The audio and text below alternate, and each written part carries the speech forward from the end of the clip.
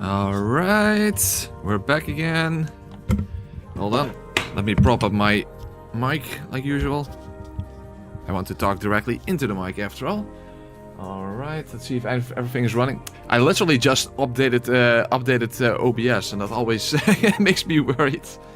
That always makes me worried. Okay, let's see if the... Do I have sound? Okay, do I have sound? Yes, I do. Okay, very nice. It's not late. Come on.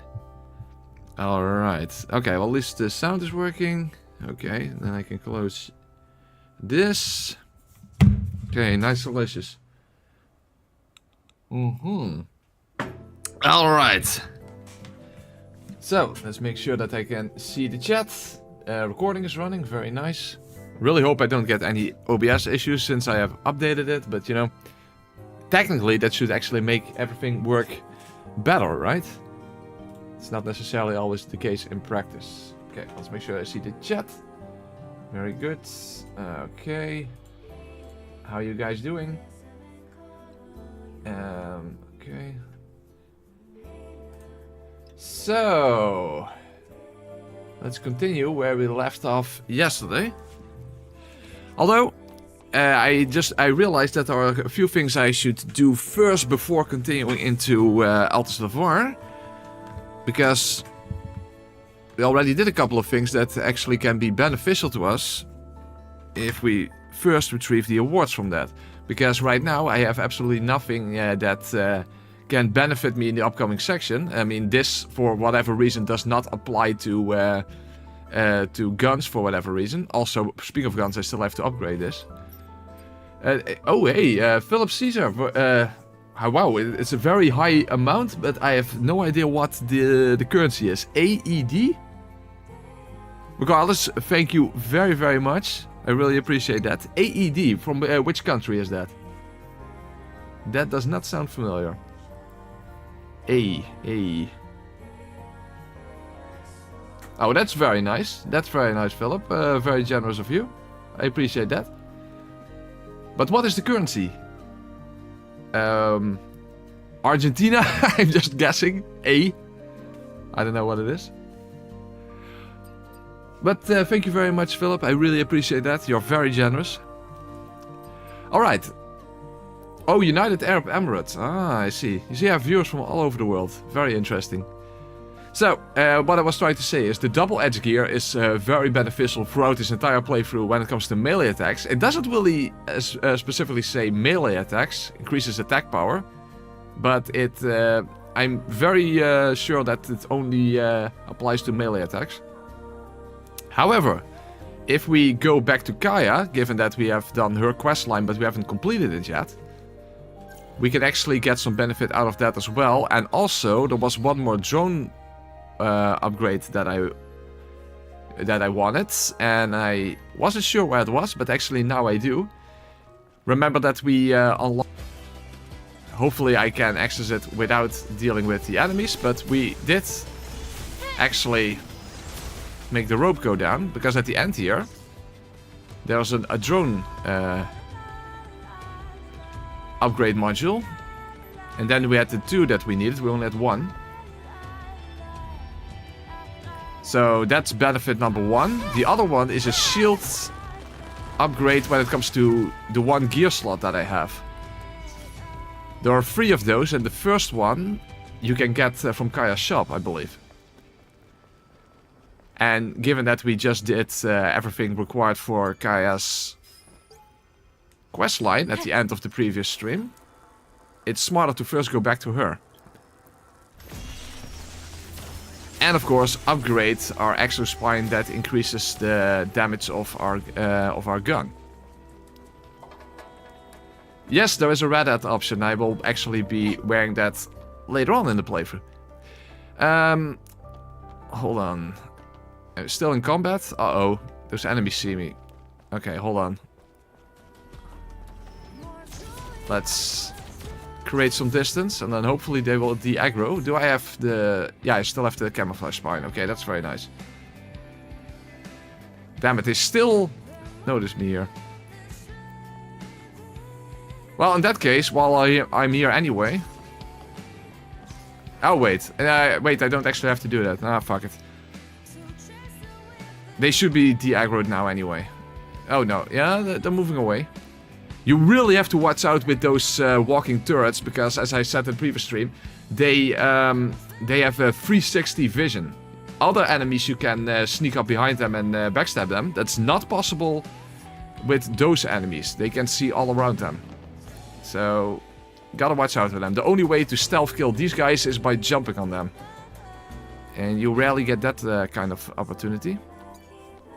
Hold on, by the way. I actually think that my own volume is a little higher than necessary. Hold on. Where is it? Yeah, I'm messing with my monitor because my audio is not coming from the same place your audio is coming after all. You hear through OBS, I hear through my headphones. Okay, very nice. Also, in general, I thought that the audio could go a little bit lower, maybe. Something like this. Should be fine. Unless it's too soft. Hopefully that's not the case. Yeah, we're first going to go back to Zion to deal with those little side quests along the way. Eve or A2, who is your pick? I guess Eve? Don't know. It's been so stutter like crazy. It's been such a long time since I played Nier Automata, which I'm going to rectify in the near future, of course. Near, well, maybe not so near, but near-ish future. But it's been too long.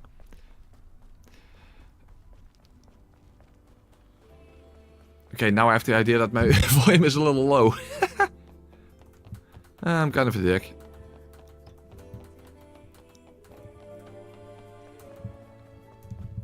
Okay. Something like this. Every character is female? No. No. If you look around. Yeah, and you're welcome back, Joey.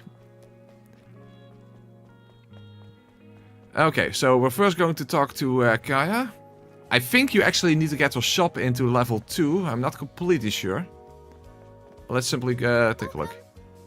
Sister's junk. Oh, Angel. I didn't know it was you. Didn't mean to catch you off guard. No, it's okay. What brings you here? Kaya, this is the trunk, right? The bike isn't salvageable. Hey, Lucas. Too badly damaged. Oh, that's fine. The trunk is much more important to me.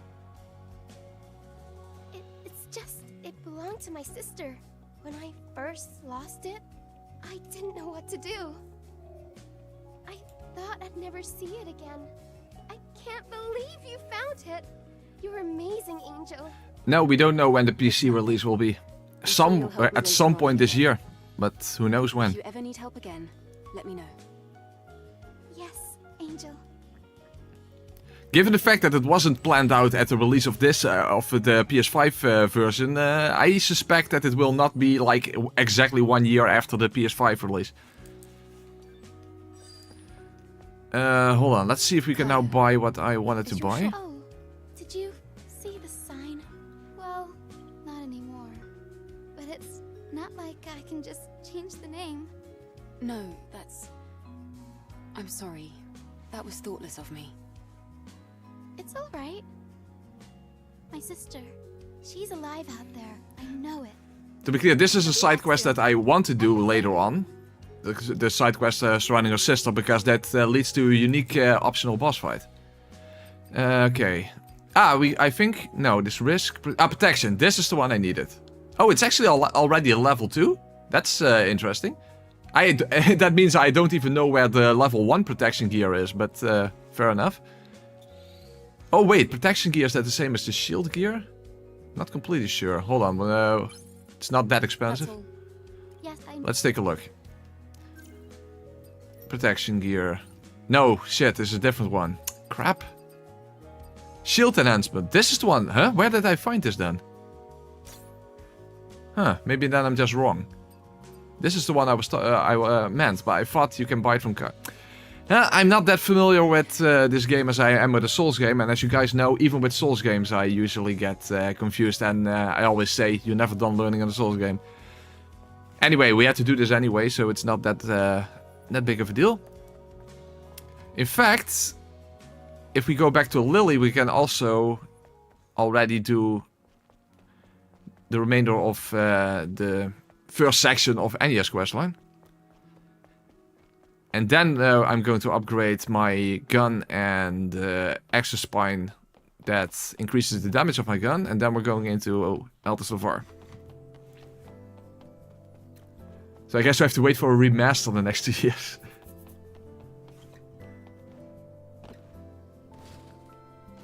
Okay. I want to go to the wasteland too. Or do you think I'd just... Yes, I think you would get in the way, Lily. Preparations are complete. All right then, we're good to go. Would you mind bringing the patient here while I prepare for the process? How's the volume on your end, by the way? The balance between my voice and the game audio. Is it okay?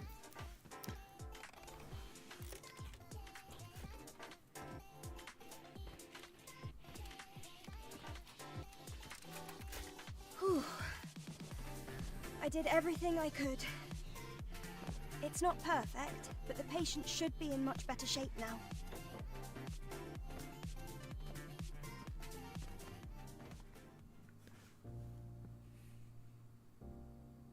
Sue, are you there? I can feel Audio was you. good, okay. Pretty Enya, good, okay. are you Very all good. right? Enya, Yes, your hands. They're very warm. It's been so long. Interesting that she can actually feel that. It's already a pretty good indication that they aren't actually human. It's starting to come back to me. You helped me. I would like to repay And to be your clear, they kindness. believe at this I don't point that have they are anything to cyborgs. offer. That's the, you know, the fact that they are partially mechanical. Your song is more than enough. Also, you should be thanking Lily, not me. She's the one who really saved you.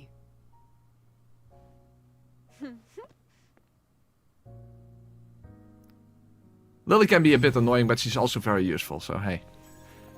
Oh, I have 11 skill points at this moment. That's very nice. Especially because I don't really need any of those in Altus Lavar. So we can finally actually make some use of one of our beta skills. That's at least a good thing. Alright, let's talk to Leah again, because I'm going to upgrade the Exospine. I want to go to the waste... It means the grand opening of Lily.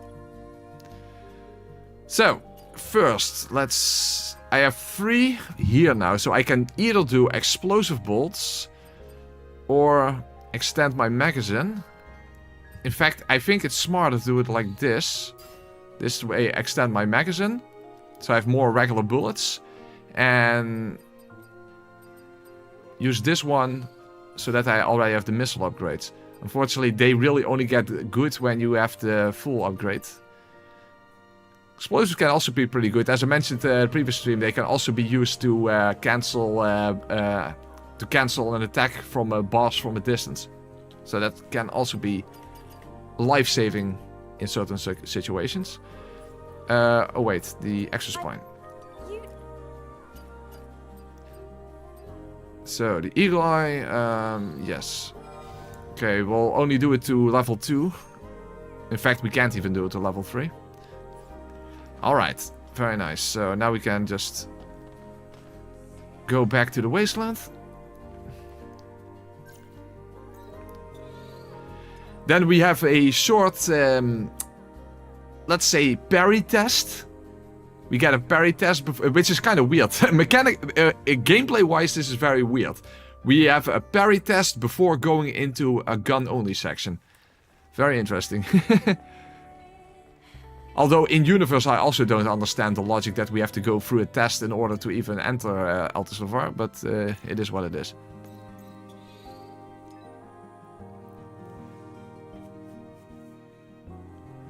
The game reminds me of a pair of scary insects, some boobies. Ah, very clever, Snails. Very clever. All right, so we have the shields, and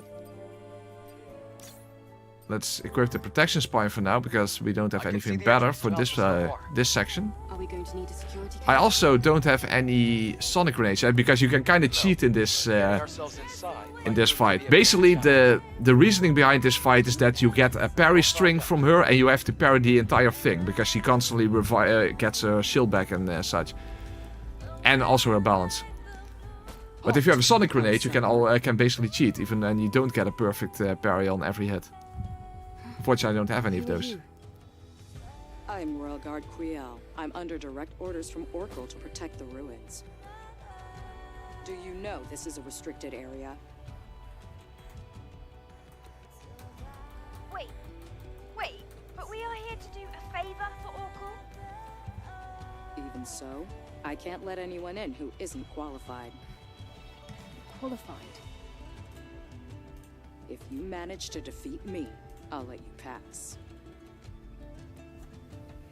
Well, if that's the case... Oh wait, hold on. I have shotgun shells. Okay, so basically the idea here, she does a string of... And I missed, so I basically failed. Because now she will simply regain all of her balance again. So basically you have to do a perfect parry string. Okay. Oh fuck, I already messed up. Okay, let's try this again.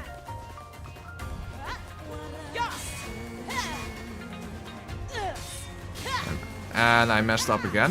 Fortunately, we can just shoot her in the face and that will also deplete our health quite a bit.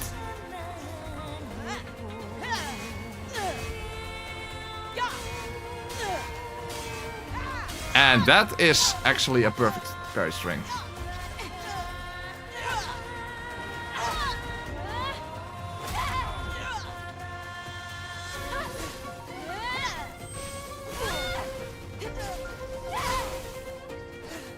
Okay, she's about half health, so I think she might change it up. No. Okay, good. That's good. I missed again. Shit. Now then. And I failed to get some damage in. Jesus, the music is very loud at the moment. Okay. Okay. Yeah. That's better.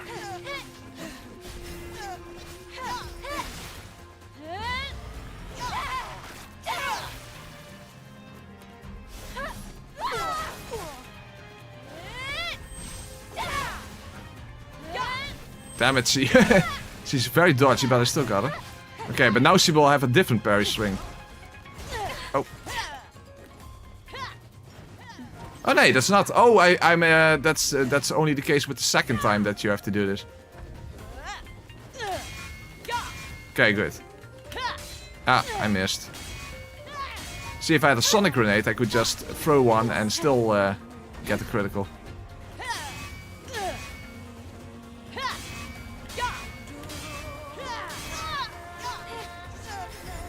Anyway, we still got through it, so that's fine. I know it's like a quick little mini boss test thing. It's a little unnecessary if you ask me, but there you go. I underestimated your ability to fight on equal footing with the Alpha Natiba. It was an honor to spar with you. We can enter now, right? Yes. Altesse Lavoir has been contaminated by Natibas for a long time. That's a very strange way of putting what No is one actually has ever happening made down it there. out alive. However, with you, I have hope. Although I doubt that she has any knowledge about that. Alright, so now we're heading into the first gun-only section of the game. I do have to say, these two parts are a little bit missed opportunity in my opinion, because it would have been really great if they made this like a survival horror type section. In fact, in the atmospheric sense, it very much is like that, but gameplay-wise, yeah, not so much, unfortunately. Especially once you notice that every enemy has a weak point, you can basically just blast your way through. It would have been more interesting if it was more like, I know, Resident Evil Silent Hill-like, this section, in my opinion. The blade stopped working all of a sudden. So the reason we can't use a sword is because the sword has no Wi-Fi connection here. That's the common joke, but of course the actual in-universe explanation is that there's an EMP field here. There should be natives around here. Equipping the drone is still possible. Same goes for shooting at range. I guess we should thank Lily for that. That's more than enough. Entering now.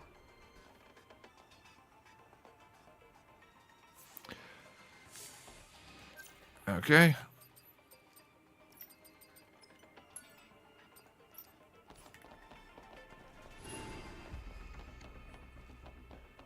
Alright, so here is where you first discover the origin of the natives, because this is literally where they came from.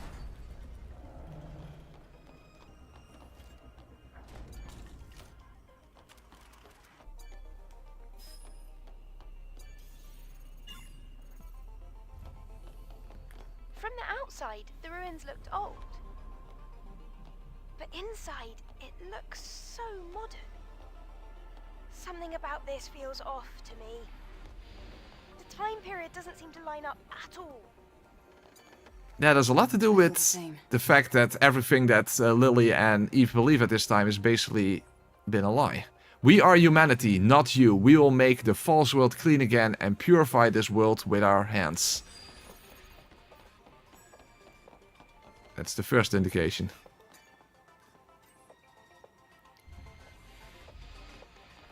Congratulations, Niels. So did I.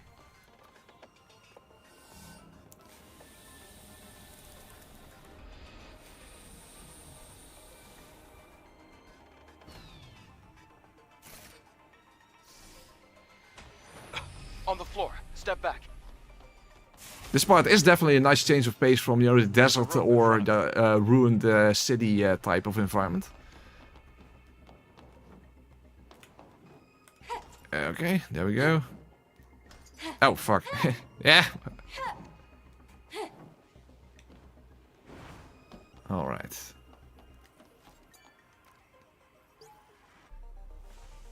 Booting complete. Enter admin ID. Raphael confirmed. Proceed with command prompt. Input command. Confirmed. My name is Rafi. I am the central computer for the Humanity Liberation Front. Liberate humanity from the oppression of the machines. Conducting experiments to revolutionize humanity. I answer to admin commands. So Rafi, named after Raphael Marx, the creator of Mothersphere, is the name of the central computer of this this facility.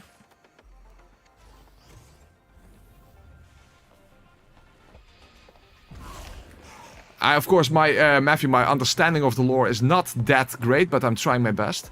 So, as you can see, this little hump of flesh is not really a hump of flesh. It's very dark here, but if you look closely, Well, that's one way to greet people. it's looked very human, although not really with its arms and legs intact.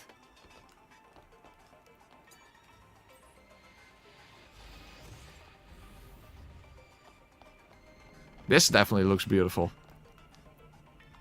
Wow, this place. It's filled with capsules. Was it a research facility? Yeah.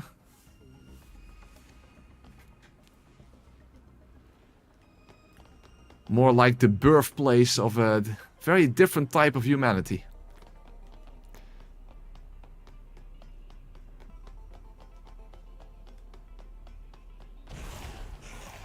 Now you can see it a little better. You see how that's a human form? Almost like in a sort of bag or straitjacket or something. As you can see, this very much has like a survival horror type feel to it. But gameplay-wise, it doesn't really come close enough to that, unfortunately. Not even on hard difficulty. Hopefully in the sequel they will try it again with with gun only section, because the principle is of course very interesting. Now, if you look closely, you see that back there. I have the shotgun shell still equipped, but these type of enemies and a whole bunch of other enemies have these little bags on the side. That didn't really happen now, but if you shoot those bags, they will explode. Basically, those are their weak points, and then you can do a very large chunk of damage to these enemies.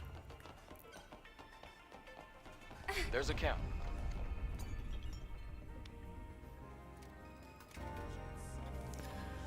All right.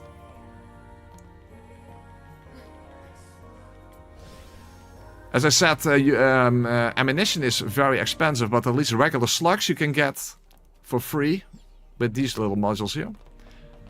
But other type of ammunition is still to be bought.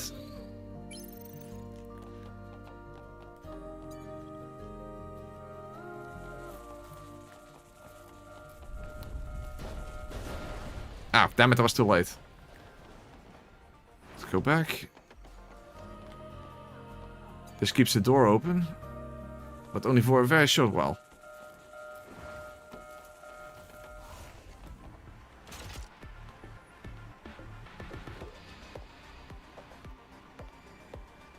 I see you. You see, I shot that back and then he exploded. So that's the weak point.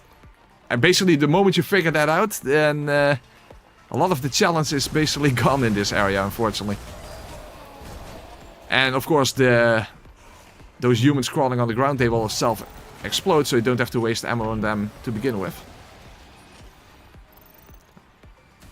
Oh fuck! Oh, but they leave fire on the ground, so you do have to watch out for that.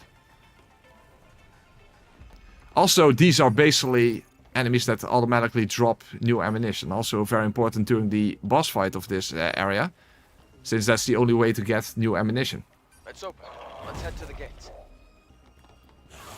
Oh, whoa, whoa, I didn't pay attention. Oh.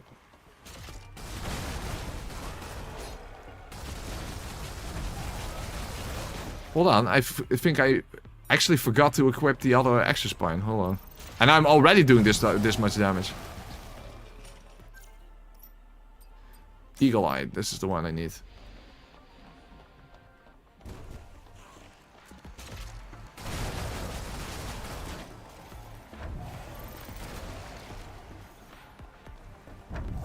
Oh, move away. Very nice.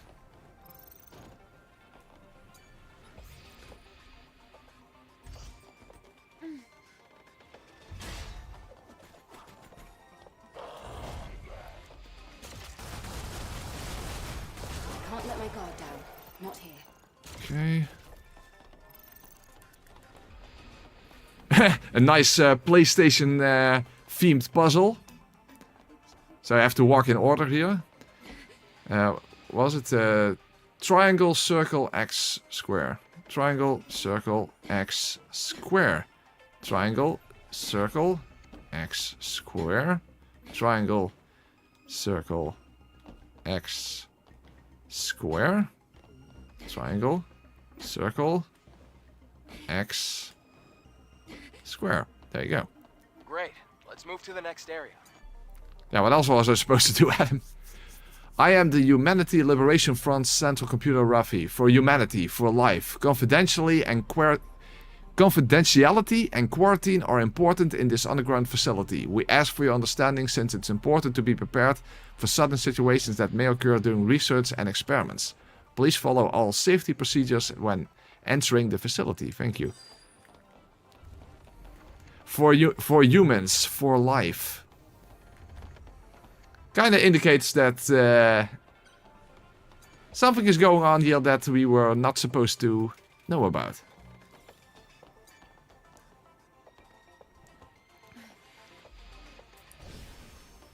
Okay, no free ammunition here, but it's fine. 37 slugs. I'm detecting a fusion cell in that generator. Let's Oh get wait, down. here. Here's one of those modules.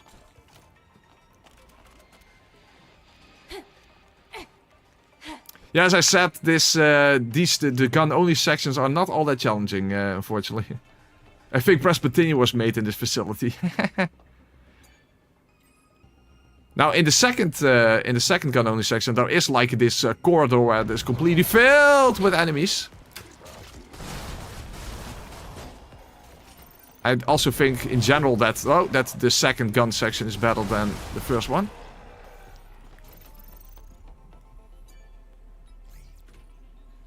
But yeah, this is what it is.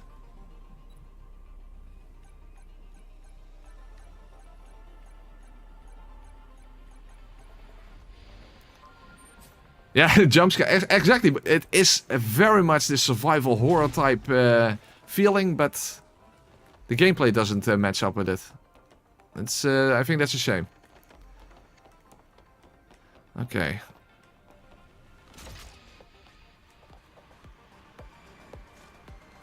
Oh, well, there we have the Crabos. Normally the Crabo get the Stabo, but now it gets the Gunno. IDA's company, the leader in human innovation. Thank you for visiting our cybernetics factory. We are the front runners in new technology, the new existence, and the new normal. Experience what IDA's company has to offer through its various programs. We ask for your understanding and compliance with pre-entry security procedures. Please provide... Okay, this is... This one wasn't particularly interesting. Probably not going to read all through them, I mean... The door on the other side's open.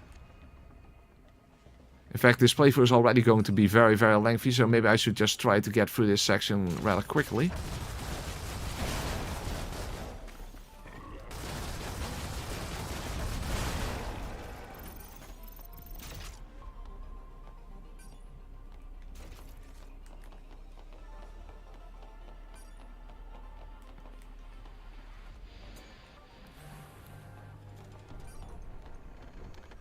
Eidos Retro, yeah, the company, but you know, the gaming company. Of course, that's not what it's referring to here. It is referring to a company, but not a gaming company. A technology, well, basically.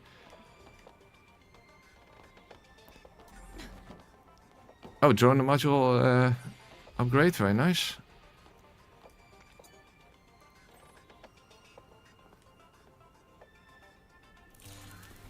Alright, now we have this silly little laser puzzle.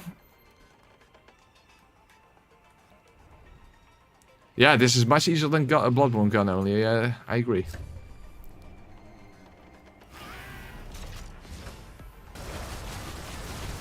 Okay. Yeah, I can't hit the fucking... Okay, then just hit there.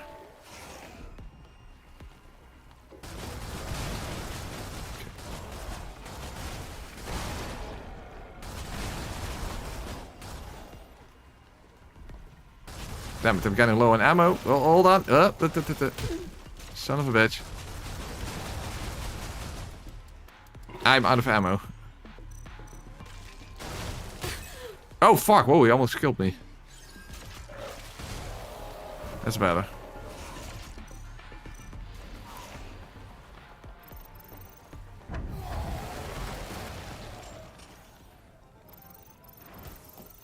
Okay.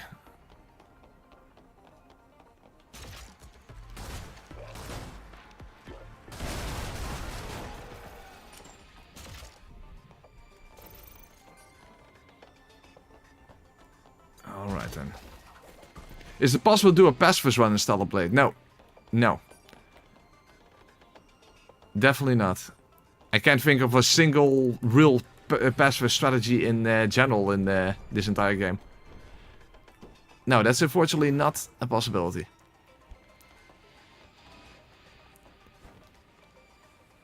IDOS or MS-DOS. How many of you people in the chat here even have ever used MS-DOS? Because I think that is going to be a very, very tiny minority.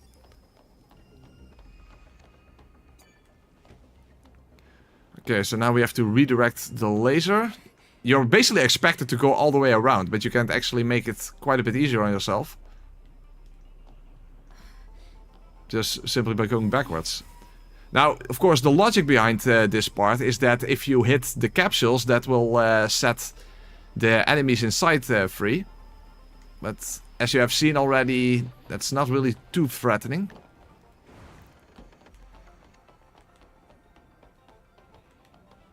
Okay, and then we place this one. That was back when we read individual discs before operating systems came out, right? No, MS-DOS was very much an operating system. It was simply just the operating system prior to Windows. And it was completely text-based, basically. Okay. Then place this one here, and then the final one. Okay, we basically have to go through the laser. That's maybe not that smart, but if you simply turn around first.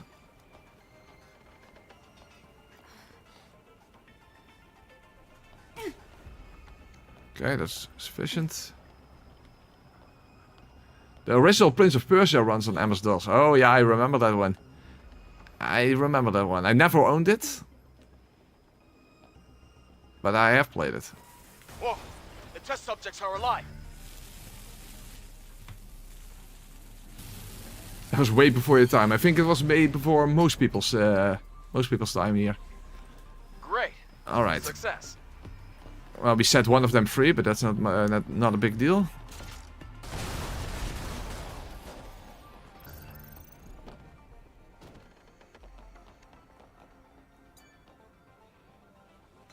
This puzzle reminds me of Resident Evil 5. The entire atmosphere fits that, as I said, but yeah. They definitely should have made this part quite a bit more challenging, if you ask me.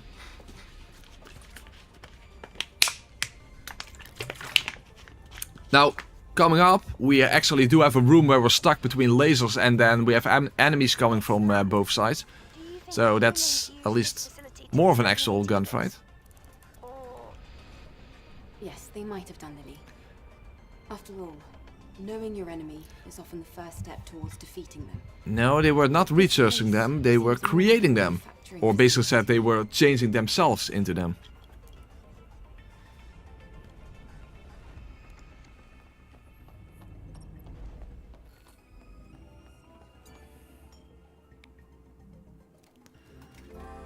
Okay, just oh wait, hold on. Yeah, you don't get free ammo here, that's good.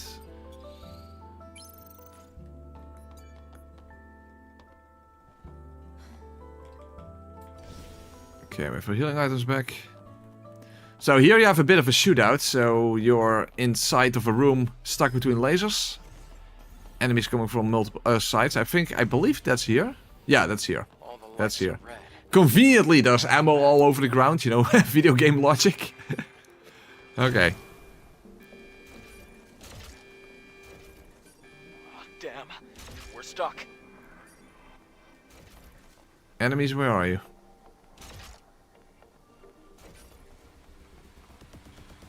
There you go. Oh, fuck, there's already one behind me. They passed through the lasers without a single scratch. Yeah, more video game logic, I think. I don't know, maybe that's part of the native evolution, that they will automatically revert the energy from the laser into energy to fuel their bodies. That might actually be, I never even considered that, by the way, that might actually be the in-universe explanation for why they can pass through those lasers. On the other hand, the lasers that the laser in the previous puzzle section can be used to also harm the test subject, so in that sense that falls a little apart. Oh wow, fuck Alicious! I didn't realize I would die so quickly from the touching a laser. Okay, that sucks. Hey, what the hell? That's the enemy from above. Why is normally he's never firing at me? Yeah, what the hell? And I can't even hit it back. Okay, that is very strange. Oh, what the fuck? Okay, I've never died in this section. I didn't know there was a thing. See, there's an enemy up here. Normally, he is only alive after this section. But now he's already attacking me. That is not a good thing. Okay, well, that's adding some challenge, at least. Okay, unexpectedly. Okay, so I have to be stay underneath him, otherwise I constantly have to worry about his projectiles. What the fuck? He still was able to hit me. I've never seen that. That is really weird. That's really weird. Normally, that enemy only attacks you after you pass through this section. Then you go up this elevator, and then that enemy is in the way, and we have to shoot. These orbs that basically hold him in place.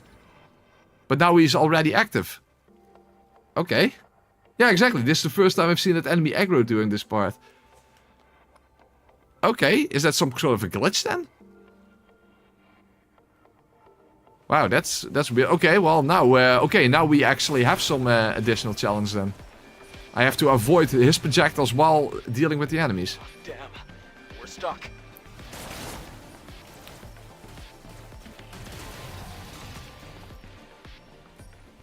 Okay, maybe if I stay more here, then he can't hit me. Oh, down there. They passed through the lasers without a single scratch.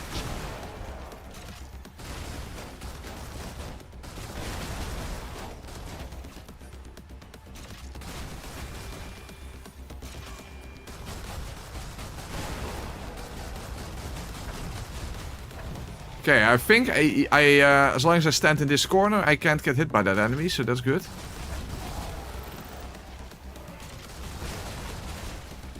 Okay, let's pick up some ammo. And then quickly move back to that corner.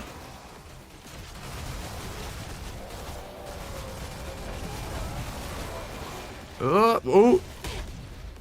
Not good. Ah, fuck! Not good. Okay, the lasers are moving closer.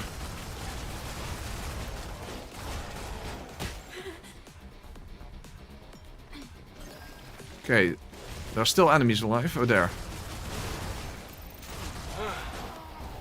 Glad you made it. Okay. How did Adam know that when the lasers were still here? Oh, whoa, whoa. Alright. Well, that was a bit of an unexpected twist. Can he still attack me from here? Yeah, yes, he can. I'm not sure whether that was even intentional or whether that was some sort of a weird glitch, but, you know, fair enough. Hey, but now I can't operate this because the enemy is still... Yeah, then it has to be a glitch. That has to be a glitch. Okay, we actually encountered the glitch then. No, WB pumps, I'm at least trying to get through the game without using them. I didn't set it as an explicit rule, if you look in the description box, more as a goal. Because I wonder if I will even be able to get through the final fights without relying on something like that. But there you go. But I can't hit him, so how can I... Hold on, I have an idea. I have an idea. Maybe I can completely de-aggro the enemy by just... sitting down. I can't imagine now having to do this section over again, so... maybe that will happen, I hope not.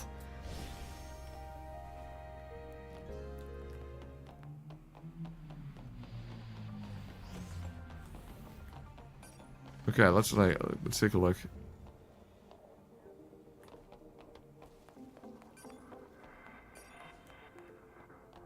Okay. Done. That worked. The elevator should work now.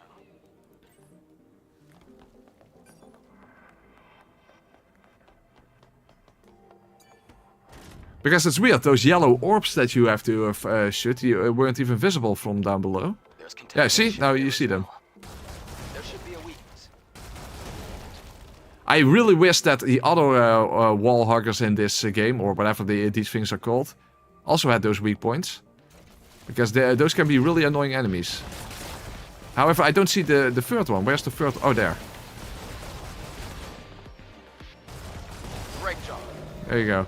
Because these enemies, especially the ones in the space elevator that have one-hit kills, they can be really, really damn annoying.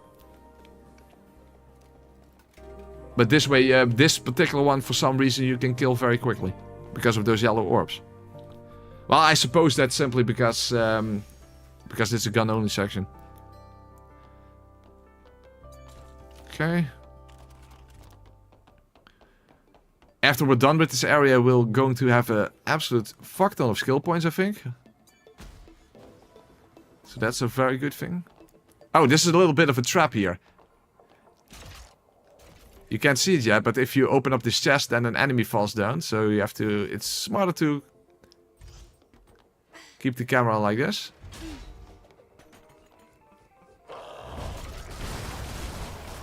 And then immediately take him out. Damn you hindsight and praise you foresight.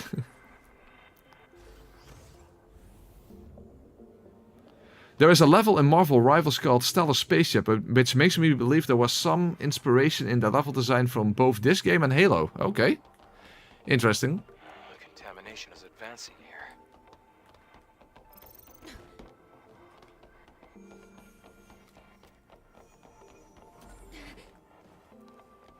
I have 2 drone upgrade modules, but we haven't found another supply camp yet, so can't make use of them yet.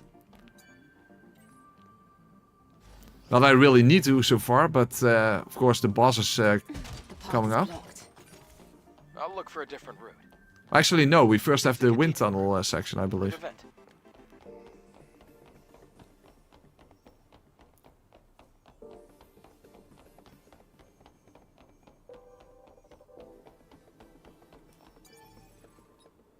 Oh, I didn't pick up the It's code close. yet? We have to look for a security code. Where was the code here? I can't scan because that's also not available. Okay, just here. No issue. Do I like multiplayer games? I basically don't really play. Oh, I already have 13 skill points at the moment. And almost the 14th one. Try entering the code. Basically, I never really played a lot of multiplayer throughout my life.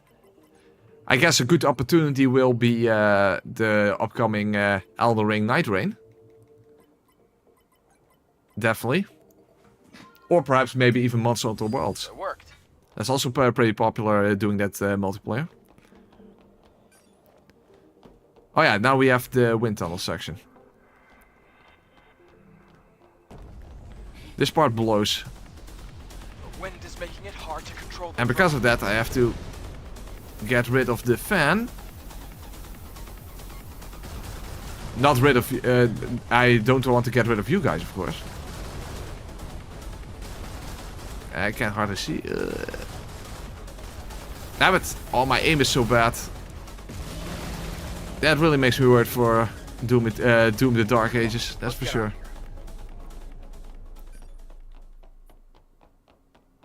By the way, I don't have the drone upgraded with the hacking tool. So this box over here, I can't access. I believe there's nothing really special inside. At least I don't remember. It's a high security box, Eve.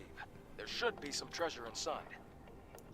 We ought to be able There to might open be up gear the inside. I code's don't hacking remember. tool. I think it needs an upgrade first, though.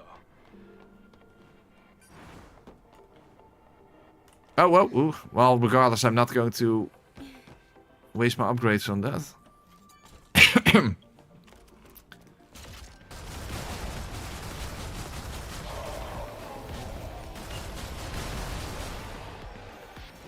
Okay, let's make these explode. There you go.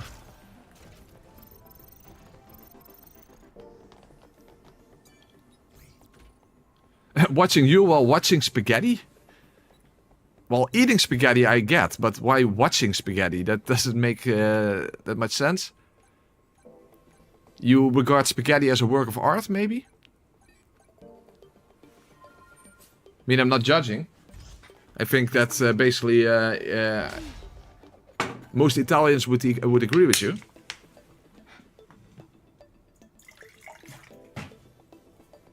Okay.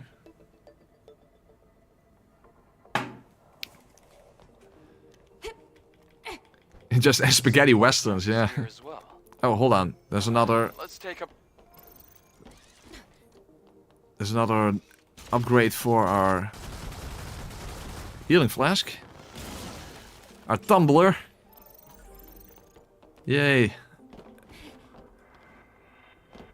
Just a matter of time before it evolves into TikTok. Okay, here we have a supply camp. Very nice. And then we have the boss already. Yeah, as I said, the shooting section is a bit underwhelming, unfortunately. The second one is better. The second one is definitely better. The Natiba's here. They look almost human. These Naytibas are definitely different from the ones on the surface. A lot of them aren't even on our list of Naytibas. Elder, you're keeping something from us. What is it? Well, we're about to find out. After defeating the boss, then that's basically our first revelation about what's really going on in this world. Okay, we have our next healing item. Very nice. The drone. We have 2.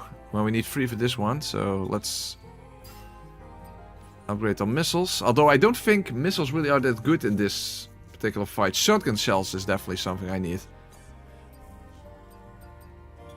Basically, the best way to fight the upcoming boss is to use regular slugs for the weak point, and then when the weak point, you know, those orbs around him, and then use shotgun shells on the actual weak point.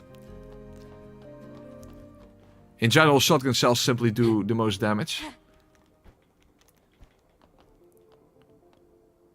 Did I have to go up or? Yeah, up, yeah. Okay, good. Well, that definitely looks like something from Resident Evil or Silent Hill.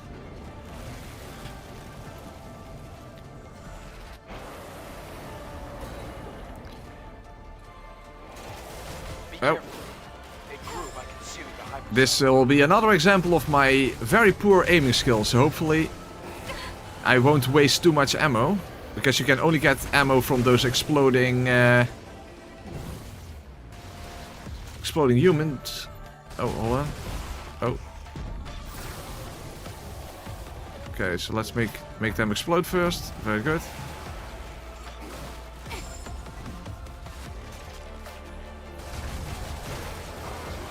Okay, switch to shotgun shells.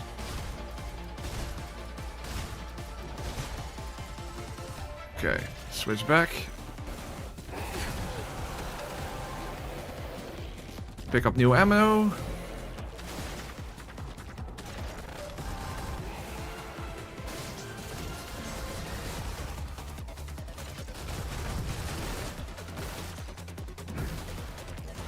Ah, fuck.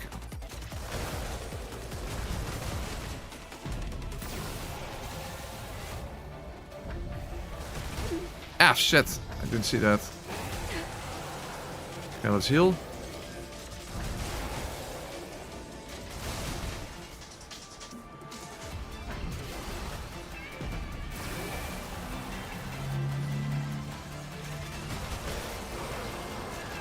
Back to shotgun shells.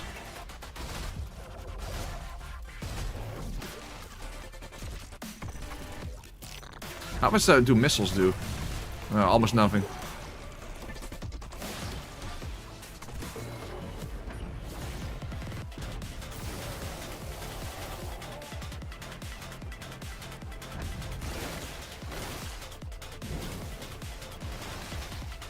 Okay, let's make these guys explode first.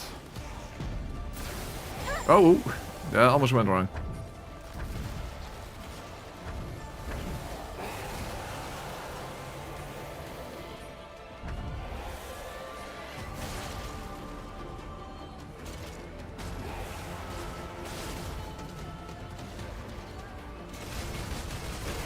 Yeah, it's one. Oh, fuck.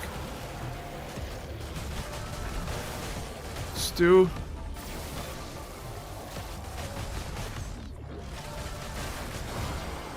Back to shotgun shells. I only have 10 more. Unfortunately, those enemies don't drop shotgun shells, I think.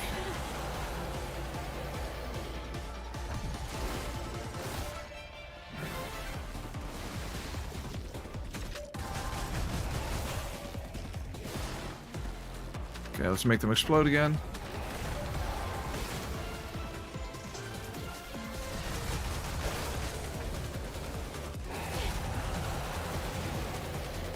That giant's roar is maybe is only a knockback effect. Fortunately, that doesn't do damage.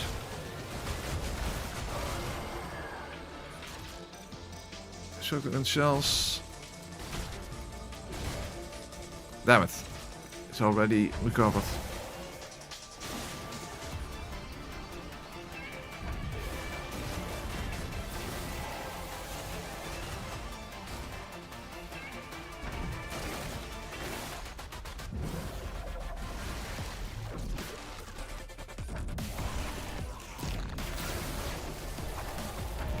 Yeah, explode, explode, explode.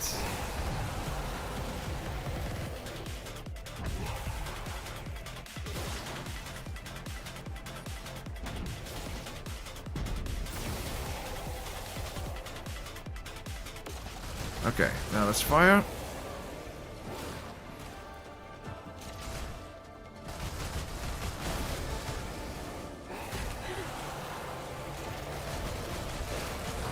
Okay, back to shotgun shells. Last 6.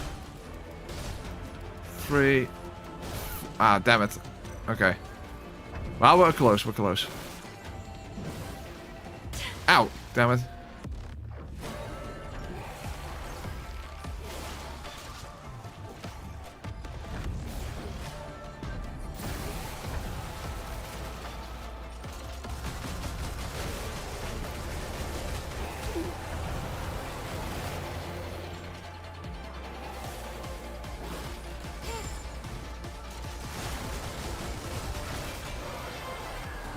Okay, last 2 shotgun shells. Missiles. Damn it, I can't load. Fuck, what the hell? Okay, hardly has any life left. Maybe I just can finish it with the missiles then. Okay, just unload missiles. Okay, yeah, that works. That works.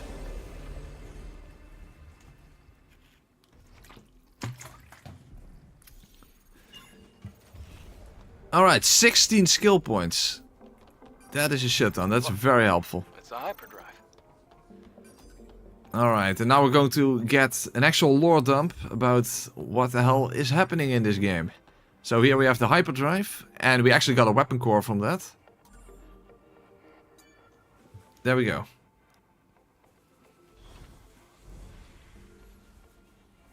You see nothing yet. You've seen nothing yet, Elemental Zwander. Good. Great. Be careful with it now. You should head back. I'll have the pod waiting for you once you go outside. Huh? Wait. There's a legacy here. A legacy? What's that? It's a device with records left by the airborne squad before me.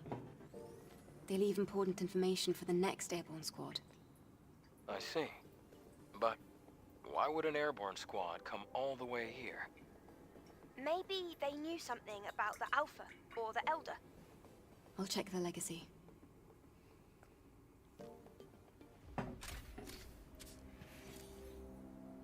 Yeah, I think on normal you can kill it with like 8 shotgun shots or something. After the second dive. Third record. Legacy account Raven. Remaining survivors Ripley and Anis. Anis is in a bad condition. Death is very likely at this rate. We discovered this laboratory 4.47 kilometers from the drop-off point. It seems to be a facility that studied Naytibas, but it's hard to obtain accurate information due to severe contamination. However, I discovered an astonishing fact while searching through the data. Before the war we call the Final War, there was another war. It was obviously. a war between humanity and the androids humanity had themselves created, the so-called Andro-Eidos. Humans lost the war against their own creation. The few humans who did survive hid in underground facilities, but the hunt was far from over. However, an unexpected factor turned the tide of the war. With mankind at the verge of extinction, Naytibas, powerful creatures from an unknown origin, appeared out of nowhere. The war with the Naytibas brought about the destruction of the androids. And so, during this time, mankind was able to make its escape to the colony. From now on, I plan to investigate the origin of Naytibas. Hopefully, at the origin point, I should find the Elder Naytiba. To anyone who may be watching, may Mother Spear's blessings be with you. Well, gives a hint towards the real truth, but that's not really the real truth yet. You only learn that in the second, A record like this existed. the second underground facility. There was another big war before the final war. I never learned about anything like that at the colony. Well, if it's called the Final War, by definition there had to be wars before that. The history of mankind is riddled with conflict. It's hardly a surprise to hear Yeah, about duh. wars before the final war. Even so, it's strange that this wasn't passed down. I'll retrieve the legacy and go back. Wait a moment, Eve. I can pick you up with a tetrapod. Okay, I'll be waiting. Such a shame for Adam to not have a bit more of a reaction to that, given that in reality, of course, that you learned that this entire facility was made by him. Well, whatever. We have that section behind us now, so let's... You did great, Eve. Shall we go back to Zion? Hold on. Maybe before that... Is there anything else you have to do? Maybe before that, let's... because then we go to Matrix 11. Before that...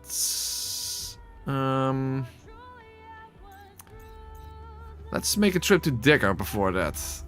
So at least we have that already done. And of course I shouldn't forget to use the weapon core that I just got. And let's think about using the skill points.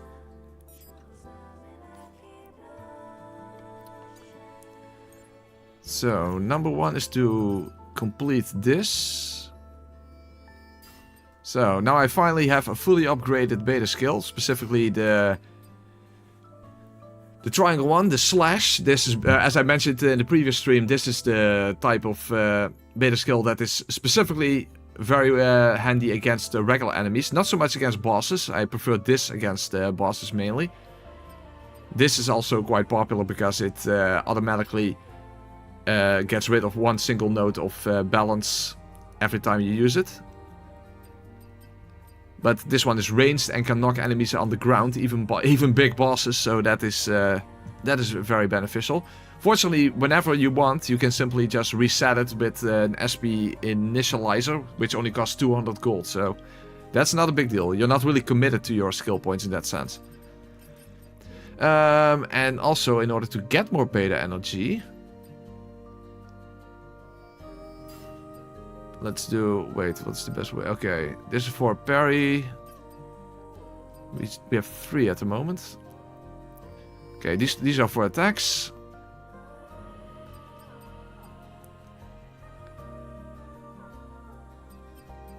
And then this for parrying. Okay, very nice.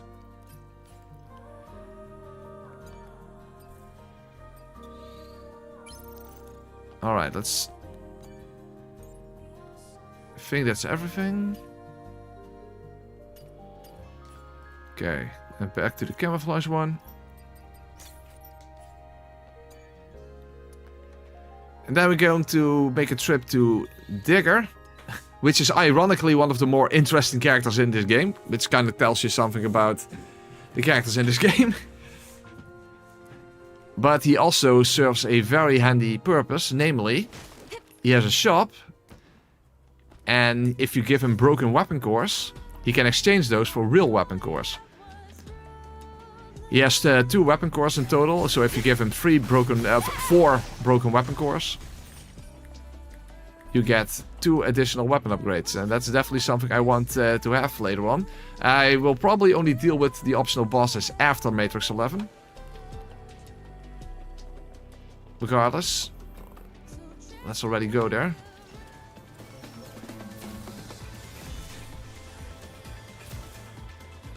Of course, now I can't activate this fast travel point. That's a bit annoying, but it doesn't matter.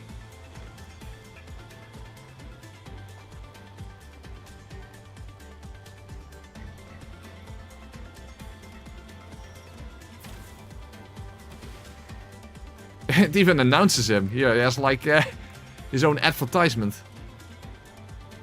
Cute little buddy. Cute little buddy.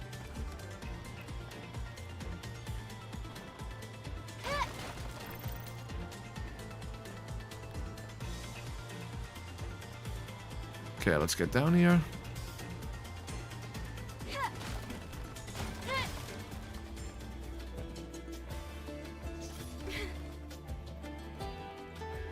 technically the easiest optional boss fight would be against the second Corruptor here, but I actually going to skip that fight because first of all the Corruptor is probably the least interesting fight in the game, and secondly we already have to deal with the second Corruptor in Eidos 9 later on, so let's not do that.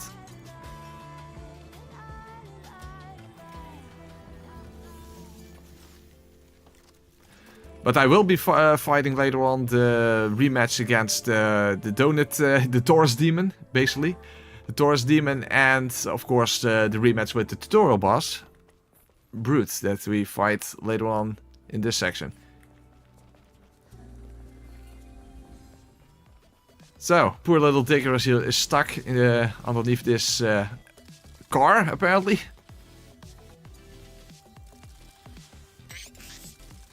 Hello, my name is Digger. As you can see, I've been involved in an accident. I kindly request your assistance. I don't think I should attack this drone. Smaller drones don't usually have a language system installed. What's going on here? I told you were gonna like this.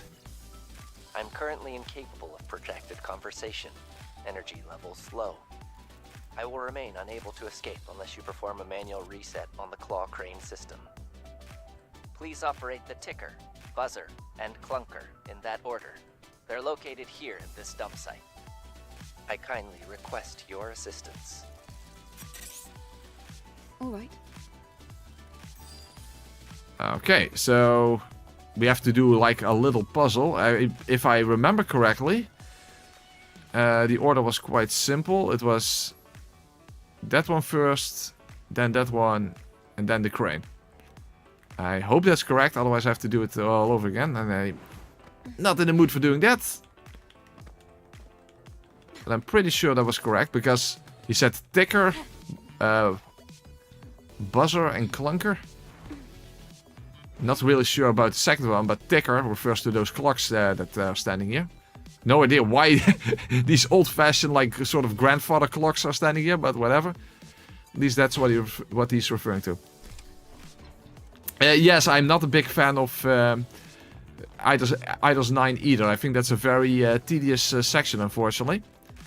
However, the Corruptor in that area drops the best type of gear for this type of playthrough that I can possibly have. Because, you know, I bought the double edge gear from Kaya.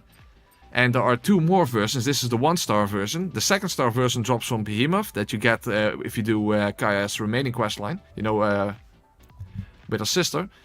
And the 3-star version, it drops from the Corruptor in Eidos 9.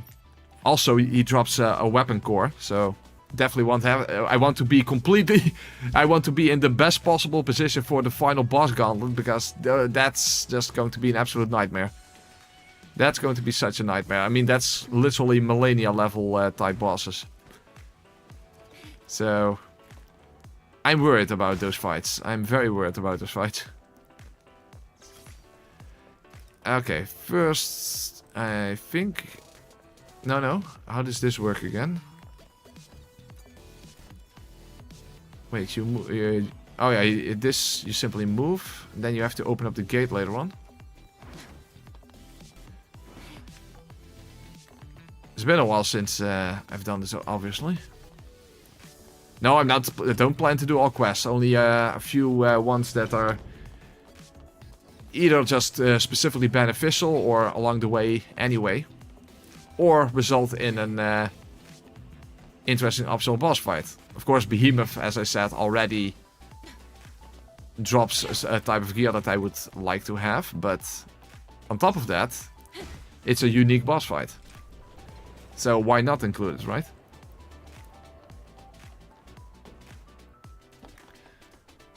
Okay, now I need to access the crane, but I don't have anything to reach that. So first open up the gates.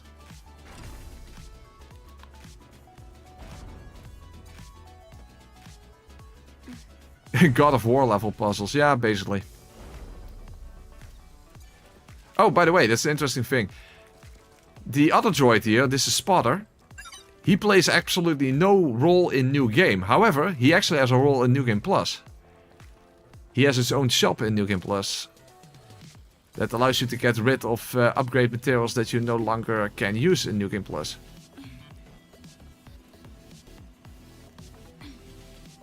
Kind of interesting that way you can at least still have a function for pickups that you otherwise would have no function for.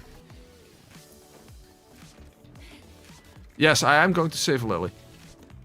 Which is sort of incidental, I suppose. But still, we are going to do that.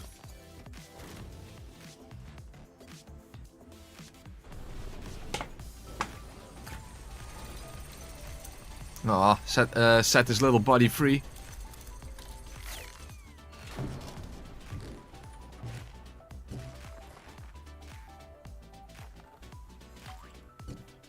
Yep, exactly, Joey Central. You need Ivor's hacking code for that. Otherwise, she cannot get out of the mech suit at the end of the game. Well then, how about we go check on that drone?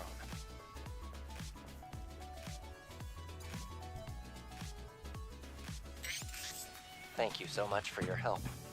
Hello, Adam. It has been some time. Would you kindly introduce me to this lady? Of course, what's the word? Oh yeah, Angel. It's kind of interesting that Adam already knew Digger. That's the unofficial name for members of the Eve Airborne Squad. Was that even ever mentioned? I'm Eve. What happened to you? Drones like you aren't supposed to work this way. Hello, Eve. I am Digger. I have innumerable thoughts concerning my existence, and I am capable of making fantastic plans. He's cute. He's like this cute, little philosopher robot, so to speak. Speak. Jesus, I can hardly speak myself. Eve, someday I would appreciate the opportunity to sit at length and share with you my fantabulous hypothesis. Fantabulous. I have a crapalicious hypothesis. May our relationship continue to prove constructive. I am willing to provide useful resources. Okay. Look at him walking. Especially very cute is when he makes his way to Zion, because then he has like his this giant backpack on, and he doesn't even have arms. So how the hell did he get all this stuff in his back? He is a little cutie, but he is also very functional. Do you mean that in a good way or a bad way? Because of what he sells. Maybe neither, exactly. What happened to make you like this? I don't know. At some point, the IoT in the network suddenly went offline. Basically a droid that created Quantum Brain's limiter was released. self-awareness somehow. Did something like that happen? Apparently.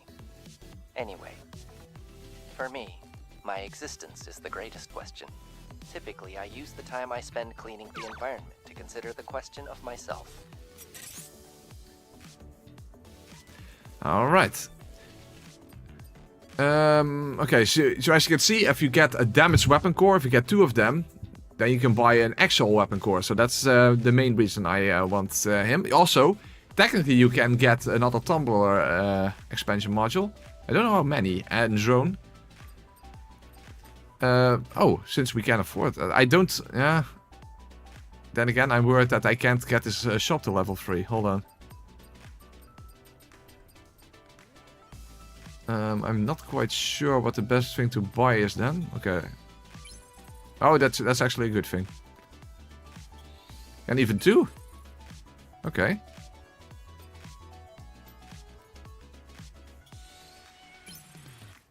Ah, I have enough. Okay, good.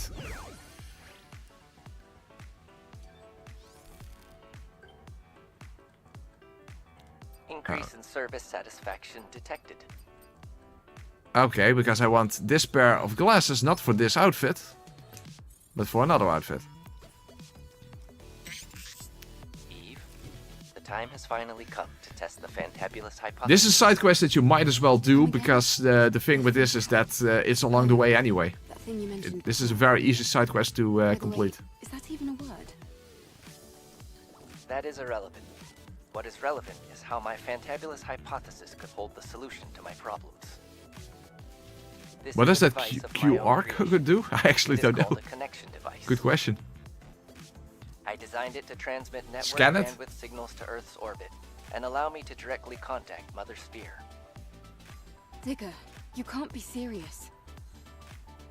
If you were to suffer an attack from the security system, it could fry your quantum brain. I am aware of that. My objective is to simply bring the network back online, even if only for a brief moment. I actually think that the Korean dub is a bit more lively, has a bit more emotion in the voice acting. Of course, in general, I just prefer English voices because you can actually understand them, but I'd have to say that in many ways the Korean dub is actually a lot better. I must first acquire the network access code in order to utilize the access node. The solar tower in the wasteland, Zion's scrap market, and the oasis of the Great Desert. So we can't complete it yet because we don't have access to the Great Desert yet. That's only after Matrix 11. Detected traces of its data. Your investigation would be most appreciated. This is not going to end well. Don't be so negative, Eve. Come on. Hold on. How many polymers do I have?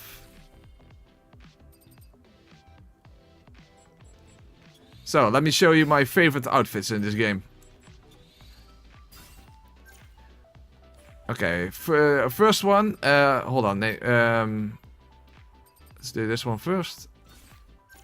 With the glasses I just bought. Oh, I don't have the Bayonetta suit yet. I haven't created it yet. Hold on, let me just quickly go and do that.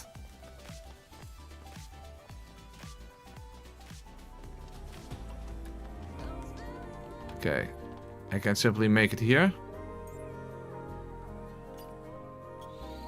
This one, of course. I think this is definitely my favorite outfit. It actually looks more like a combat outfit, and it's just, I know, has a bit of a Bayonetta feel to it, like a cybernetic Bayonetta feel to it. Works well with the red hair and with these black glasses.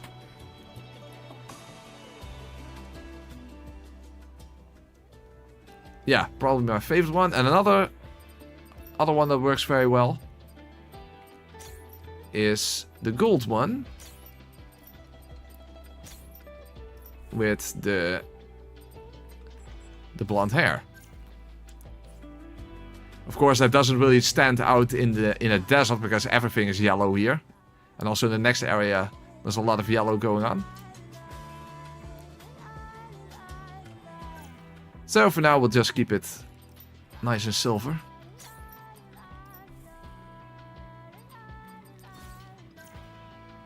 In fact, I think we've done everything right now that we need to do before Matrix 11. Yeah, of course we have to actually talk to Oracle in Zion.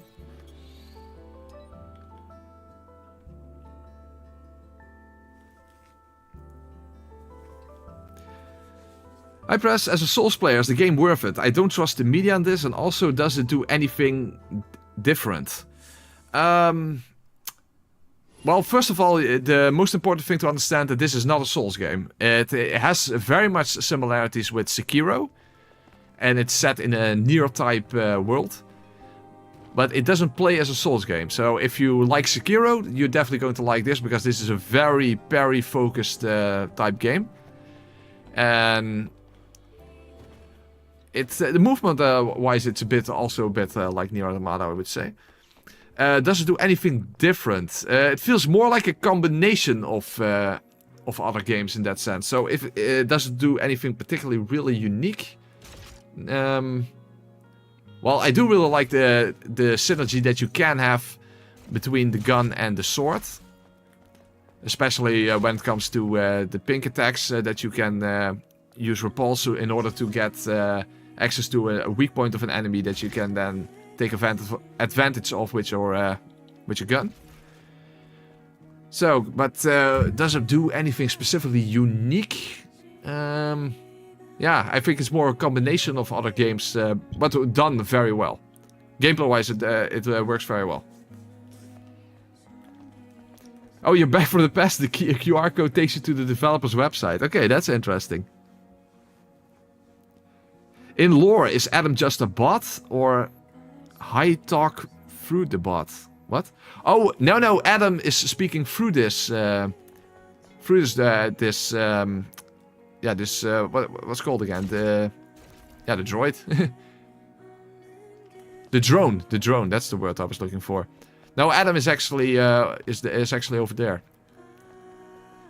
And later on, Lily will take over for him. Was there anything else here? Yeah, we simply have to...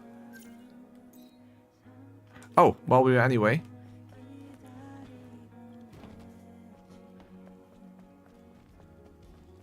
There are like these free computers that you have to interact with for Digger.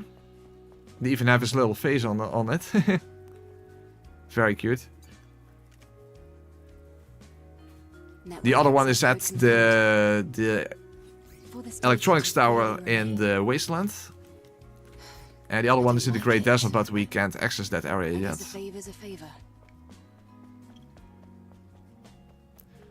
Alright, let's go talk to Oracle and then we can get started with the next chapter of the game. Yeah, that's right, I still had the Christmas event active. I personally feel like the game is similar to Lies of P as well. Also has some similarities there, yes. But I would say that despite the fact that Lies of P is also quite parry focused, it's still less, I would say. You can still go for Lies of P basically with a Souls combat like approach, and that would still be quite effective. You can't really do the same thing in this game. Although I guess it's an interesting thing to wonder what a non-parry gameplay of non-parry playthrough of this game would be like. Like a chance run where you cannot parry anything.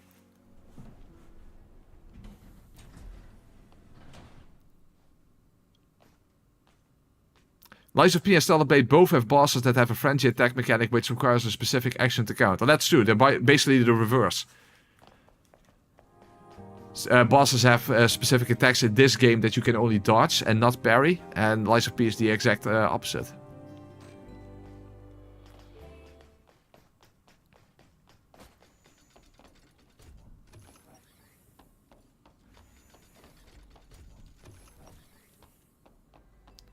Were there any big parry games before Sekiro? Not that I have played, at least.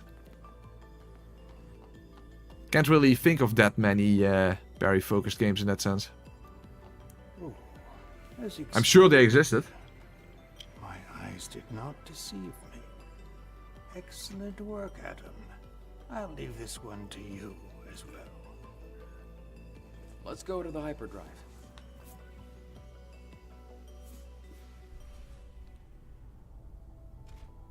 Secondary drive energy injection. Initiating activation.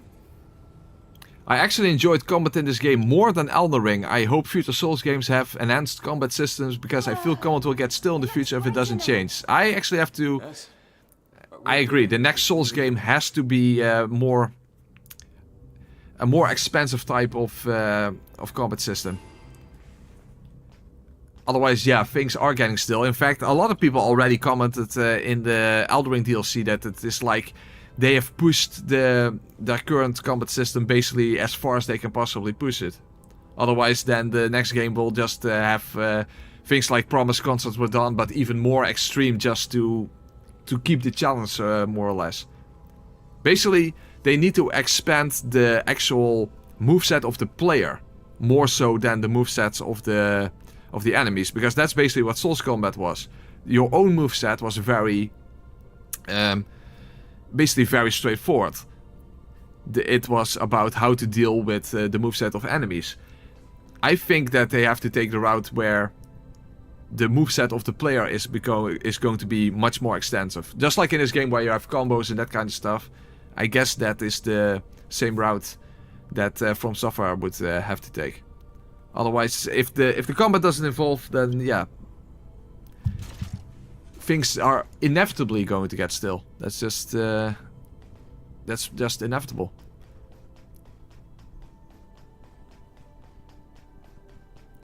So yes, especially during the later boss fights in this game, when the combat really clicks, it definitely feels very satisfying. Hopefully it will actually click for me, otherwise it will not be satisfying, because then I will get splattered against the floor over and over and over again. Once again, thank you. Now it's your turn. Wait. He will give you an answer.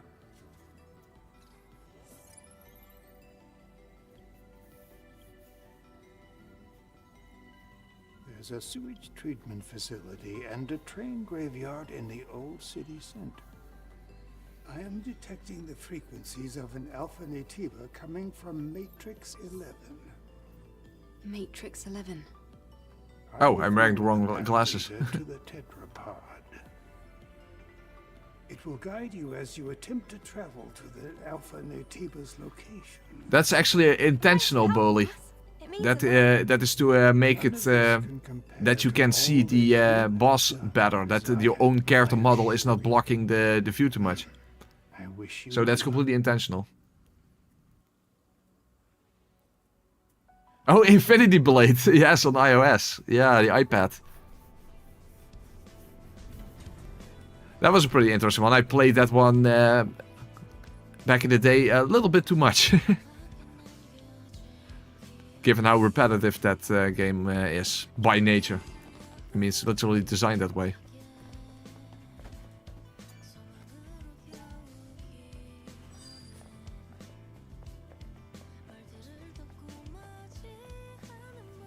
Looking by graphs alone, this game must have insane requirements. Yeah, I don't know what the requirements for the PC version are going to be. I see more people, more signs. By the way, this is actually one of the games where, if you would have a PS5 Pro, which I obviously don't, but if you would have, it actually gives a very big graphical update to the game. That's great to hear. To be honest, I was getting a bit anxious. I'm heading over to the tetrapod. And it already looks really good. Some time to enjoy the new scenery. Alright, so yeah, I'm pretty sure we don't really have to do anything specifically after this. Oh wait. It's not really necessary yet, but we might as well already activate the side quest for the optional bosses that I will be fighting in this game. One thing I won't be doing, by the way, is you can't even do that yet, is obtaining the bear costume. Because yes, there is a bear costume in this game. So, if you want to look like a teddy bear, you can actually look like a teddy bear.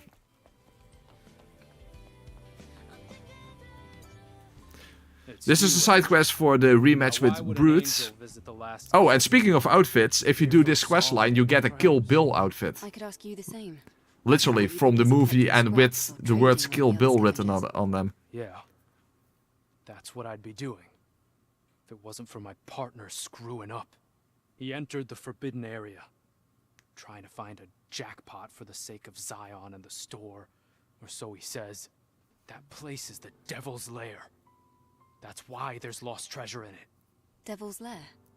Yes, the Devil's Lair. An underground chamber echoing with the roars of Natibas. I even got near the place to find my partner. But no, not bear costume now. And also, I can't do it now. After that, I couldn't possibly continue life as a scavenger. I can't stand idly by if Natibas are involved. I'll help. What? Why? There's nothing in it for you. Well, there would be a Kill Bill outfit. But I'm not for that. It's for the weapon core, obviously. Tommy is alive. The damage weapon core specifically, that I can trade with Digger. Fair enough. Send me the look. Alright. And yeah, the other one is of course for the remaining quest with Enya. Enya. What is it? Eve. What's wrong? You're not singing like usual. Well, the thing is, it's Sue. He hasn't come here recently. Yeah, Sue is risking his life currently in order to get a pair of legs for Enya. Do you think he will abandon me? I don't think Sue would do a thing like that. Please, don't worry. This might just be a misunderstanding. Where exactly did you hear this? I heard it from Beau, one of Sue's colleagues. Eve, I'm sorry to bother you with this, but I can't leave here because of my legs. Can you ask around for me and maybe find out what's going on? Okay, just hang on. There is a Nier Automata outfit, yes. Yes, there is. Thank you very much. In fact, I am wearing the A2 hair. You're a type A number 2 style. A hairstyle you can change hairstyles at a hair salon. A hairstyle crafted from the build data of androids hailing from another world. So yeah, this is A2's hair. So if you want to look like 2B in this game, that is completely possible. Still don't understand, why the hell is there a random Indian here? Yeah, I noticed that too. She has this this nodding animation very often when she's talking. It looks a bit weird. I don't know.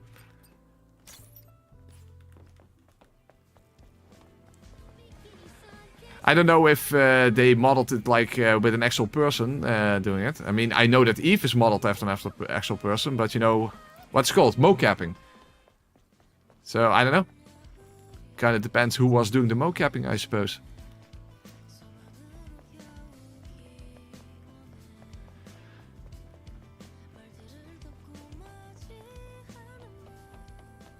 Alright.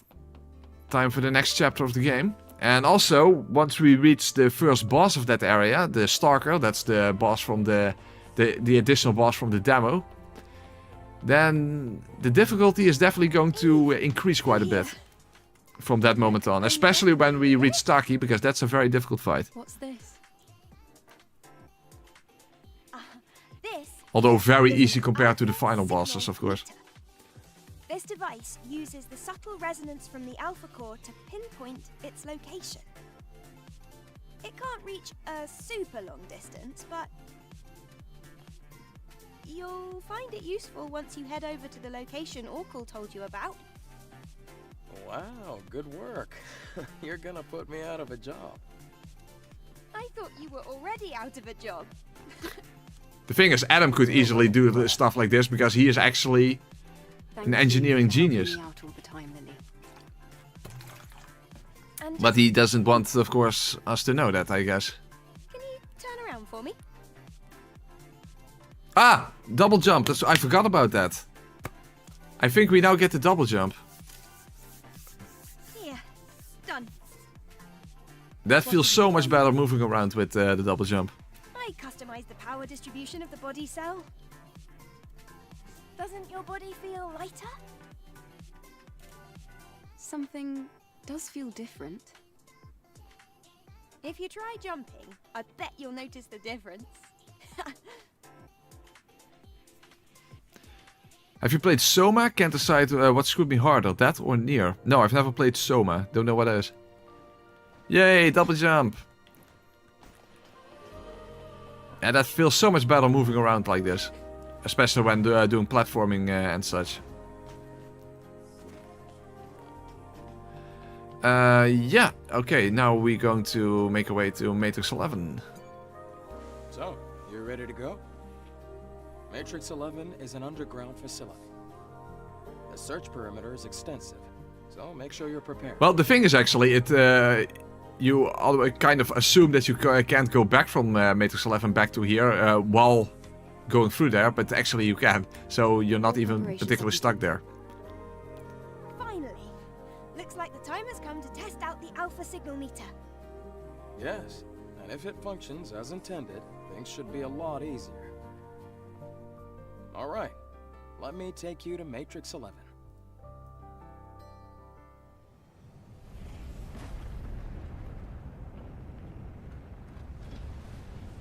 What were you afraid of that was going to happen, Van Bullish? No, the Nier DLC is not really a DLC. It was just simply additional outfits. Well, there is like a sort of mission around it, but not really in a meaningful way. Basically, these items called stellar tiers are hidden around the map.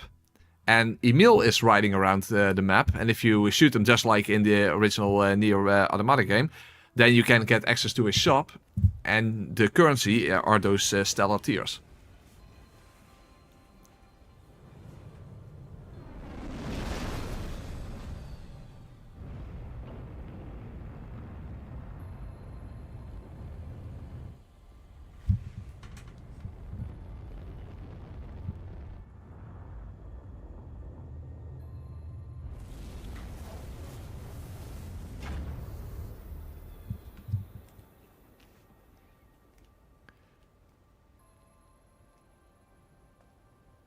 Yeah, exactly, Joey.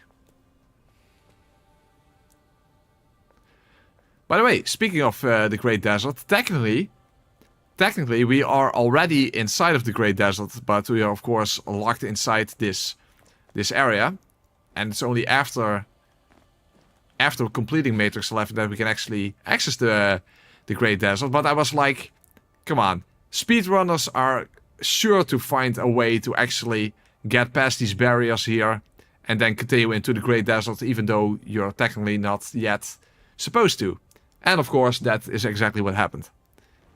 Don't know a lot about the speedrunning of this game, but I did watch quite a bit from Halfway Till Bliss. That's a YouTuber who is also speedruns this game.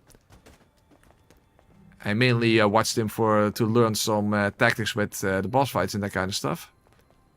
Because obviously, as you can expect, he is a massively good player in this game.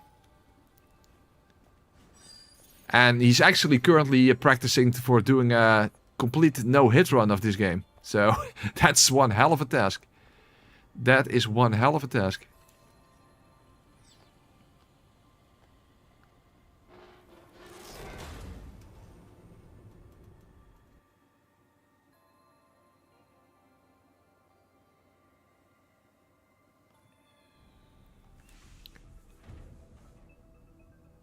Well, that makes sense, Joey, but I did want to, of course, support the developers at least. Most things don't even work. An underground facility? Is it some kind of bunker? It became one, yeah, but it was a subway station first. The subway moves people around the city using a web-like system. Or, well, it used to do that. Alright then, let's go get us an alpha core. Alright, so in this area we're going to encounter some quite unique enemies. By the way, I used all my skill points, right? Okay, I have 2 more. What would be the next step? Okay, beta recharge. That makes sense. But other than that, I might actually be better off holding onto my skill points, because after the Stalker fight we get access to burst skills. And I definitely want to make use of those as quickly as possible. One moment, please. I'm rebuilding the map data. I'll go inside first. So in this area we will have our first encounter with Naytibas with the ability that are, you know, kind of parasitic type of ability to fuse together with non-organic material. Well, not necessarily non-organic, but basically with androids. And later on, of course, we encounter them fusing together with other types of machinery. Hold on. Yes. Watch out. This place is old. Structural integrity might be compromised. So we have these little squids here, and there are corpses on the ground everywhere, and they can actually take over those corpses. And that means if you manage to kill these squids that are near corpses before they manage to actually attach to them, then you don't have to deal with those enemies.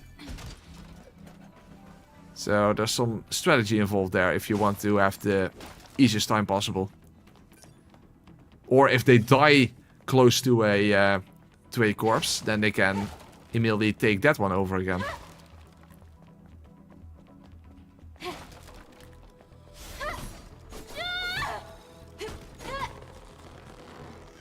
Hey guys, en drukken Sie weiter. Oh boy. Isn't that a nice surprise? Welcome, Lommyball. Lommyball Sammy. That's an interesting name. Okay.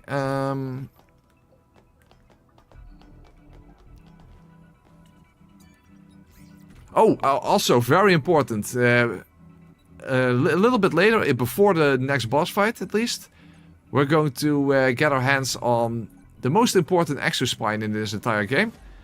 Namely the reflex... Oh fuck, I was way too slow. The reflex exospine. The one that gives you extra parry frames and extra dodge frames. At least when you upgrade it. A very important one. In fact, that will be my main exospine for the entire rest of the playthrough, as you can imagine. I would want to, Bowley. However, I'm a bit worried that I won't be able to finish this the video from this playthrough in time before it comes out. So Why don't we keep that door open? I guess yeah, I guess we'll see. Looks like they used to But I would be interested in doing that. Let's take a look. All right, so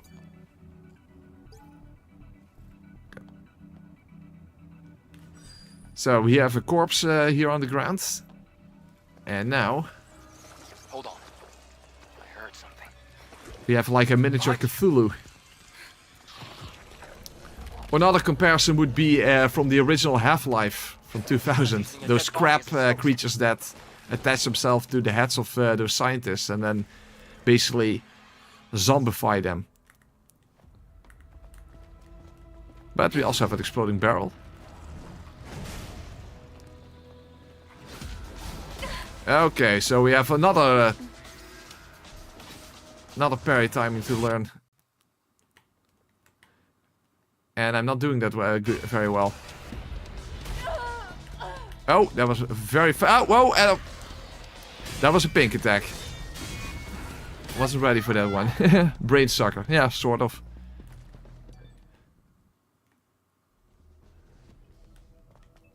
Okay, that didn't go so well. Well, as I said, the difficulty is going to increase quite a bit from this area onwards. So. And of course, when I actually acquire the reflex spine, I will not be able to, and I'm also not wearing it right now, to have the protection spine at the same time. So at least until then, I should definitely switch to that extra spine. So that I can at least take a little bit more damage.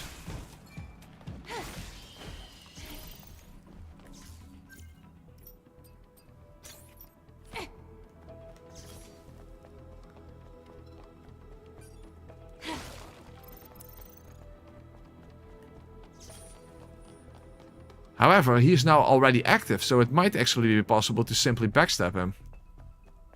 Well, damn it. It would be possible, but he already noticed me.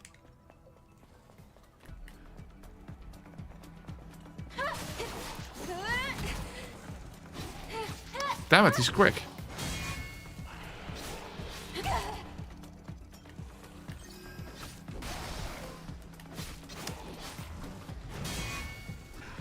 Damn it! Why can't I get the parry timings right?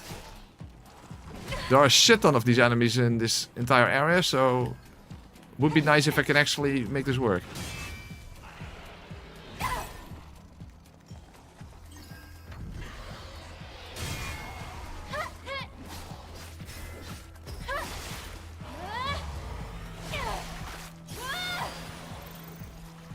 Alright. Well, that's only one of them. There are, of course, a whole bunch of them. What would be your main weapon? A hammer. I've never seen an ATIBA use a corpse. That was my main weapon in when I did the Monster Hunter World one when I started my channel.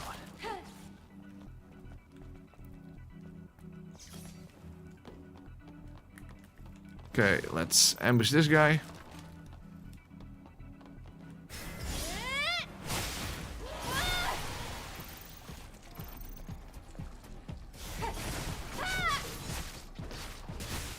Press is audio lagging from the video? Does anyone else also have the same issue? Hold on, let me go and check the audio. Oh, the game audio is lagging. The game audio? Hold on. Hold on a second. You mean it's out of sync? Is that what you mean?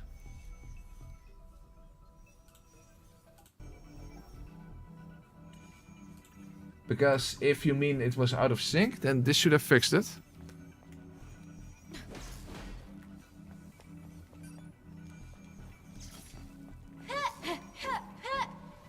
Is it correct now?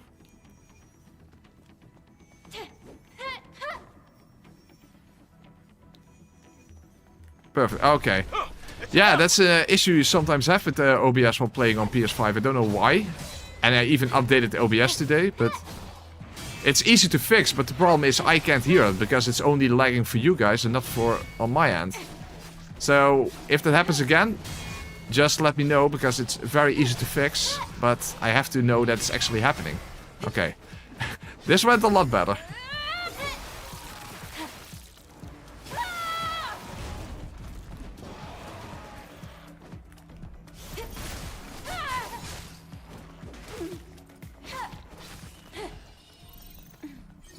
Alright.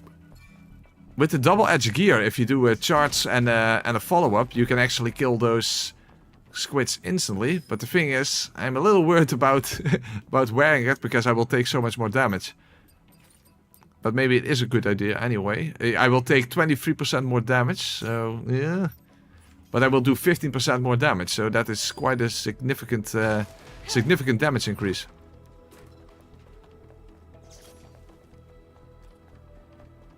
Oh. Okay, that didn't work out. I'm too late. Shit. Hold on. Maybe I don't have to fight him. Oh, I kinda do. Hold on, let's make a run for it. Damn it. Yeah, get out of the way. Okay, in that case I will just use these things. Nice.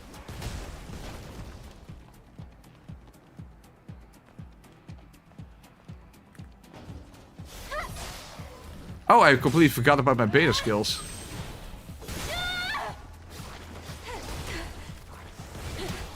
Oh, whoa, whoa, whoa, whoa, whoa, whoa, whoa. Yeah, this is a different type. It's the ranged variety. It has a gun. Unfortunately, I have a gun as well.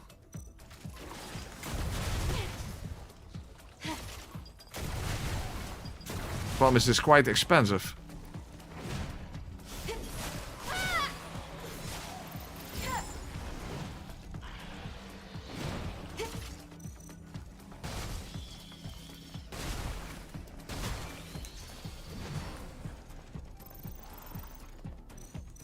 Okay, let's just sacrifice one of my consumables.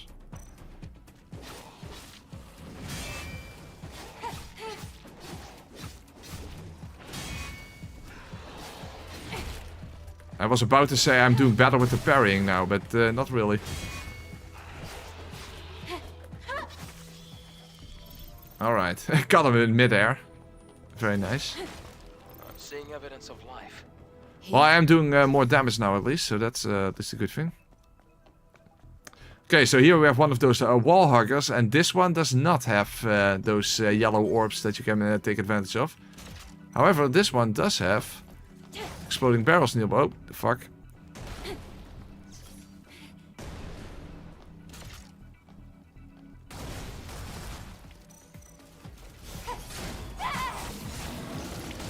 In general, shotgun shells are pretty good against these because they are tanky as hell. These fuckers are absolutely tanky. So grosser than usual. So this is like tech versus organic. Yeah, that's basically what it comes down to. That is basically the plot of the game. Yes. I actually thought that after Altastavar you already learned that nativas are the original humans. But it's actually much later in the game then. I have been watching lore videos recently, so I do know a bit more about the lore by now. Maybe I should talk about that when we get to the second part where they actually start to explain what's really going on. Because I thought that was earlier in the game, but it's definitely not the case. These guys have massive delayed attacks, as you can see. But, or not just delayed, they have these feints. They do these little feint attacks. Very sneaky. Only the overhead one is kind of direct. Oh no, yeah. You see, they did 2 little feints before actually the attack came out.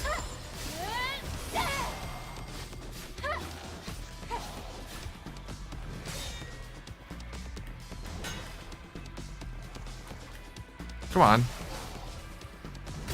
Fuck! Really? Okay, maybe I should just not have tried to parry him any... I'm even completely still at the beginning. Okay, well at least now the wall hugger is out of the way, so I can just ignore the other enemies. I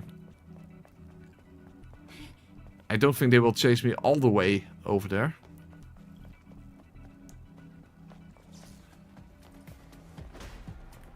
Any deep lore yet? Well, my understanding is definitely a lot better now after watching those videos than it was before. In fact, most people will completely miss most of the entire history of this world, because just from the cutscenes alone, you will get very limited information.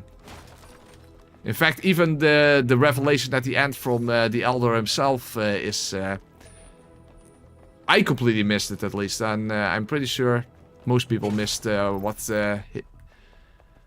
his actual identity was even supposed to be. In fact, I think even if you give the actual name, most people have even would be like, huh? Who is that? In that sense, this game is like a Souls game. If you want to really understand the story of it, you have to do some actual research. Or better said, you need someone like VadiVidia to tell you about it. Or in this case, there are 2 channels. I forgot the other one. One of them is Unlisted Natiba. He has a whole bunch of lore videos on his channel. And there was also a very extensive one that I definitely would want to link when I finally make this into a video, but I forgot his name from the top of my head. So, unfortunately, I can't tell you which one that is right now. Okay, I'll just avoid this guy for now. Because here's the next camp after all, and another drone upgrade.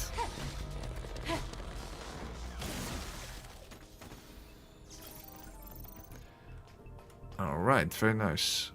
This place looks safe. Let's rest for a bit. I thought at this point you already have the exospine I was talking about, or is that right after this area? Kind of forgot.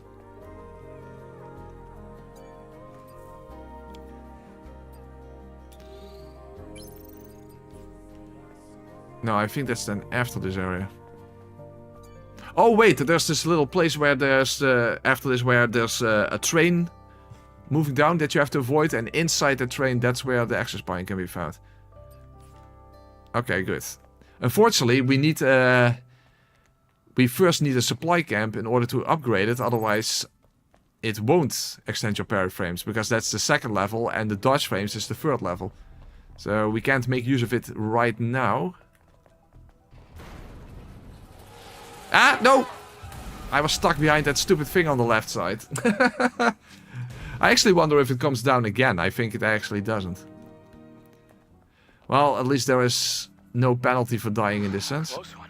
Too focused on Close ones. Fuck you, Adam. Son of a bitch. And that's another tumbler upgrade.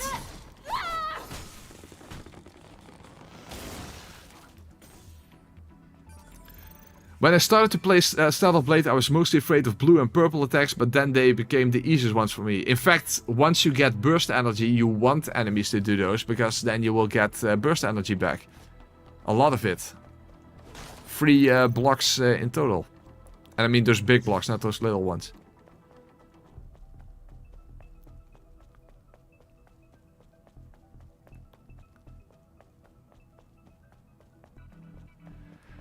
The main thing that is still a bit confusing about me when it comes to constructing the timeline of this of the story is that I don't know what year it is right now. If I would have to guess, it's like I think it's like in the early parts of the 22nd century. So 2000, no, 2230 or something. But that is a bit of a mystery, exactly what year it is.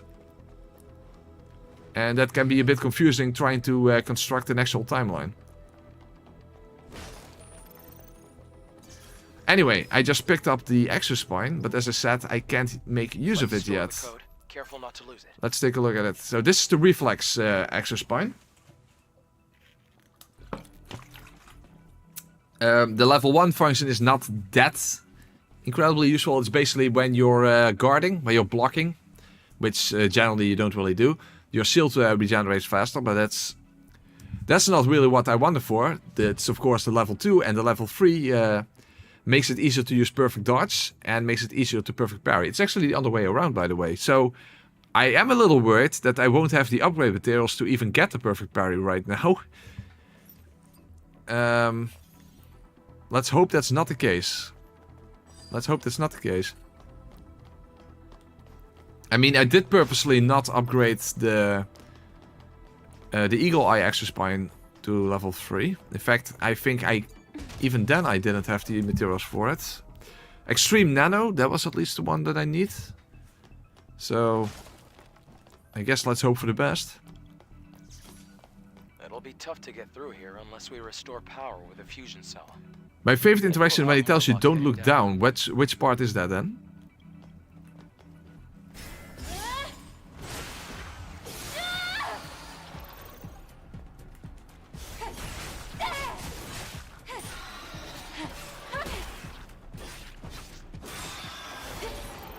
Okay. Oh, later on when you go outside. Oh, okay.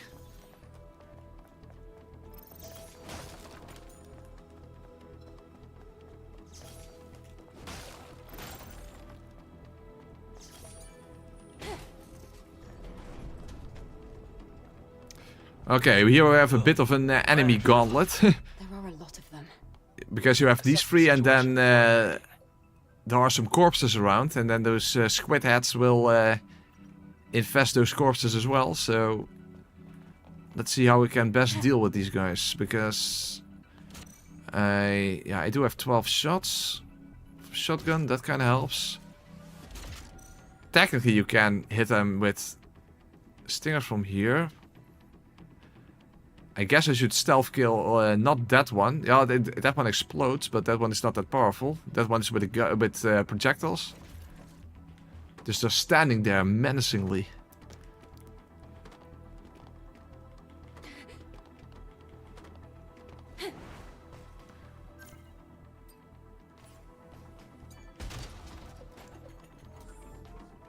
Okay, let's jump as far as possible. Okay, that works.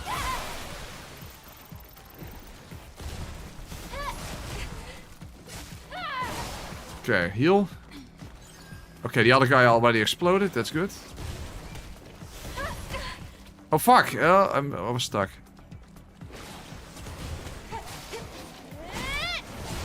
Fuck, that's another gun one.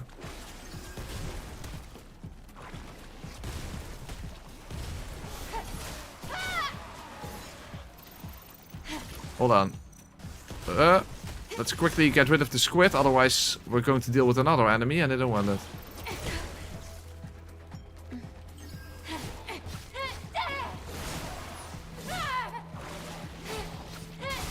Okay, let's get rid of the squid. Is that all? Oh fuck, there's still one. Ah, no. Okay, that didn't work out.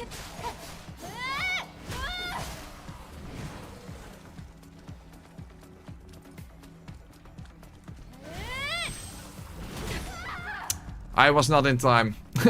I wanted to charge it and then, yeah, wasn't in time. Okay, that sucks. Okay, before then, let's make sure I am full ammo. No, that's not what I wanted.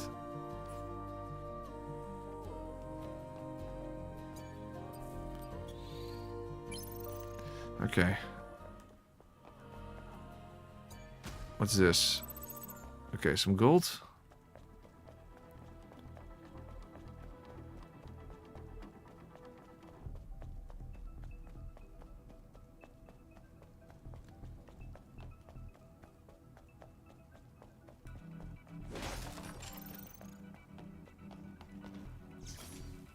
Hey, I couldn't stealth kill anyone.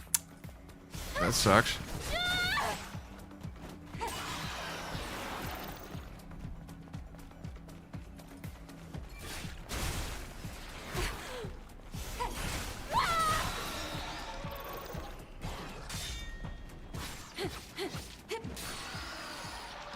Okay, I'm always at full beta energy, so that's at least a good thing. I mean, if I this time at least make proper use of it. Okay, first of all, let's make sure I'm at full health. Let's...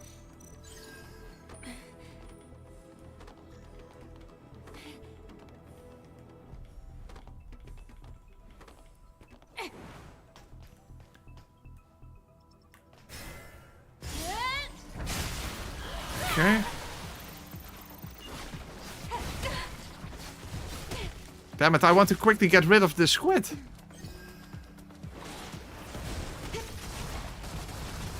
Okay, that's better.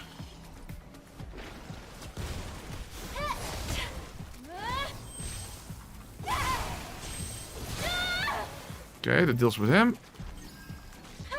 Oh, he's right next to a fucking corpse.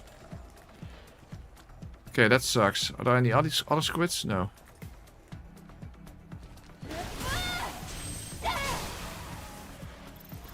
Okay, charge and a follow-up. Still not enough for whatever reason. Okay. Okay, that was in time. Okay, I only have one enemy to deal with then. Very good.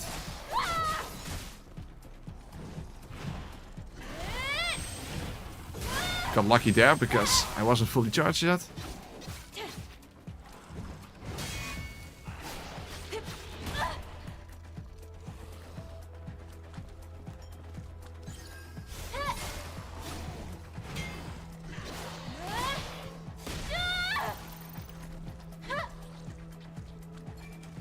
My charge isn't full. Okay. Alright, that should be the final one. Yeah, but it worked out at least. I was a bit clumsy, but it worked out. Arduous, that's kind of how I read that, even though that's not what it says. But I guess it's applicable.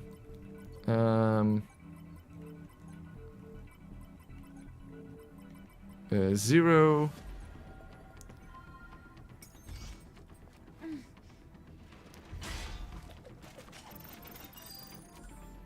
Looks like another fusion cell.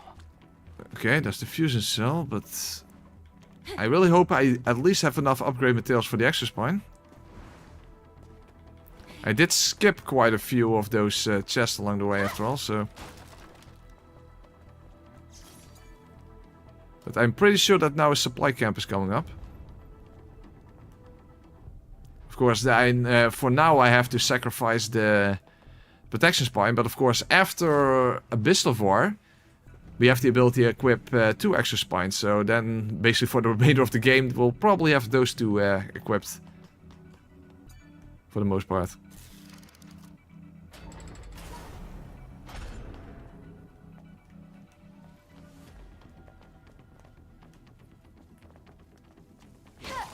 I can finally see the light.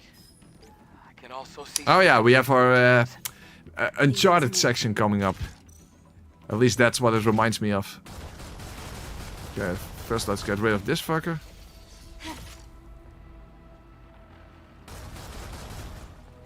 And in the back is already another one, but if I make use of... Why can't I hit the barrel? What the fuck? Why can't I hit the barrel? Okay, that didn't work out. I tried to hit the barrel, but it didn't work. You know what? Fuck it. Let's just do this section without activating the camp there. That's fine. Map data restoration complete. It's better than dealing with those enemies, I suppose. But the road ended. The core signal is leading to the road up there. Then let's find a way up. Wait, you really going there?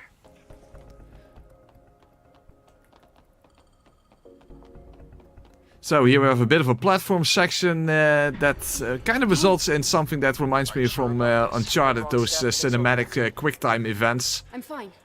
While hanging from a train cart. I think it was Uncharted 2 or something that had a very similar type of section at the beginning of the game.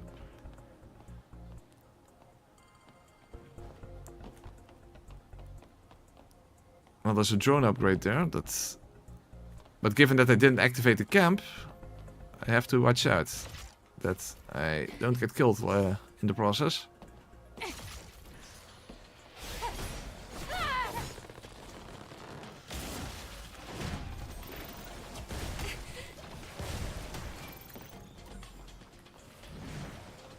Alright, let's just make a run for it. Falling train Uncharted 2, yeah. I thought as much. Alright.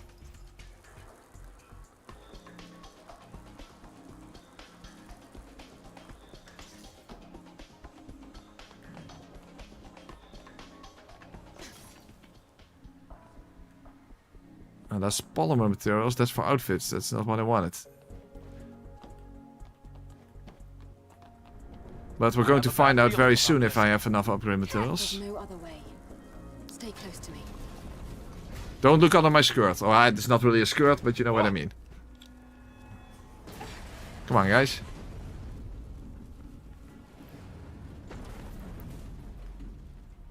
Are you alright?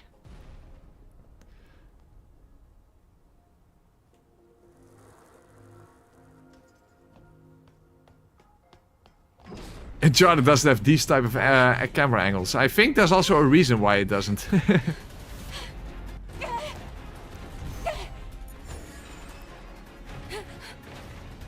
Yeah, now we're Nathan Draking it. Hey, Motorfiest. How are you doing? Okay, let's make a run for it.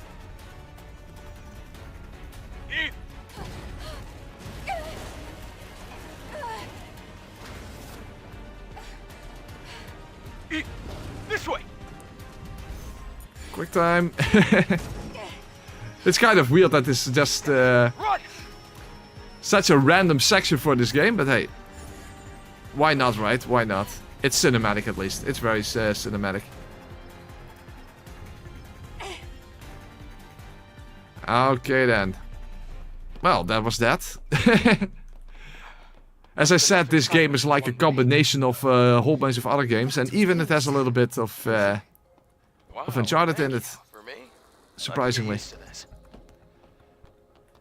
Hey, maybe the reason that the gun sections are a little underwhelming is because it's based on Uncharted. I hope I don't offend anyone with that, because a lot of people like Uncharted, but as I have mentioned in the past before, when I played Uncharted, I was quite underwhelmed by it. It's a supply camp. Quite a bit. It didn't really do much for me. Let's take a break this time.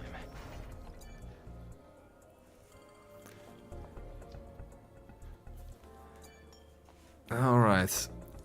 What is this game about other than the undressed woman? Well, I was actually going to talk about the timeline of this game and such, but I thought that the actual lore dump already was in the previous shooting section of the game. It's actually after the second one. So it's maybe better to wait until that part of the game. So we have more dodge frames now, and we have enough. Oh yeah, we have more than enough to upgrade it fully. Okay, very nice. So now at least my parry will feel a little better. Of course, it's up to me to actually get the actual timings right. Very much so. What's my favorite soundtrack? The Fight Against Demon Crawler. That is definitely the best one. I even used that in my Demon Souls uppercut run. You know, with against Penetrator and King Alant. That worked out very fine, I would say. If you remember that, that's the soundtrack. A really good soundtrack. Drone upgrades. Ah, now we have explosive bolts. And full missiles. 2 more, and then we have our full magazine from regular bullets as well. Very nice. Alright, we're almost to almost at the next boss fight. The next section, the next camp we're at. That's the place where, in the demo, where you had the additional boss fight against the Stalker. So that's coming up. And that's definitely a bit of a difficulty spike already, but it's definitely is going to be a way higher difficulty spike once we reach the third boss of this section, and that's the fight against Tachy. Which is finally more of a humanoid type of boss, because so far all the bosses have been very animalistic-like. The upcoming boss is like that. The boss after that is a bit in between. It's like this, basically like those squid guys, but like a big one with a hammer. But the fight against Tachy is quite different, and I very much appreciate it for that reason. However, I'm first going to take a piss before continuing.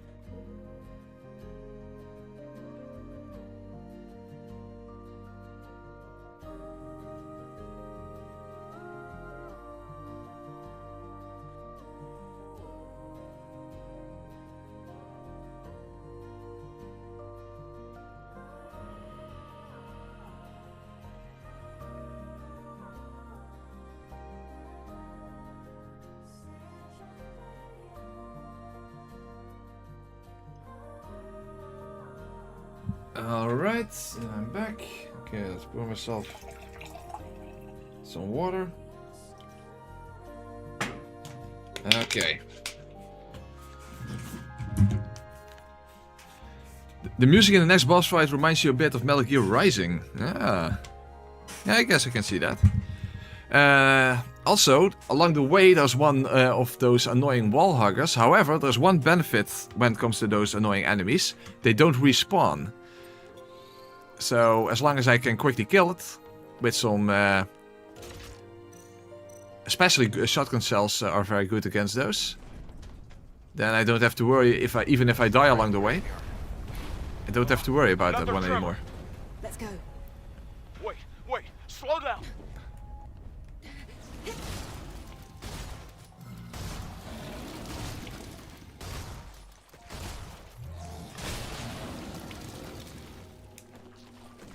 Okay, some squids, but explosive shells might be helpful against those. They hit multiple at the same time after all. I can hardly see anything.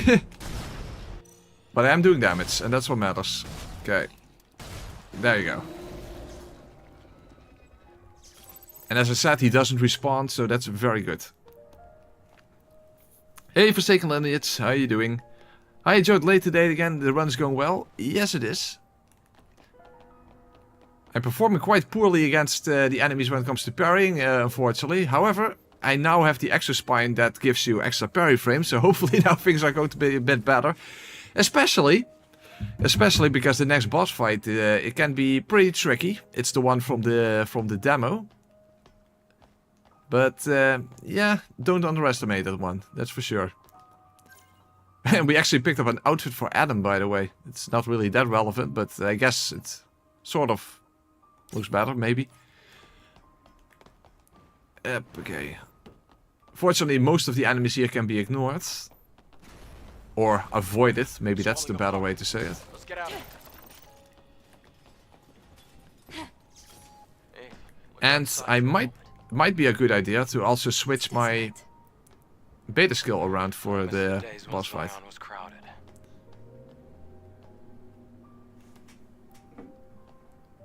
Nice wind effect, by the way, if you look at this. Okay. So as long as we stay on these trains, then we're pretty much fine, I suppose. Inside here, by the way, it's almost it's very easy to miss. But if you do want to pick up body and beta cores, which you on a normal playthrough you definitely would, there's actually one inside of this train.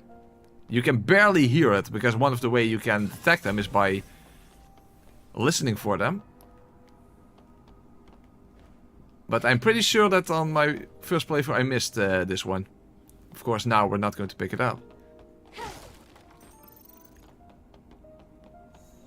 And you don't tend to see it because you're basically just going to be on this thing here, and then you have to look back and you still can't see it from here. So that one is easy to miss. And of course, in our case, we're missing it on purpose. And we're definitely getting to the point in the game where it's going to be more and more noticeable that we are low on health. And also low on energy, because especially with the circle skill, you can... Oh! Ah, fuck! Oh, he doesn't notice me. That... Okay. In that case... I can't self-kill it, that was weird. But hey, I'm not complaining. I'm not complaining.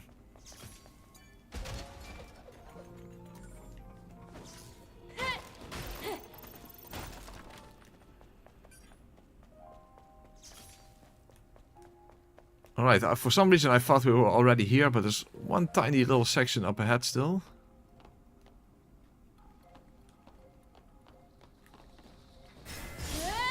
Good thing I have to double jump now, so that I can make sure I'm actually above the enemy. Oh, what I was about to say, that the circle skill, given that that has a knockdown effect, if you have a ton of beta energy to work with, that can be almost... I actually fucking died. I guess I just can't do two things at the same time, and that really sucks. Because when Doom the Dark Ages comes out, it's going to be complete fucking multitasking from beginning to end. And now I still haven't said what I was trying to say. The circle skill... Okay, now nothing is going to prevent me from saying that. The circle skill has the ability to knock enemies down, even large bosses. And if you have a lot of beta energy to work with, then you can basically stun lock enemies. Of course, in my case, I only have 5 blocks to work with, and it costs 2 blocks. So I can only do it twice in a row. But if you have a whole bunch of beta skills, of beta energy in a normal playthrough, or there is even an extra spine that can momentarily give you infinite beta energy, that only lasts for a very short while, obviously. But basically, as long as you have beta energy to work with, you can essentially just keep a boss stun locked. So that can be incredibly overpowered in that sense. However, in my case, I can only make use of that in a very limited sense. Okay, heal. And let's just make a run for it, because the next camp is up ahead. There's a road up here. But in general, that is just a very helpful skill for the knockdown effect, and for the fact... I want to take off my headset. And for the fact that it is a range attack, and that can be very, very beneficial. Okay, this is a kamikaze enemy, so let's kill it from a distance. Because if it jumps in your face, then you're instantly dead.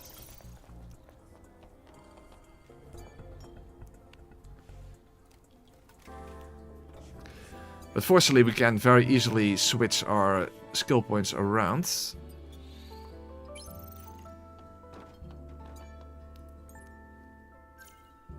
I mean, it's technically not free, but in any practical sense of the word, it very much is. Okay, let's first switch this around.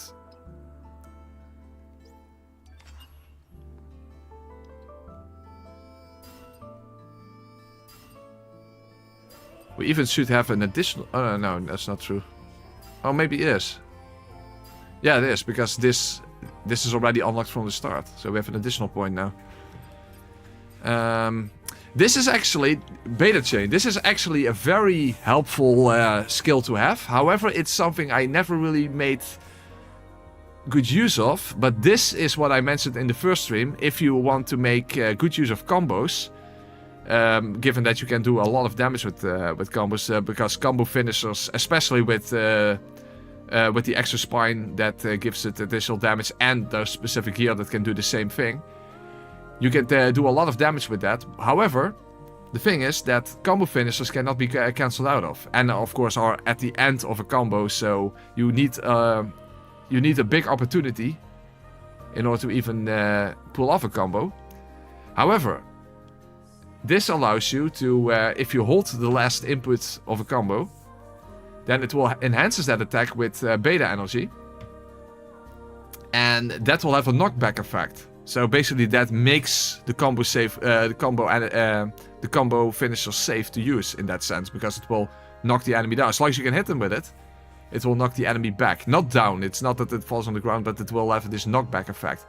Moreover, after the Stalker, we get burst energy, and this doesn't merely just use beta energy, it will exchange beta energy for burst energy. So if you need more burst energy, this is actually the way to get it other than dodging.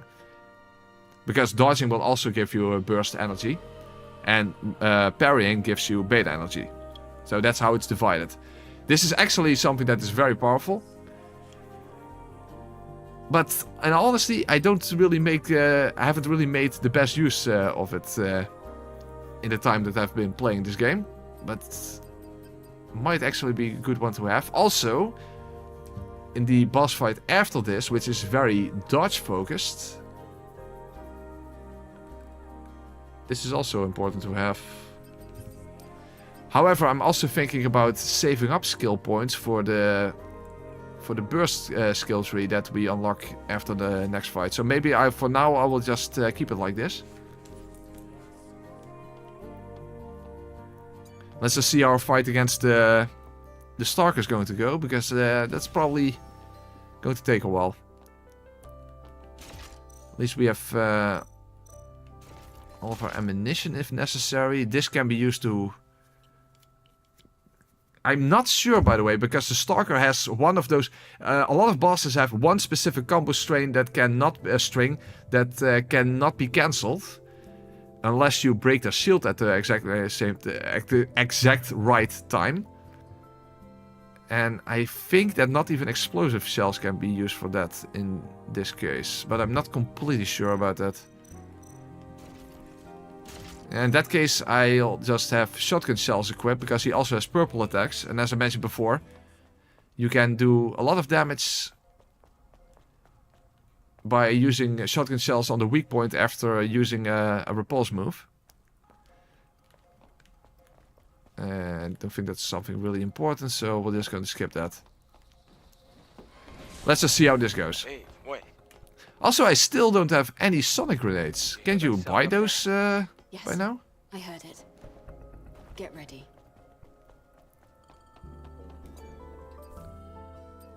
Sonic grenades. Oh, yes. Okay, good. Then at least buy a couple of those.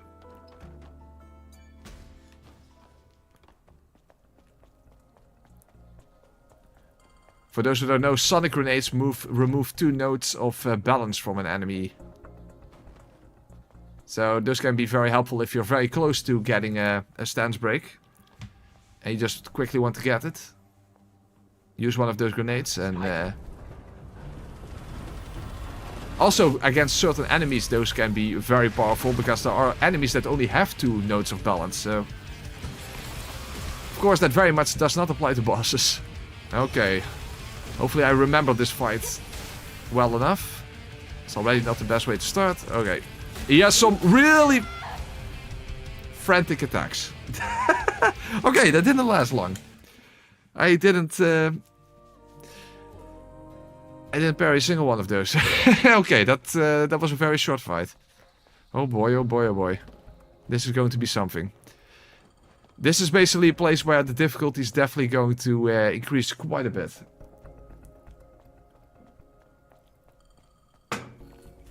Wait, I am wearing the right exospine, right? I'm not sure if I even equipped it.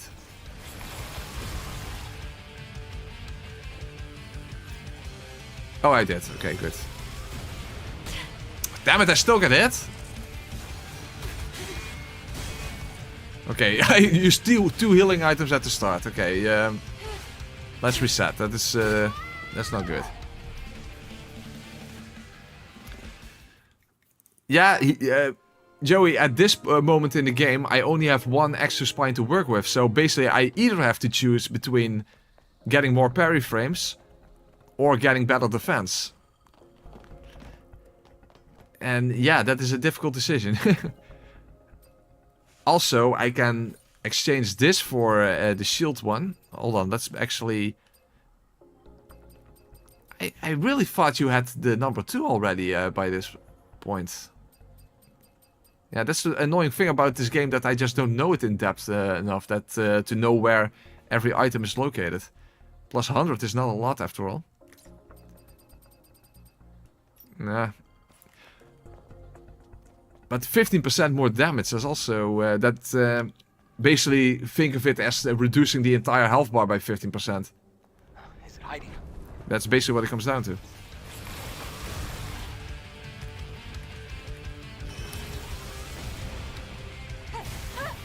Okay, charge. Now, I wanted to charge in, but I was already... Well, this is not very looking. This is not looking promising. That's for sure.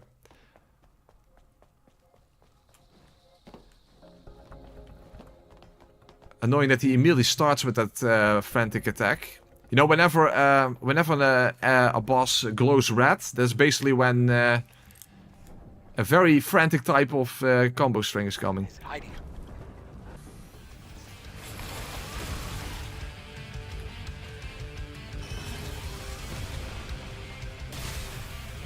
Charge. No follow-up. Good. At least in the first phase, he tends to do these 2 attacks. And he bounces off after the first one on the horizontal one. And the second one on the other one. So that allows a lot of jump attacks. See, and on the second, both of them easy to parry. Unfortunately, after the first phase, then That's going to change.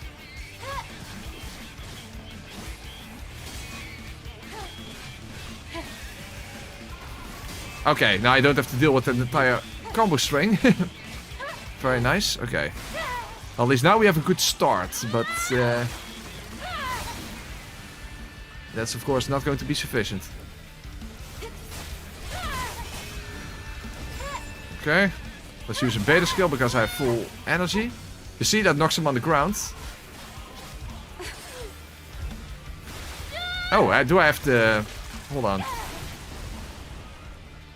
Do I have to switch it off? Because that's a bit... Yeah, not that it really adds much to the game, but still.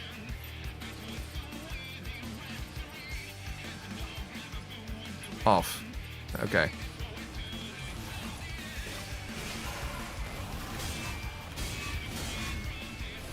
Okay, now I actually got him. Okay, move behind him. Okay, jump up, and then the moment he recovers, let's do beta skill, knock him on the ground, charge in, follow up. He moves away, let's do it simply again. Unfortunately, I don't have my charge now, so I have to be quick. Okay, that's second phase.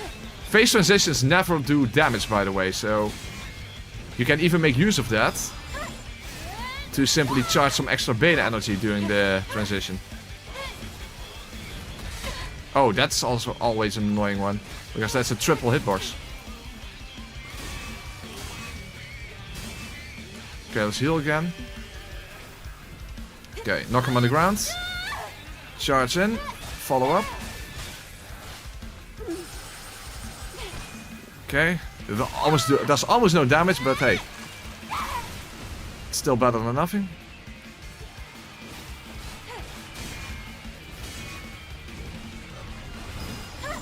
That's very sneaky because that's the same move as in the first phase, but now he doesn't bounce off after the second one and he does a blue attack. Okay, good.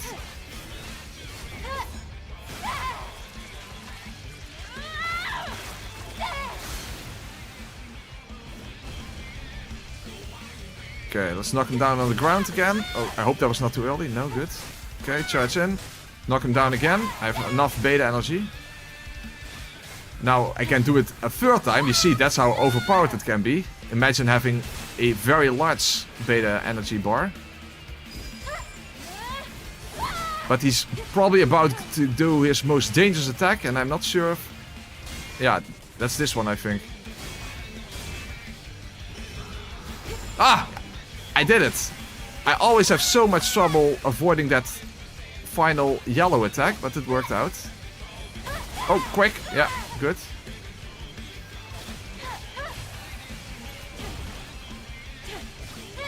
Okay. Grenade number 2. Grenade number 3. Oh, he jumped over it. Fuck. Whoa, but I also avoided it. Okay. Beta skill.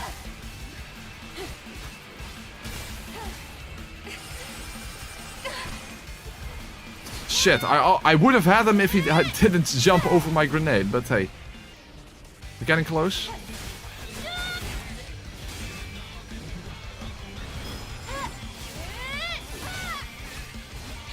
Beta skill. Got him. Hey. That didn't take so long. That didn't take so long at all. Okay. Very, very nice. Bit of a shame, by the way. They call him the Stalker, but he doesn't stalk you, even though there are 2 of them in the game. So why not simply have multiple run-ins with him, like along this area, just like they kind of did with Belial. I mean, they call it it's a bit like the Pursuer in Dark Souls 2, where the Pursuer doesn't literally pursue you. At least there are multiple of them in the game, but Forlorn does. So that's kind of weird. So yeah, there's a bit of a shame. However, what is definitely... Oh, here! From him we get the shield. Oh, very good. Very good. So, this is another piece of equipment that can be very helpful. If we equip this and the protection spine, this is the max amount of defense that we can have in this playthrough. The protection spine and shield the 3-star shield enhancement gear. So that is very helpful that we automatically get that one. So let's deselect this. Let's make this as a favorite. And let's equip the double edge gear again.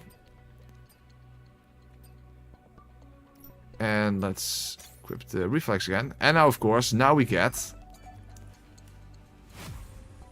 the burst skills. I don't know if there's any sort of in-game logic about that. I don't know what the Stalker has to do with burst energy, but for whatever reason, after defeating him, you get access to your burst energy. So, now, above my beta energy bar, it says BU for burst. So those are additional types of attacks that you... Oh wait, I can't... there's no supply camp here. Well, that's something for later then. But as I mentioned, in general, you get burst energy from dodging and you get beta energy from parrying and attacking, by the way. But burst energy you get mainly from blue attacks and purple attacks. So the blink and the repulse skill. Because they are performed with the dodge button, even though that technically the repulse is not really a dodge. The blink is, but still. And those are some pretty handy attacks. If we take a look at the skill tree. First of all, it extends some of your other skills as well. So first there. I don't really make good use of these, and the reason for that is because they cost the same amount as an actual burst skill, namely 3. Well, there's actually one that costs 4. And to me it feels like a bit of a waste. However, here's the thing that confuses me. If you look at the text there, it says this is a combo attack skill. Would that imply that the Exospine that enhances your combos also applies to this? Because it doesn't say anything about a level. It does say counter chain number 2. But that's simply after, you know, counter. Because you have counter 1, counter 2. And this one is counter chain 1. So I don't suppose that this is a level 1 skill and this is a level 2 skill. It simply is the next step. So that's very confusing to me that it doesn't explain anything like that. Why is this a combo attack skill? It doesn't relate to these type of combos. These I understand that they are levels. This is level 4, level 3, level 2 and level 1. That kind of makes sense. But what is the point of calling this a combo attack skill? What is the meaning of that? How is that information meaningful to you then? That is something that confuses me and I don't really know the answer to that. Regardless, here we have the actual burst skill. Hey JK, that was a nice burst of explaining. And yes, you can make them, you can make whatever gear you prefer your favorite so you can easily find them back. Okay, so we have 4 different versions of burst skills. This one, the Devil May Cry one, which is a pretty blatant copy, I would say. This is absolutely the most powerful one. It's, in fact, during this entire animation, you are completely invulnerable. That's not the case with the other skills. So in this one, that you already jump up, you can still get hit when doing this animation. This one, you're invulnerable. So that already makes it a very powerful skill, which is also why it costs 4 rather than 3. And it does really good damage, and on top of that, it can even heal you. This upgrade here steals energy from enemy hits with Tempest and recover HP. And you would think that wouldn't be that relevant when I can hardly take any damage anyway. But it can still be relevant given the fact that my healing items will not heal my health bar fully, a single healing item. That's also why the third skill from the protection spine can sometimes be helpful, where you automatically heal when your health is low. So this is a very good one. However, you have to use it sparingly, given the fact that you only have 4 blocks of. You only have. You have 6 blocks in total, I think. And this costs 4, so that's quite a lot. This one is one I really like because Just like the same reason that people prefer this one, because it also does damage to an enemy's balance. When you have it fully upgraded, it does 2 nodes of damage to enemy's balance, the same way as a sonic grenade does. So this is a very good one. Also, it knocks an enemy down, just like the circle beta skill. Also, very helpful.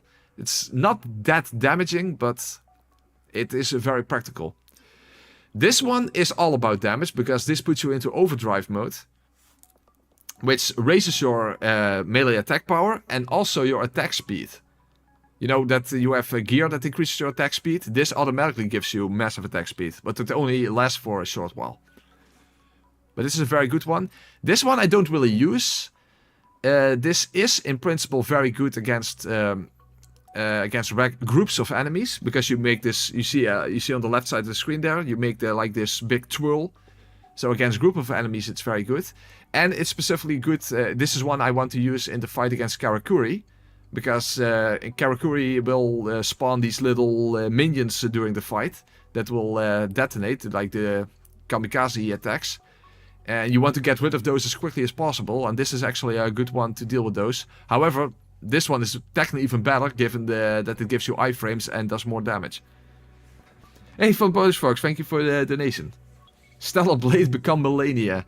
Well, it's more it's Devil May Cry like instead of Waterfall, but I guess you can sort of see a little bit of Waterfall in it as well.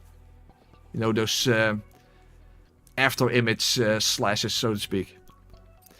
Alright, but those are our beta or burst skills, and we have 6 points to work with, so the thing is, I first need to be at a camp. Okay, well, I'll do that later.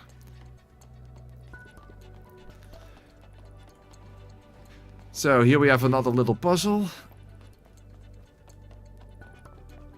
We have to actually clean we have to clean this card in order to read the text on the side.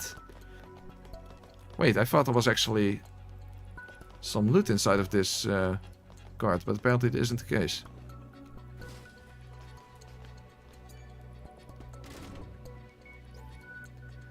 So if you turn it around, was probably used to clean the train cars. How about we use the control panel to go across? Why is everyone streaming so late? On that side. Well, it depends on what you regard as late. For Americans, I'm streaming extremely early. That's just the issue with time zones, right? Alright, now we can see the code on the side. Oh, by the way, there's another... on the left side, there's another tumbler upgrade.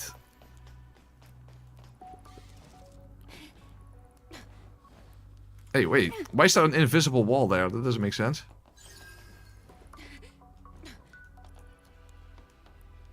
Damn it, now I can't reach it anymore. Will you be playing the Monster Hunter World's open beta test?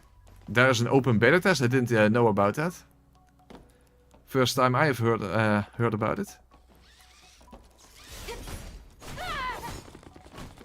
I guess that would be a good thing to do.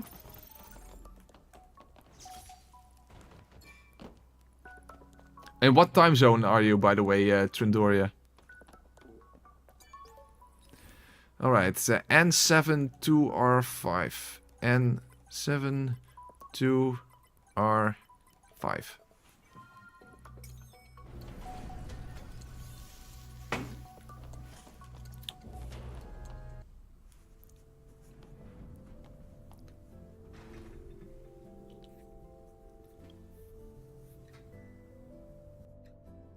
I'm detecting a core signal coming from below. I'm thinking we're gonna need to cut through the sewer system. Another sewer. I'd like to avoid getting wet. This transportation network was built on top of the sewer system. If you don't like it, we can always find another way. What was that sound? Oh, 4 hours later. Yeah, sorry. I can't satisfy everyone with streaming times. That's the problem with time zones. It isn't normal. So on the 6th? Why is that sound coming Okay. from the airborne squad channel? Naytiba shouldn't be able to hack communication lines. Huh?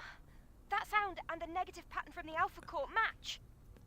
Yep, because that's Tachy. Hell, what exactly's happening down there? We'll have to find out ourselves. Let's hurry. At least a good thing that she's going to make a return, and in the shape of a very well-made boss fight, a very awesome one, also a very difficult one. But she definitely should have had some more screen time in between. Especially, why not simply use some flashbacks? Why not some flashbacks? That's another issue, by the way. You know absolutely nothing about what happens before the start of the game from Eve's perspective. Like, Eve never talks about her life in the colony or something. Did she even have a life in the colony there? How long before the start of the game was she created? None of those things are ever explained. I think that's a waste of time. Oh, a waste of, not a waste of time, waste of opportunity. That's a shame. Well, at least now I can use my skill points. So let's use those for overdrive. That's definitely the better one to have early.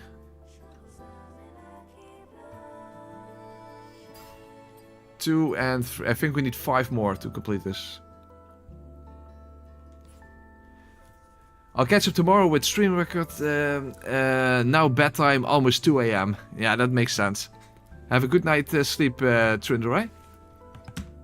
And hopefully you will enjoy the rest of the stream watching it tomorrow.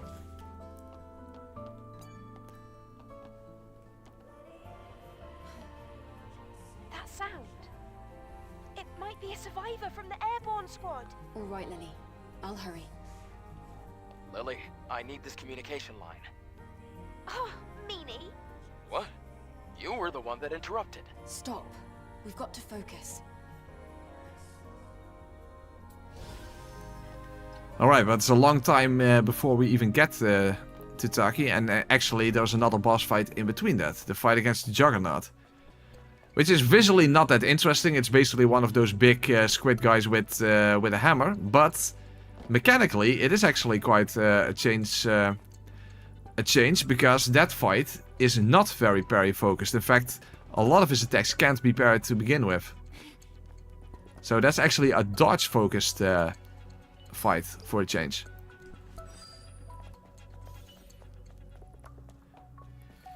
Regardless, that is also still quite a ways away. In fact, I think there was some strategic way to deal with this part, because we're of course still dealing with those squid guys that can take over corpses. We're going to have to take that elevator up. And there are a bunch of corpses here, and I think you can prevent those from reanimating. If I remember correctly, which I probably don't. Go left or down that ladder. Which I probably don't. Should we take a look at that path first? No, Eve could not be 1,000 years old. No.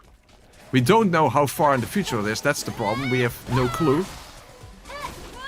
My guess is that it takes place about like 100 years after the creation of Mothersphere, which would be in the 2030s. So let's say it's 2130, something along those lines.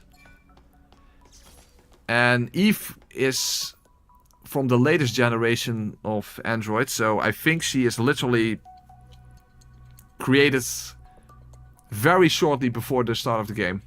I mean, we don't... Tachy does talk about training, but what shape does training take for androids? That... I mean, maybe training is just something that's completely programmed in or something. Who knows?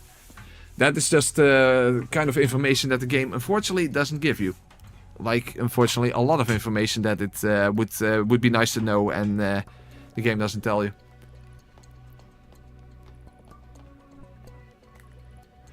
So, these are the corpses that reanimate. Oh, yeah.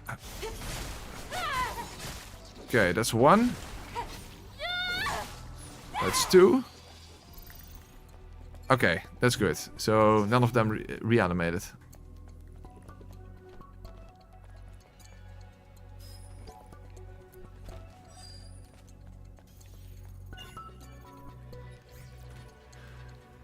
So, but because in the lore of this... Oh, yeah, that's right, we need the passcode. The lore of the game, there are some dates mentioned. But it's very hard to discern what year it is when the game actually starts. We do know that Mother Sphere was created, I think, in the 2030s, somewhere in those lines. And that...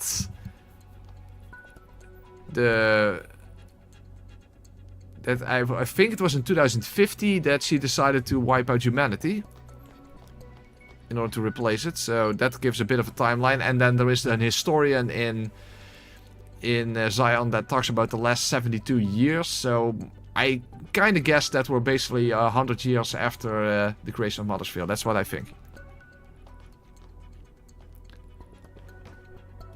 Okay, if you do double jump... Ah, fuck, I almost had him. I was trying to make use of double jump in order to do sneak attack. Hold on. Let's wait until the aggro. I don't think I'll be playing this game. Doesn't look like it have any cute creatures in it. What about Digger? You miss Digger. You miss Digger, Babsa. Digger is cute as a button. He might even have buttons, being a droid. Who knows? It's very cheeky, but we can basically stealth kill all of them by simply constantly going back up the ladder until they de-aggro.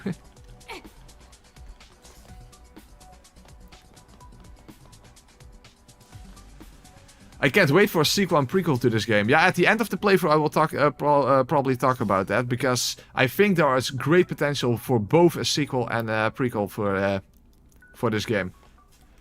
I do think there is a thing that I wonder about when it comes to a sequel, because I can't really see how Eve can be the protagonist of a sequel in this game, because he's way too powerful at the end. Unless they would change something around that you have like 2 protagonists and 2 styles of gameplay. I have something like that in my head, and that would be really awesome. But you would have to do something along those lines, because at the end of the game, Eve is just too powerful to be the protagonist of the next game.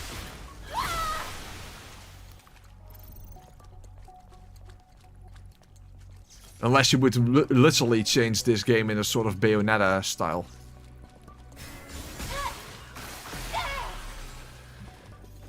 But the thing is, it's hard for me to imagine that they will bring out the sequel and not feature Eve in it at all. Or even not have her as the protagonist, given that she is the face of the game.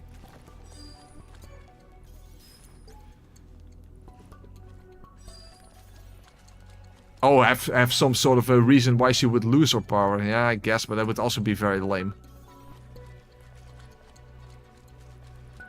Yeah, I think my suggestion would be to make her like the counterpart to Mother Sphere. So we have basically Mother Eve on the side of the... Well, sides is also a bit difficult, of course. I guess on the side of Zion. Because, of course, then we still have androids versus androids. And I don't know exactly what they are going to do with the Naytibas in the sequel. There's a lot of potential there, but it's also quite difficult to... Oh, whoa. It's difficult both to predict as well as to say what would be the best design decision. Oh, he killed me in one hit! Jesus Christ, well at least I have the code already, so I don't have to do that again. Digger isn't cute? Okay, now I feel insulted. Now, you have finally insulted me, Babsa. Shame on you. Absolutely shame on you.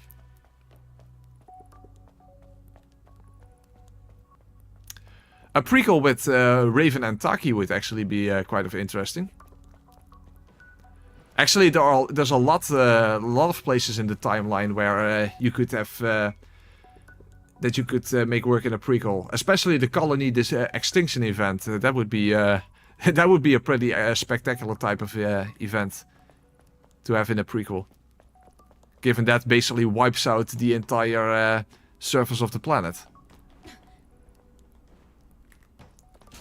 Okay, enemies already. Let's make use of some missiles, because you can hit multiple enemies at the same time. Oh, I'm out of ammunition.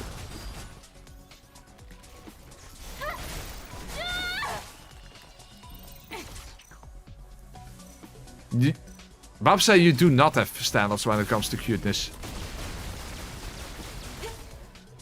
Oh, well, hold on. Oh, fuck. Ah, I fell down. Not good. At least the enemies here don't respawn.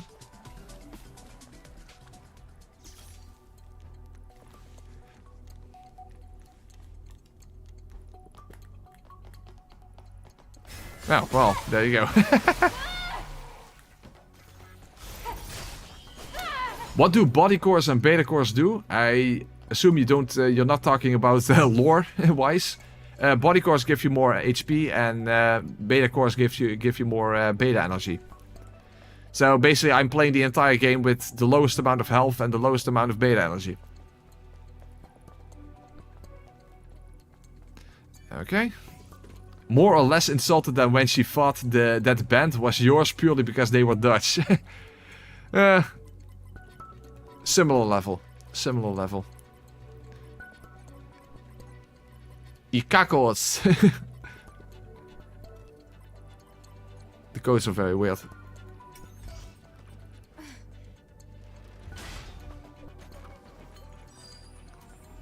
Found it. Okay, there we have a fusion cell. Okay, these don't respawn. I think this is the schoolgirl outfit, sort of. Nah, schoolgirl is not really the right word, but the cheerleader outfit. No, also not the right word. Whatever. Not one I'll be wearing at least, but I think a lot of people will like it. Okay, we have the fusion cell. Also, I believe in this entire area could somehow be skipped with some sort of a speedrunner skip, but first of all, I wouldn't make use of that, of course, but I also don't know how to use it. Don't remember. Yeah, think of it as a level 1 run, Bowley. There is not actually a leveling system in this game, but it's kind of the equivalent of that.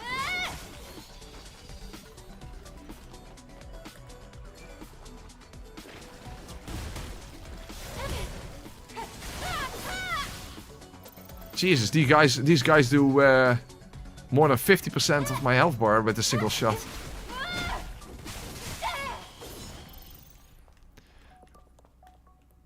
Okay, no other enemies around here.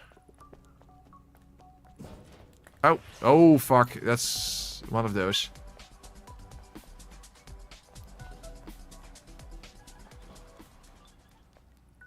Yeah, just the aggro. Alright.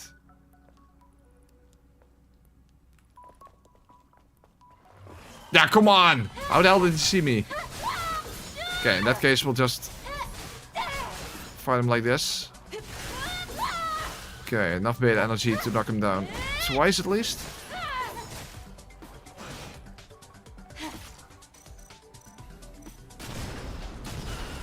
There you go.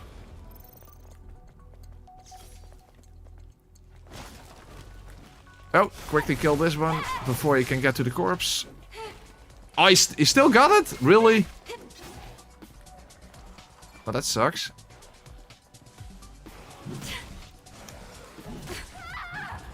Come on!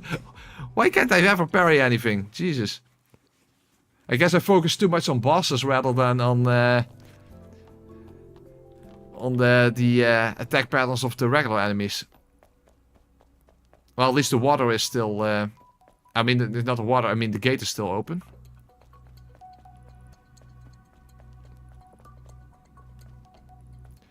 Yeah, but as you notice, I am really dying very quickly now at this point in the game.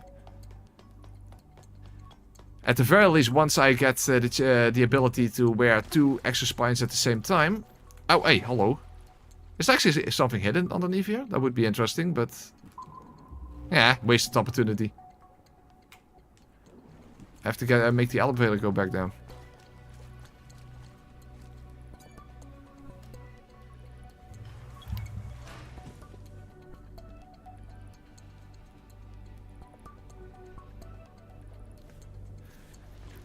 Body cores give you more health. Beta cores give you more beta energy that you use for your skills. Omnibolts give you extra gear sockets. So right now, I can't access it right now for some reason on the elevator. That's weird. Why can't I access the menu on the elevator? So, here you have 4 gear slots. Think of them as ring slots in a Souls game, but way more relevant. Because this is basically how you create quote-unquote builds in this game. So, you have 4 gear slots, and a lot of gear can stack with each other. And that's basically like you can make a speed build in that sense. Like all like speed upgrade gear. If you have 4 of them, then you become extremely fast. Or you can stack like double-edged gear together that basically everything will one-shot you, but you will do a fuck ton of damage. However, you need Omnibolts for that. And I restricted myself that I cannot use Omnibolts, so I have only 1 gear slot to work with. So I have the lowest amount of health, lowest amount of beta energy, and I only have a single gear slot to work with. That's basically what the challenge is about. Also, I'm not using WB pumps, and no Tachy Mode. Tachy Mode is something you unlock after fighting Tachy. Think of it as living weapon or yokai mode in the Neo games. I do think that cricket respawns, but I'm not sure. No, it doesn't. Okay, good. Yeah, given that this game doesn't have a leveling system, just think of it as the sort of equivalent of a level 1 run. I can't get that final hit in. That is so cheap. Oh, by the way, as I mentioned, see that I now suddenly have 3 additional bars of burst energy. That's why blue and purple attacks are very beneficial right now.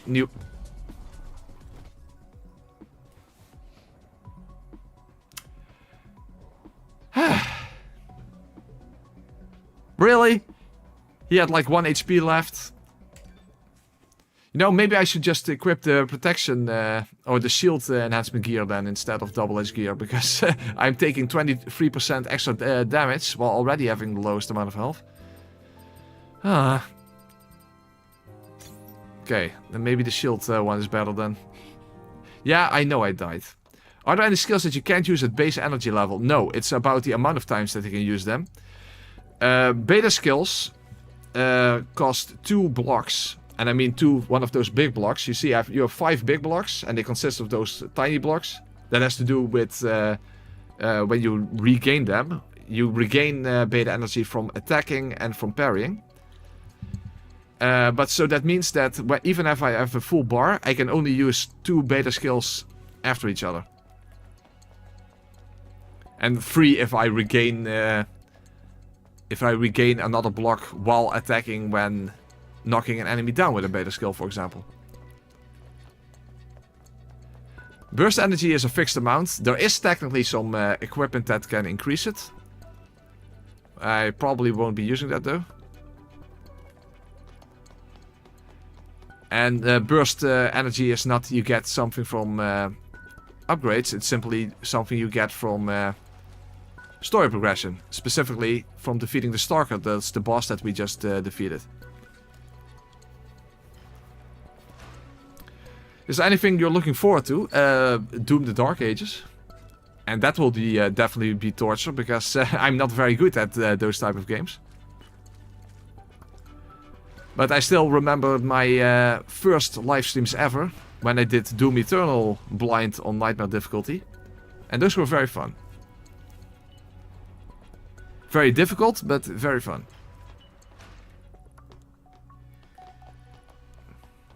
Okay, this time let's not die against the squid guy, hopefully. Oh, hold on. I don't have this one equipped. Will I do enough damage?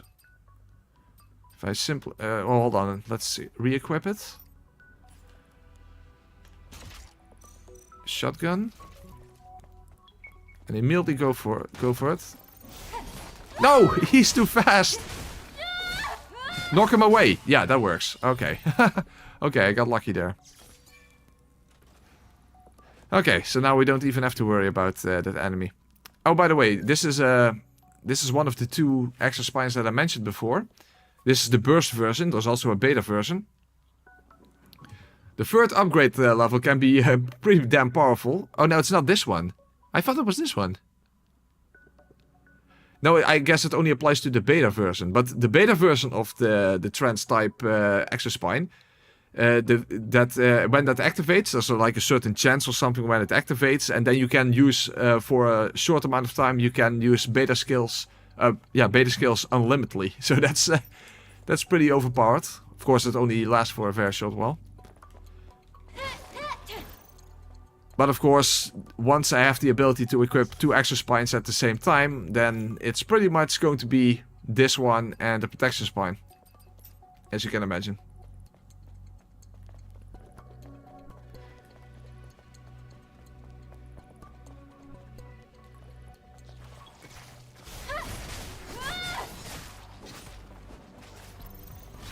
Okay, at least there are no corpses nearby. Found it, the floodgate controller. This is kind of peculiar, by the way. There's one of those crystal lizards here. And this one just drops lore, basically. And not even the most relevant one, if you ask me. However, to the little drone, but... could that be referring to Digger, maybe? I can't imagine that. Oh. Mysterious, I suppose.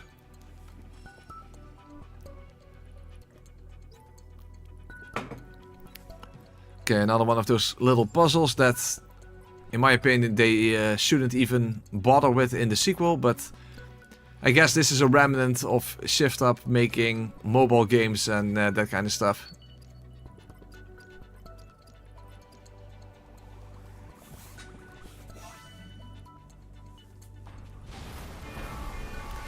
Oh, we're opening up the floodgates.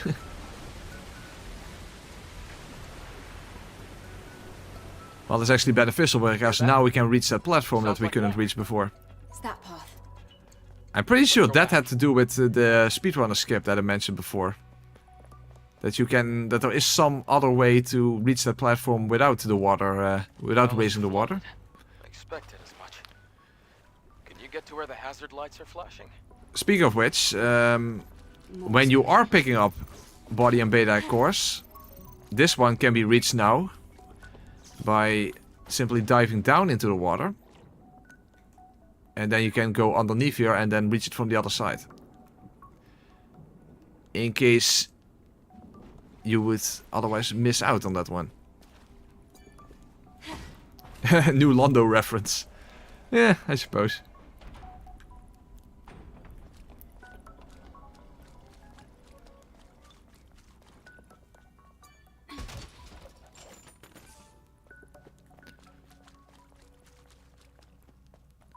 Okay, what's up next? Just going around in circles. I think... Don't worry. I'm keeping track of our steps. But not near the next boss yet. I think now next up is the section with where the humans were holed up and eventually died.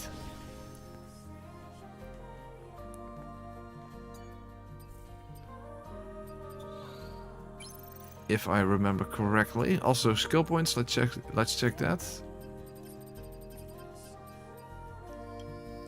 Okay, only 3 more points and we have full overdrive, so that's very helpful. Also, overdrive isn't merely a buff, it can even, just like other skills, can knock enemies out of their attack animation, so that makes it even better at times.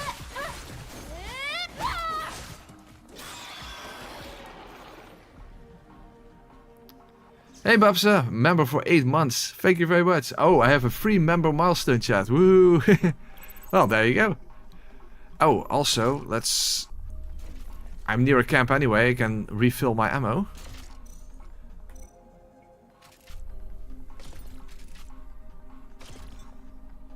Wait.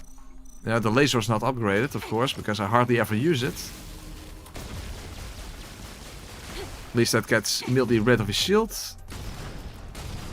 These things are tanky as fuck. But good thing is that they don't respawn anyway, so it's not that big of a deal. Why can't I use my missiles? Oh, okay, down just shotgun. Alright. So let's immediately refill my ammo. This one contaminated a non-living thing. Because there are more of these along the way. I know you, Baron and Lemon, like these challenges and help each other from time to time, but you are going to team up for Elden Ring Night Rain? Possibly. That sounds interesting to me, at least. Are the Naytibas going through a change? Of course, we don't know yet anything about how the network test is going to be.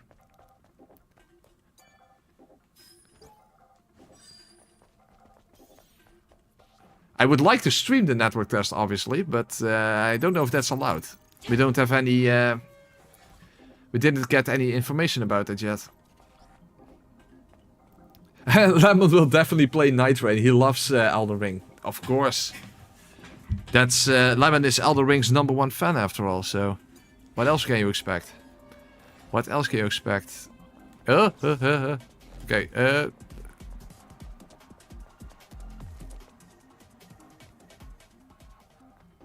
let's make sure that they de-aggro first.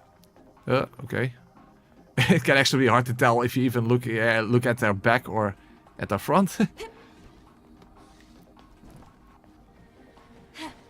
Oh, whoops.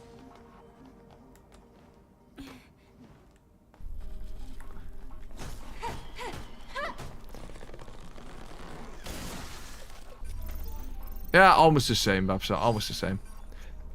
Did you get a key? Because I got one. Are we allowed to stream it? I did get the key, but yeah, I don't know if we are allowed to stream it. We haven't got any information about it yet. Oh, you did already get... I didn't check my email today, so I don't know if we got another email. But yeah, the simple fact is that I do not know.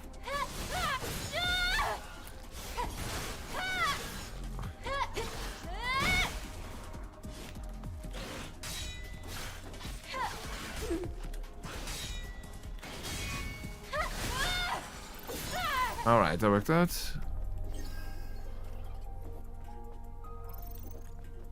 Oh yeah, that's right. We need another fusion cell here.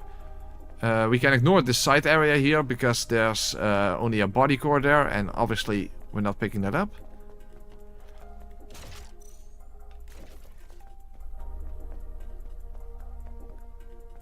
I'm afraid we have to give up. Give up. Okay, that was the end of the game. Bye everyone. Adam, you're a dick sometimes. But at least then you're something.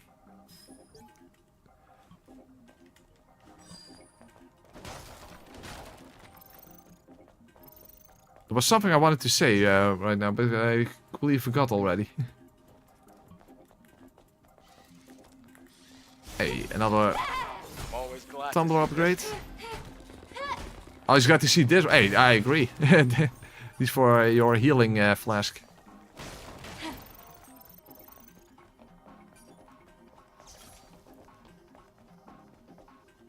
That's where we came from. Yes. You happy? Okay, this one will revive the moment we solve this puzzle, so we have to make sure that we react as quickly as possible. That's why I have the camera turned around.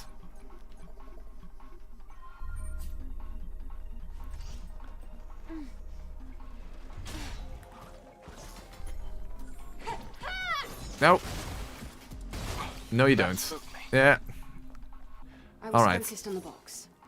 That was bad of me. It wasn't that bad. Alright then. So, now we have the key. Or fusion cell, but in any practical sense of the word, that's a key. Yeah, JK, did you all get a follow-up email by now? For the network test? I can feel warmth from this place. Yeah, this is where survivors were once, but they are no longer surviving.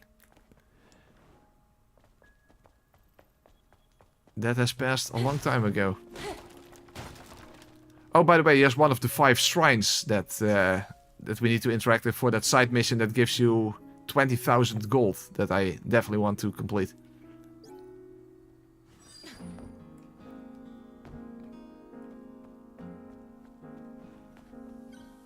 just as I thought. Groups of survivors were set up here. From the looks of it, this place has been abandoned for a long time. I'm not completely sure, but I can't imagine that these were actual humans. So these are other androids then, I suppose.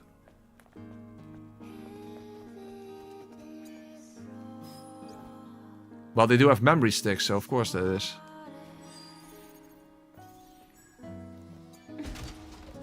Nope, just a confirmation email.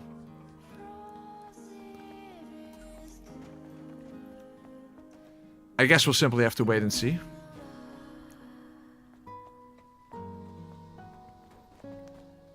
Is this a water bottle? No, no. This is the last gift a god ever thought to give us. Oh, Bacchus.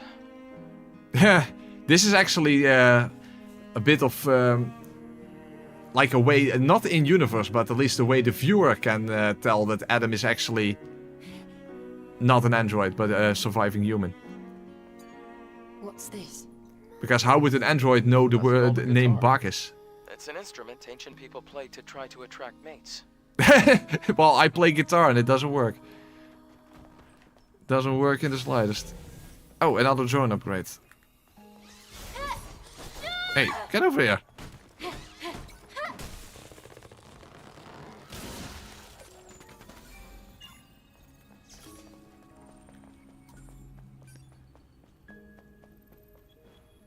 I think by now we almost have all the relevant upgrades for our gun. Other than the laser, but as I said, I hardly ever even use the laser.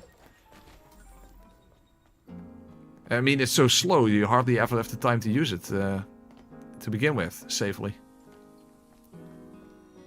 I guess when the when the PC version comes out, maybe someone will actually do a laser-only run. Like giving yourself unlimited ammo or something. That would be painful. That would be really painful, because every single time you attack, you have to stand completely still. And even charge it if you want to get a lot of damage out of it.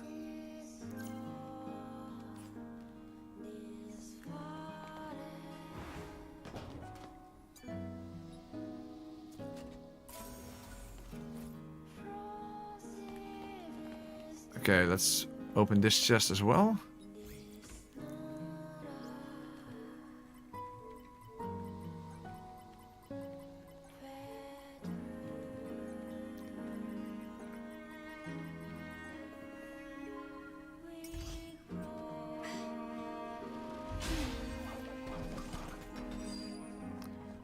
Hey, a whole bunch of sonic grenades as well.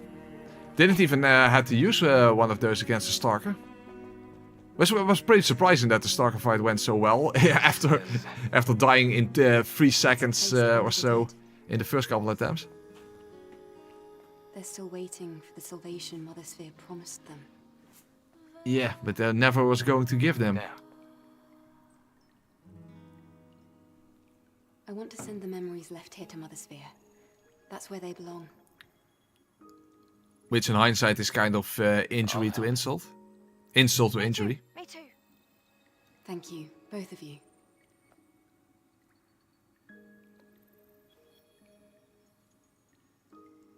It's kind of interesting, they literally keep memory sticks there. As the actual corpses, essentially, of human beings. So, first let's interact with this. So, that's the third one. And that also gives a whole bunch on the Lily meter, so that's also a good thing.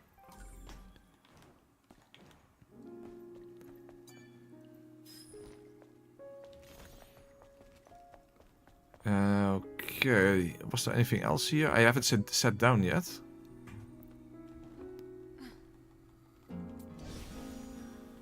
I hope I can at least make it to Tachy in this stream. I think it's not that much further after the Juggernaut fight, and the Juggernaut fight is coming up right now, I think. If I remember correctly, and every single time I say if I remember correctly, basically I'm just wrong. Some of these areas remind me of Horizon Forbidden West. I can kind of see that. It's also a post-apocalyptic world after all. Run over with... Well, technology actually is run over by biology in a sense. In this game. It was first taken over by technology and then the attempt was to rescue it with biology, but obviously that didn't exactly work out.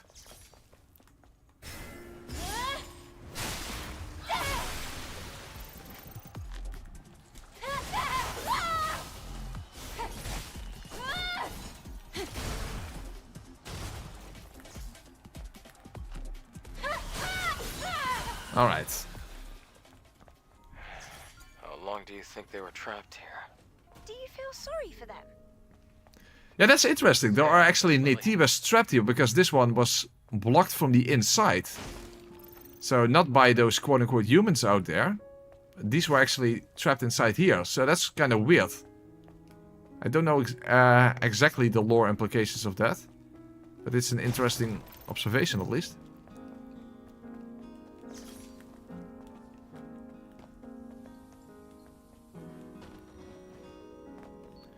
Yeah, by the way, Babsa, when are you finally going to play Dark Souls 2 on stream?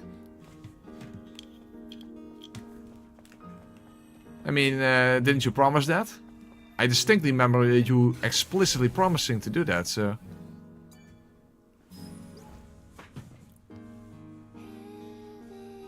I wonder, what led everyone to stay in a place like this? All I know is that we're the only ones here right now.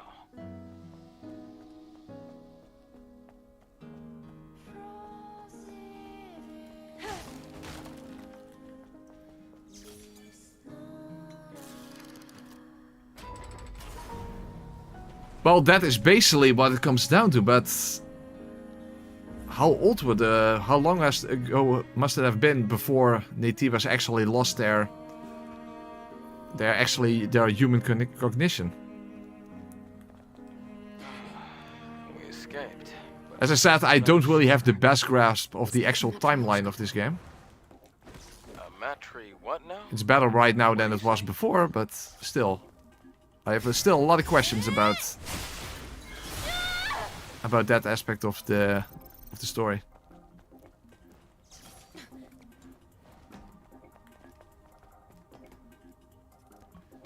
Oh wait, there's one more face hugger over there. A wall hugger, I should say.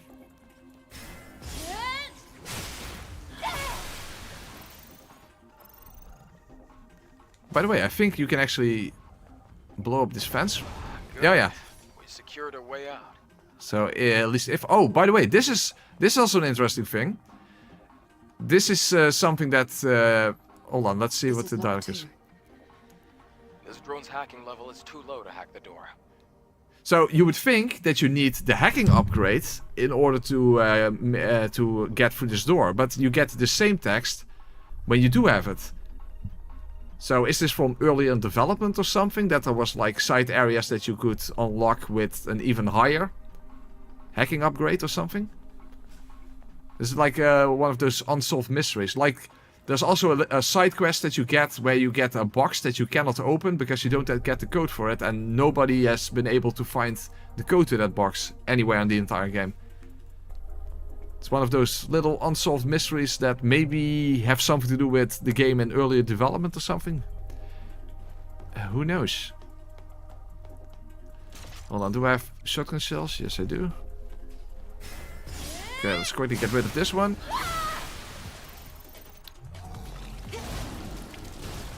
Okay, let's make use of beta skill.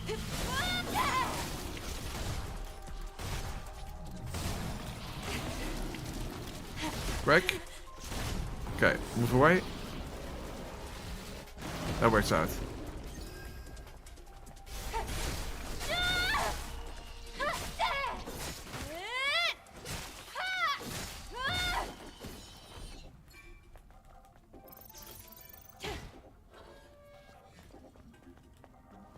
There might be one more wall hugger, but I think there's only a beta core after that one. Oh, there's one more in the back. Shit. There's one more in the back. But this one I think we can safely ignore. Getting worse and worse. It means we're Creepy.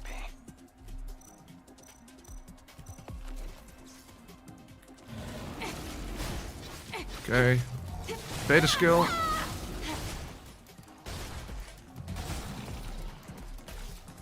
Out of ammo.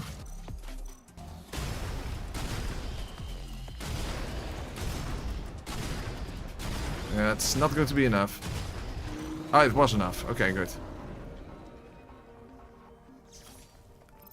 Okay. I think we're getting pretty close to the next boss fight. Oh yeah, now it's the elevator section. This is actually one of the only places in the game where smart mines can come in handy. Since those enemies on the elevator will animate while the elevator is going down, so you can actually preemptively simply place some smart mines there. Generator still works. This is one time where the hacking tool would have been helpful, because there's a whole bunch of gold in that box over there, but I don't have the hacking upgrade. Oh, that's a shame. This is how we operate the lift. I hate things like this.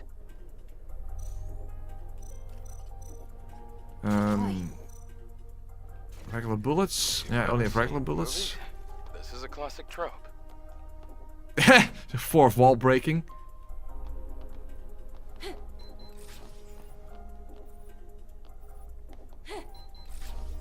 Alright.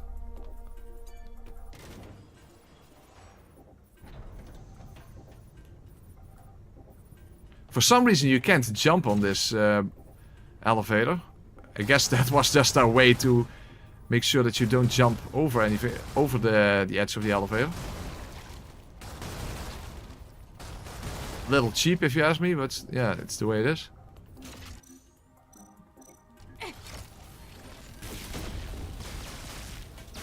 Damn it, I can hardly hit it. Okay, this is not good. Okay, let's use overdrive. But I can't jump, and that sucks. Oh, whoa, whoa! That acid really burns. Okay, the smart mine hardly did anything. Ah! Damn it, I'm not even sure if I can refill my ammo now. Where does it respawn you? Okay, well at least I can refill my ammo, but it's a pretty long way there. It's weird, there are these orbs around that wall hugger, but you can't kill it with that, so... Either I'm missing some, or I just don't understand what the mechanic around that is. Yes, I play guitar, Bowley.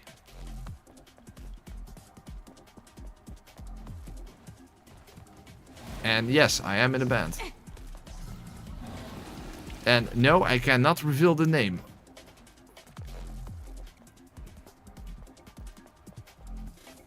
Okay, that didn't really work out the way I hoped. Also, I'm not completely sure what the best place is to place those smart mines, because I don't think it even did any damage. Because I'm not sure where those squid heads even spawn in the first place.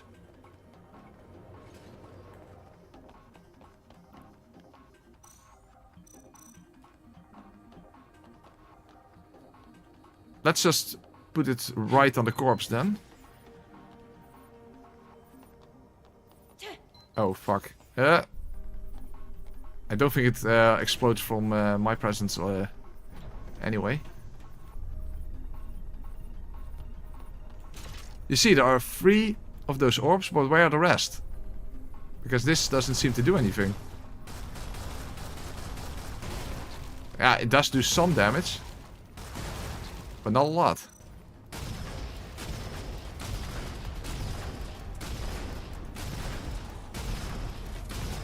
Okay, at least I'm still doing good damage right now. Great. Just keep blasting. Okay, good.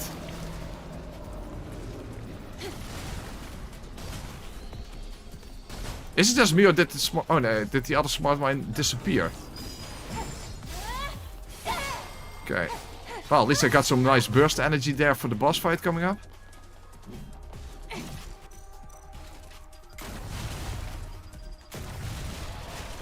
Okay, good.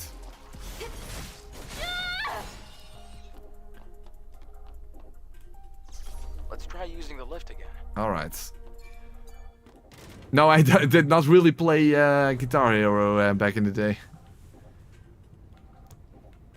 Tiny bit. I have played it. But not in any extensive sense of the word. Alright, next boss fight coming up. And this, as I said, is mechanically, I think visually it is not that interesting, but mechanically it is, because unlike all the other boss fights in the game, this one is not focused on parrying, because there are not that many attacks that the Juggernaut does that you can parry in the first place. He has a lot of attacks that you have to dodge. So it's more of a dodge-focused boss fight.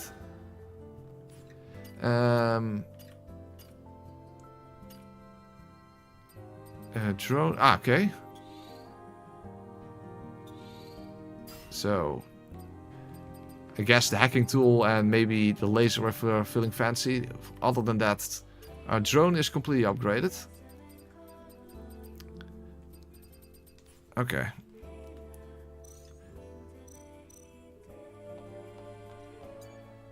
Let's check if I have everything. Also, I'm going to take a piss before actually fighting the boss. 1 skill point. Shit, that's not enough. Can I sacrifice something? Maybe?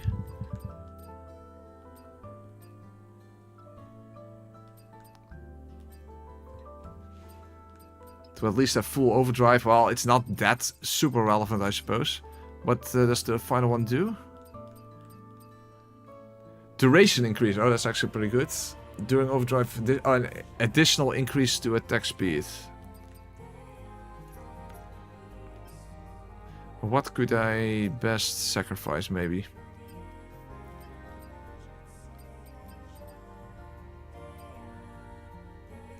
Hold on. Given that you mostly dodge in this, right?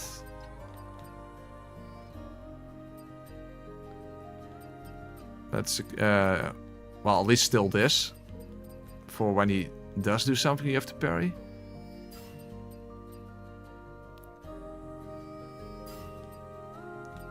Okay, first actually get the one I wanted. Okay, now this one is fully upgraded. And if I have more to spare, then maybe I can do this follow-up. Because that also uses burst energy. So I have actually an attack rather than only merely a buff. Okay, that's actually pretty nice. See, that's at least a very helpful mechanic that you can basically reset skills and that you're not locked in to whatever choice you make. This beta skill also makes the most sense, I suppose. I suppose that's it. Okay, good. And of course, shotgun shells. Okay, now I'm quickly going to take a piss, and then we're going to fight the Juggernaut. And not the one from X-Men. So, about that noise we heard on the Airborne Squad channel. Yes? I analysed the pattern, and the noise translates to... kill me. Well, we'll find out more once we get to the source of the contamination. I wonder what it means.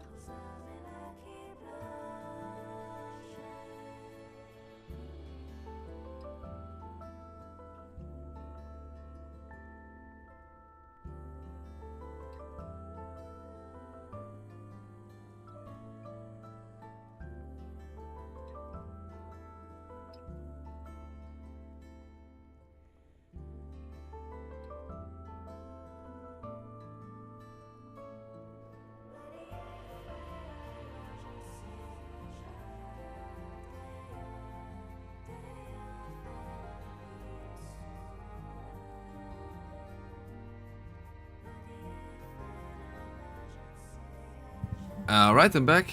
Why no bands reveal? Because then I dox myself, obviously. That's the reason. Alright. Okay, next boss fight. The Juggernaut. As I said, visually I think he's a little bland. Mechanically, it's a quite different fight from all the other boss fights. The same applies, by the way, to the next boss fight. However, that one is visually very impressive. But the boss fight after this one is against Tachy, and that's against a humanoid boss. A bit of a Millennia vibe, actually, in that fight. Although I would say that this game's Millennia is Raven and not necessarily Tachy. But still. Okay, hopefully I remember this well enough. I'm the Juggernaut, bitch.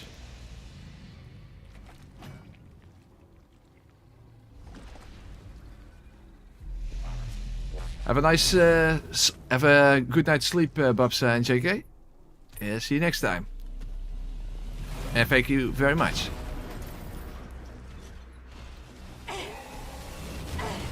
Yeah, I don't have any beer, unfortunately. That kind of sucks. Okay. Alright. Okay, let's immediately counter.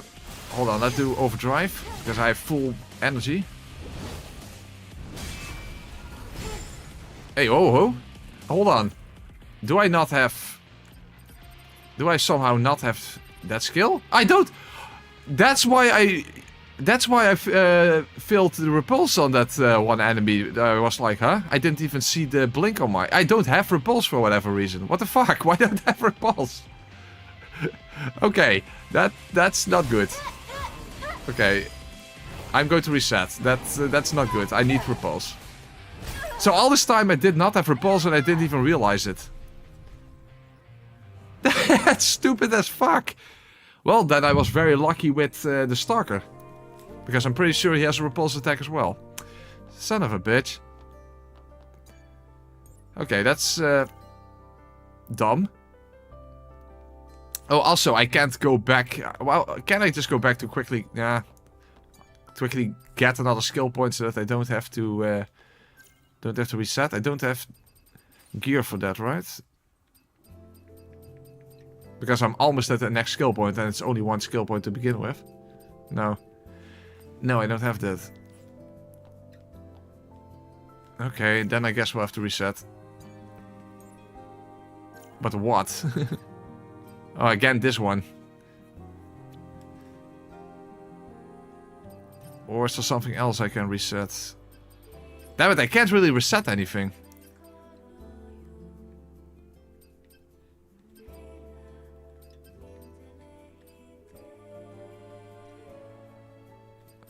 Hold on, let's do this then. I don't need ambush now, so...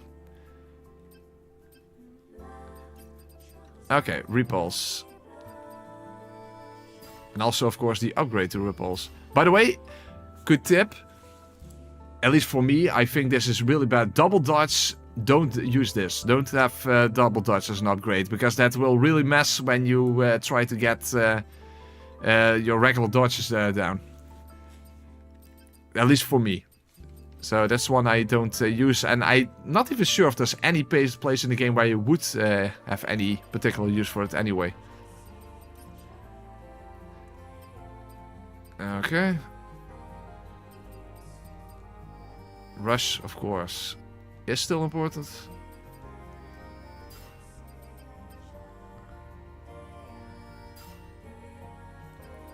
I have a little less bait energy to work with, unfortunately, but that's fine. Okay, at least I have repulse now. Jesus, that was stupid.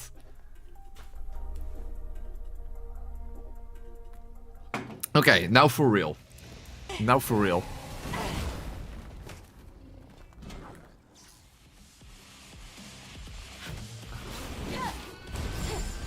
Okay. You know what? Let's immediately follow up with a burst attack.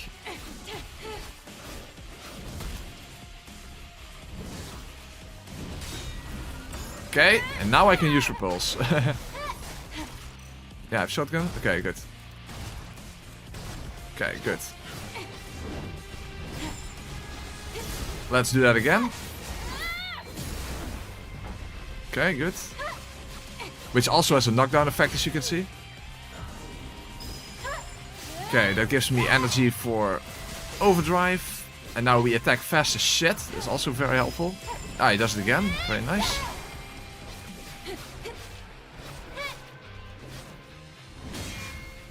This you can parry. Oh, but the other one you can't. Let's knock him on the ground. Follow up. Jump. He does another repulse. Very good.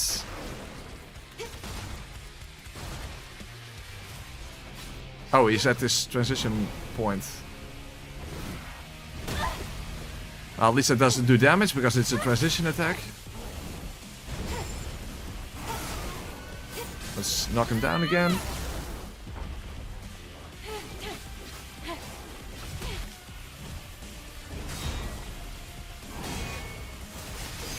Overdrive. Knock him down. Which also does more damage then, I suppose. Pretty sure.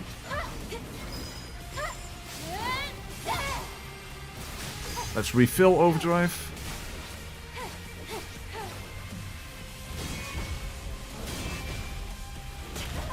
Oh, really? I didn't get that one? Okay, shit. I was halfway already, so it was not so bad.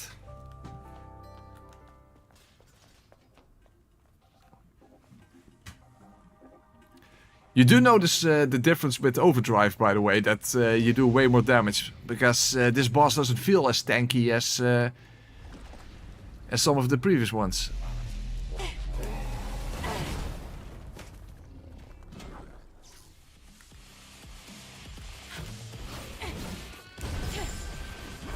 Okay, counter. I don't have enough energy for beta skill or burst skill. Now I do, but I didn't use it. Oh, I also have to remember to refill my shotgun shells, because those don't automatically refill after all. Oh fuck, that's a shame. You see, because now I have burst skills, I want them to do blue attacks.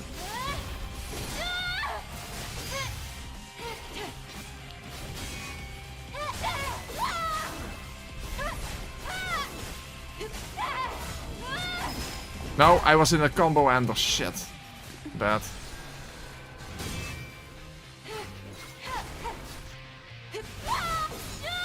Okay, he's almost at his transition point.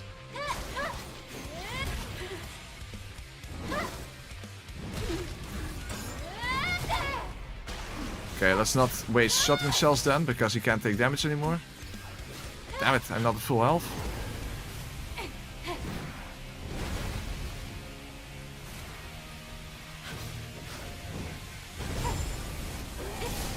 Okay, follow a burst. Nice.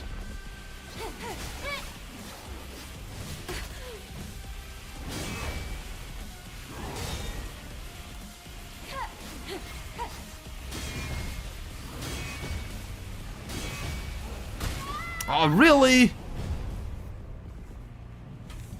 It's a pretty easy combo string, you would think, but yeah, he does do a little bit of a delay there, so... Hold on. Yeah, the thing is, this is the point in the game where I still don't have... where I have to make a choice between offense and defense. I can't do both at the same time.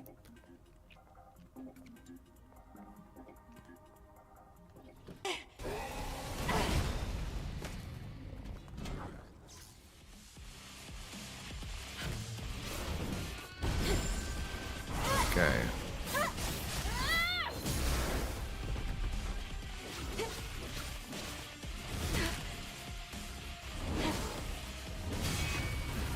And of course I forgot to refill my shotgun shells, so I only have 4 at the moment.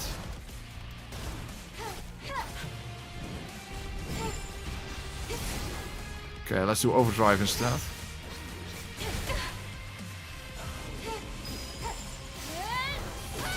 Okay, jump up. Oh, what the hell? Didn't hit in time.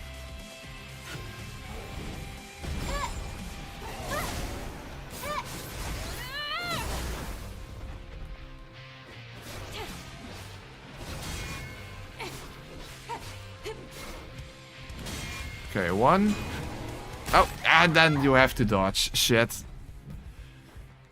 So he has a 3-hit combo there where where the third one has to be dodged.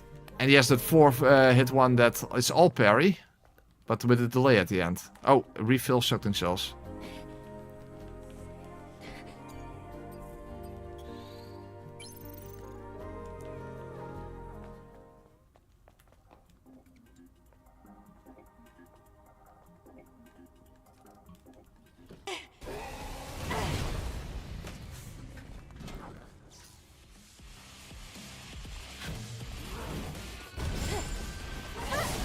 Okay, first overdrive.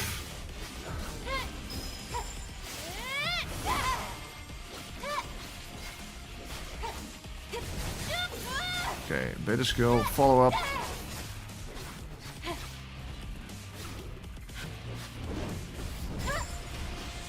Let's knock him on the ground.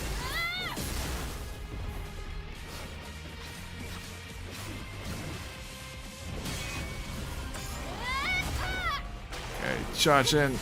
Shotgun. Very nice. I actually should only shoot twice because I think I'm wasting the 3rd shot. Then his weak point no longer is vulnerable.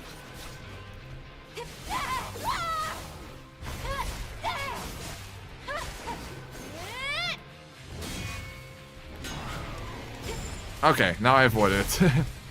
About time. Okay, he's at this transition point.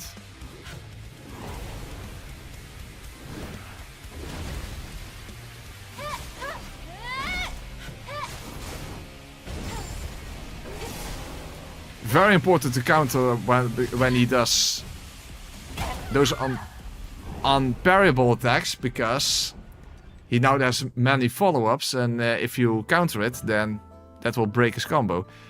I think I'm better off actually using the shield enhancement gear. Of course I will do less damage, but at least I won't constantly get one shot maybe. Hopefully. Hopefully that will be enough.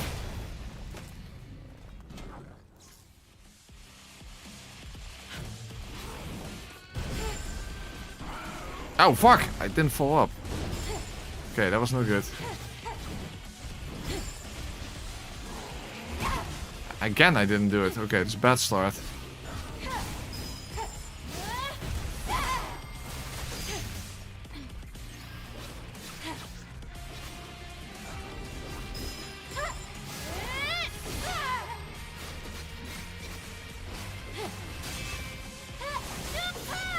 On the ground with you.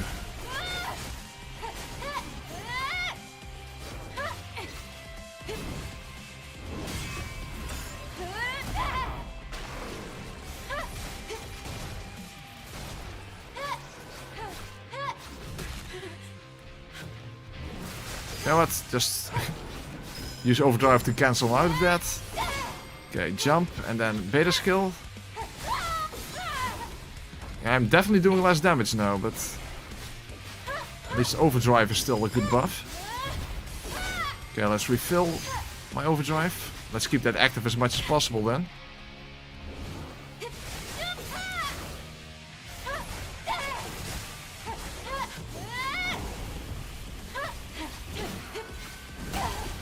Again, doesn't do damage. Transition attack. Okay, overdrive to cancel him out of that. Oh fuck, he knocks me. How the hell did I... Fucking hell. Okay, full health.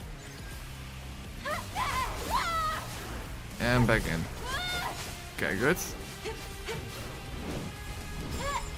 Make sure to counter.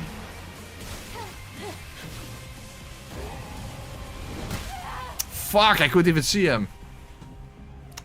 And even with the shield enhancement gear, that was still a one-hit kill. Crap, I want to quickly defeat him and get to Tachy in this stream.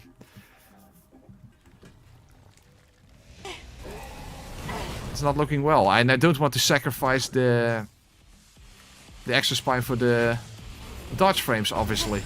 Given that how... Oh! Why did I follow up? I am pressing triangle. Okay, let's reset.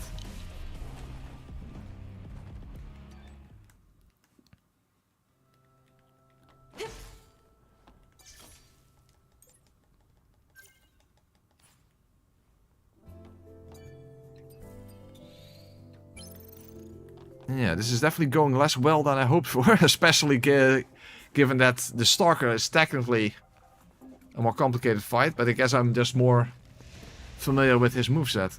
And of course, dodging, as I said, is I at least have way more trouble dodging attacks in this game than parrying them. Okay. Okay, overdrive.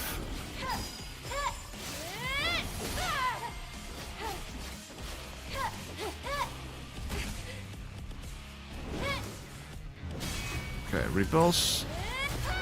Charge in and shotgun. Only twice.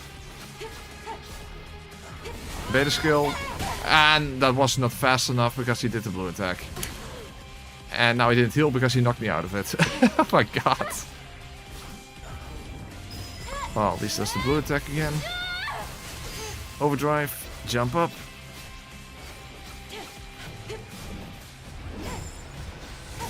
Yeah, follow up. I should have actually followed with a burst skill.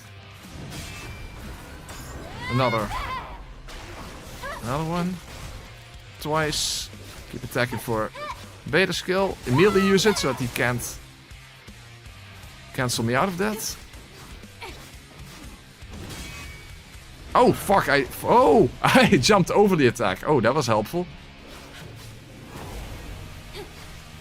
That was pretty much pure luck, but hey, worked out. It looked cool. Looked cool.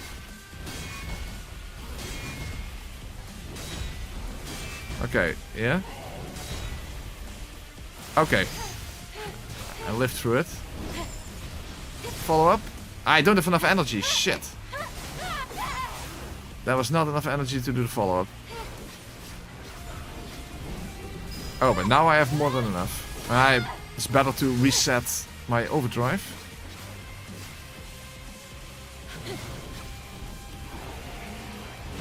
Oh, that attack is so fucking delayed. That is a very difficult one to avoid because he just delays it so much. I mean, that's Elden Ring levels, like God Ring levels. Hey, Darker Haze, high press, how everyone, how's the run going? I was very much trying to at least reach Tachy in this stream, but I'm having trouble with this boss because he's one-shotting me constantly, even with the shield enhancement gear. So in that sense, I think I'm still better off just doing more damage. But that pretty much implies that I have to do this entire fight without taking... Well, not any hit whatsoever, but a lot of his attacks are one-hit kills. So yeah, the difficulty is very much increasing right now.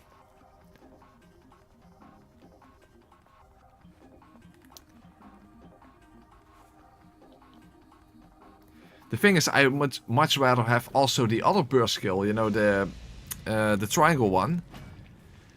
However, I don't have nearly enough skill points for that.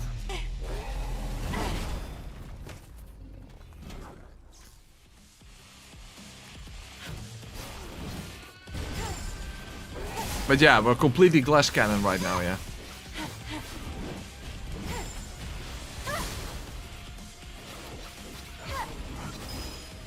However, after Tachy, or well, actually after the next gun section,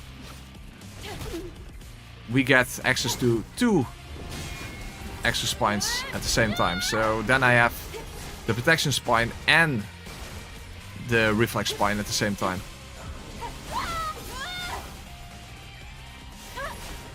So at least that will make a pretty significant difference.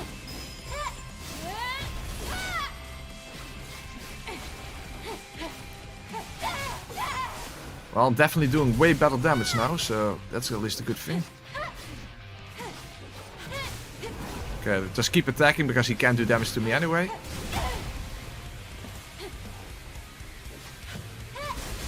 Okay, just knock him out of there.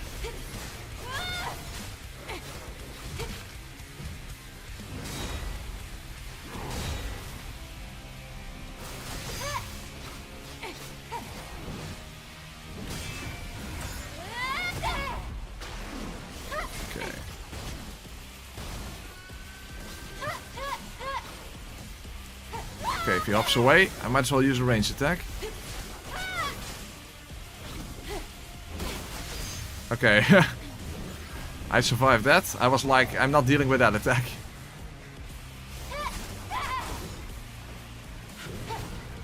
Oh, that's the delayed.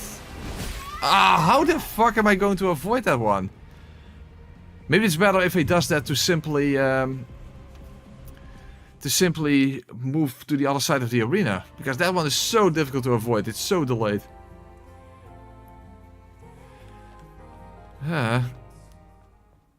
Yeah, they have a lot of HP. I'm very aware of that. Ah, fuck! I forgot to refill my shotgun shells.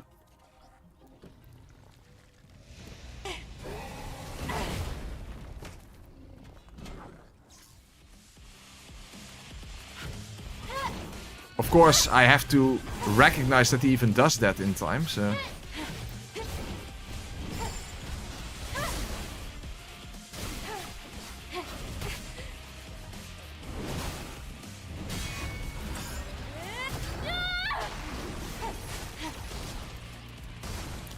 Yeah, definitely should have refilled my shotgun shells.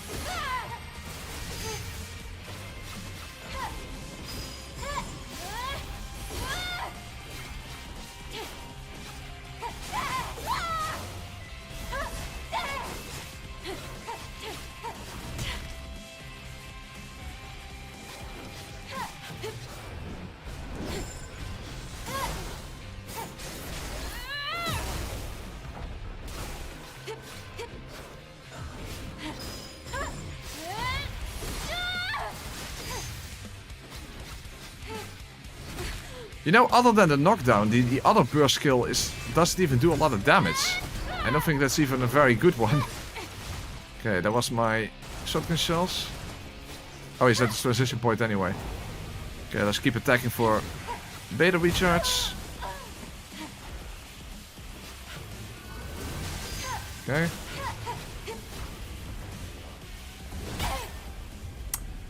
Now, that has an AoE around it. I basically don't have enough time to even recognize that. In that sense, I guess knock him out of it. If I have enough energy at the time. Or I should simply learn that timing, but it's very complicated. This.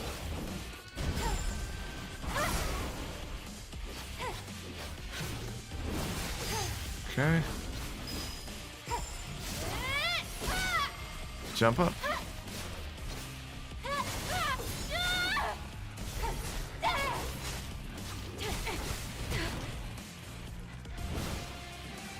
Oh, of course, I again forgot to refill my ammo. Yeah, it's just annoying that it doesn't automatically happen.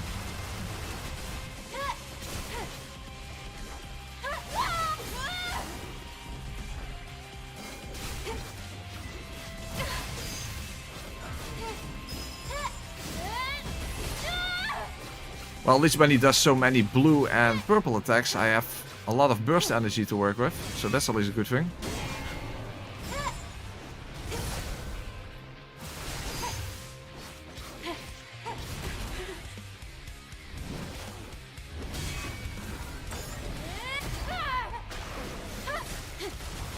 Yeah, maybe I can run around him. I actually never tried that. That's a good one. It might work. Well, if he does it against the wall, then that's definitely not possible.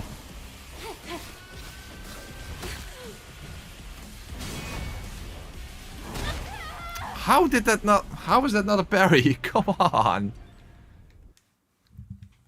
Okay, I'm not reaching Tachy tonight, I think.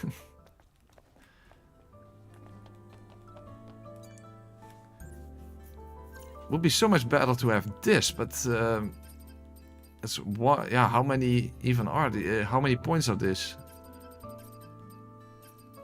It's weird. I feel like I should have way more skill points, but I definitely do not.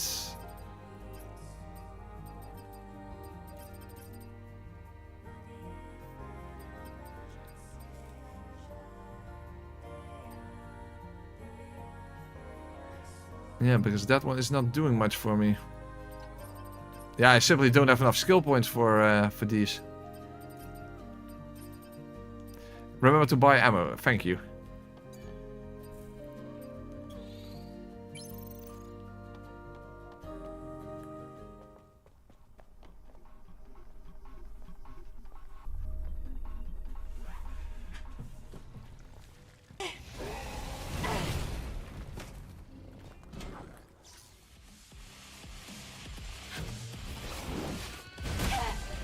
Wow, really? Okay, and if I immediately fail at the start, then yeah, that's not good. Also, I haven't had my shotgun shell selected.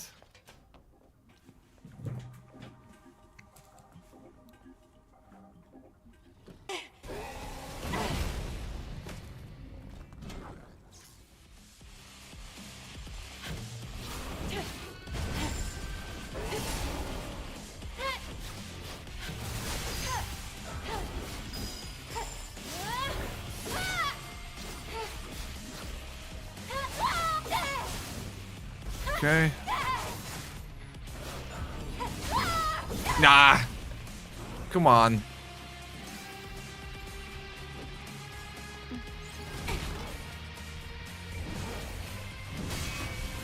Okay.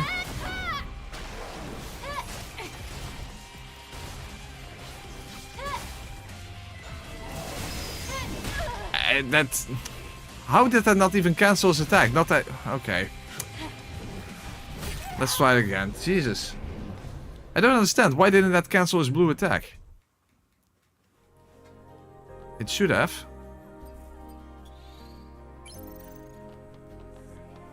Damn, I was not expecting to have this much trouble with this fight.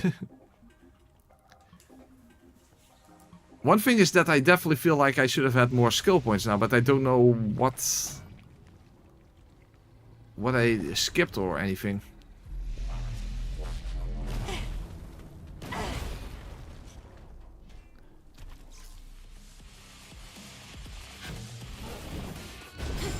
Because I basically only have overdrive to work with when it comes to burst skills.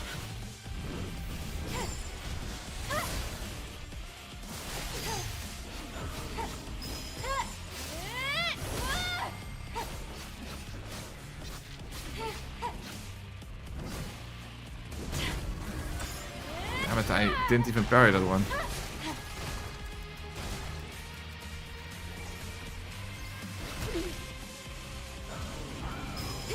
Okay. Overdrive again.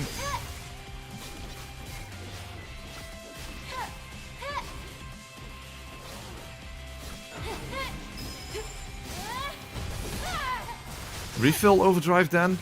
Might as well do that instead of the other burst skill.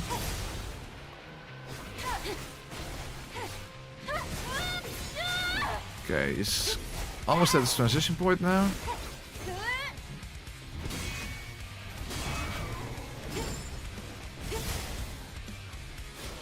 Okay, he's at the transition point.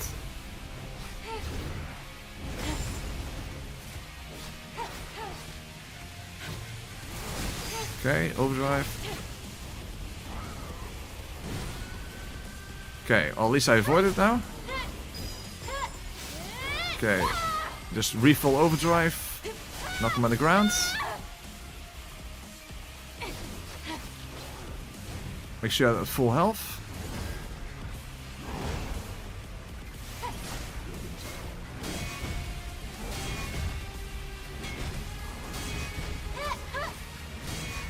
Okay, I survived at least.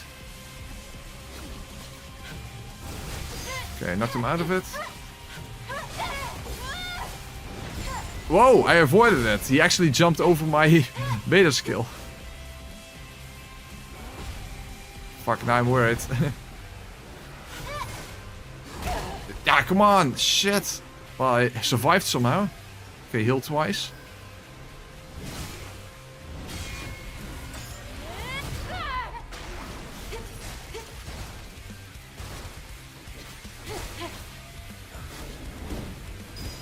Okay.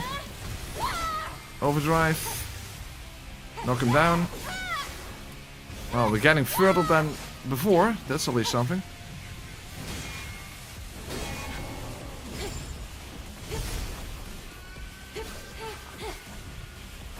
No, no you don't.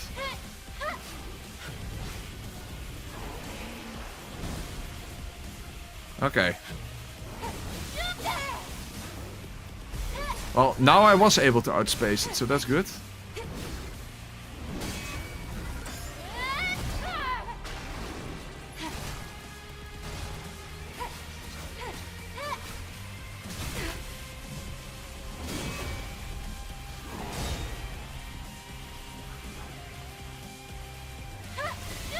I'm really on edge right now. You know what? Fuck it. I'm going to use this. I don't care. I was not waiting for that final parry. In fact, let's switch to a grenade. On the ground with you. Another grenade. I can't hardly hit him when he's on the ground.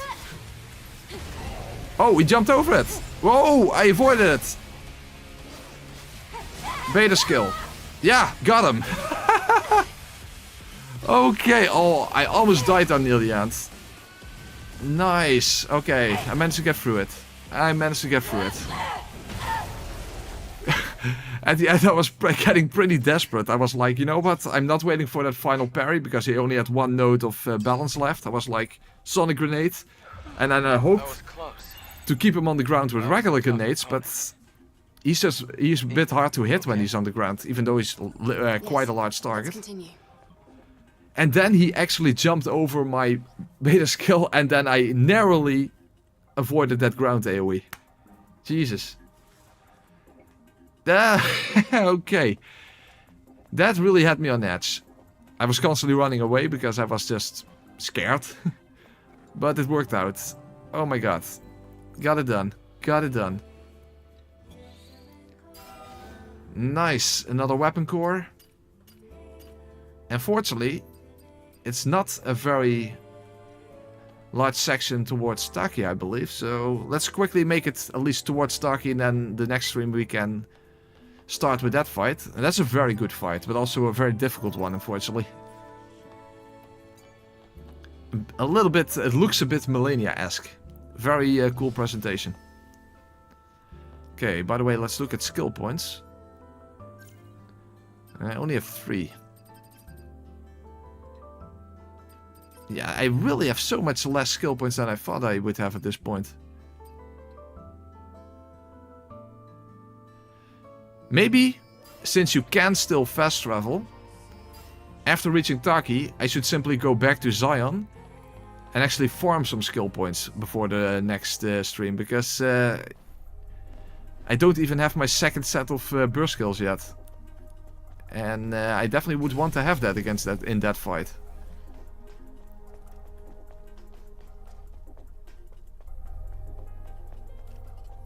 Well, at least make our way there first. I can't believe I actually avoided that ground AoE at the end there. Because that would be so painful to die there. That would have been so fucking painful. But hey, I did not. And that's what matters. Oh wait, it's right here.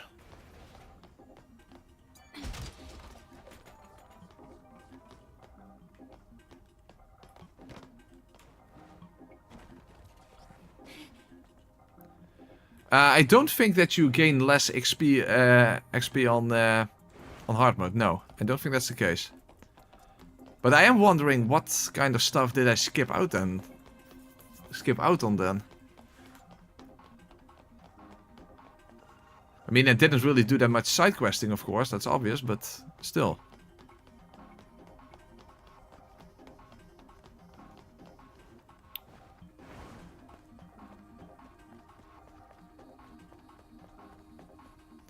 Alright.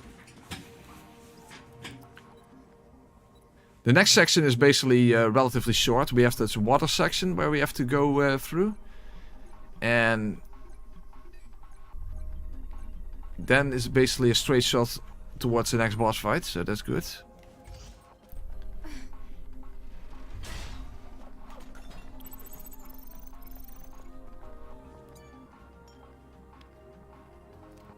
Kind of weird why there's even a camp here, given that there's a supply camp right before the boss fight.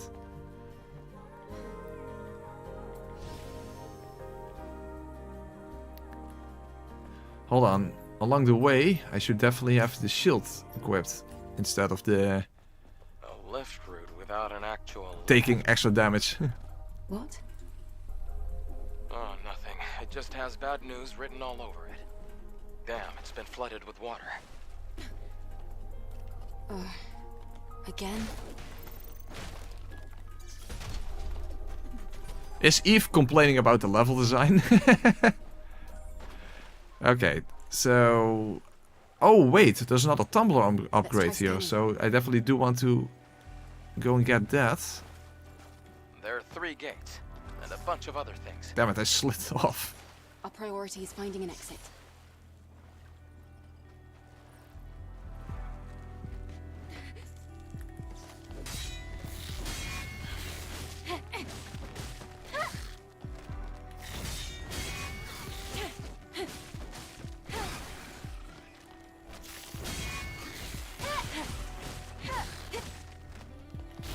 Hey, whoa. Hey, what the fuck?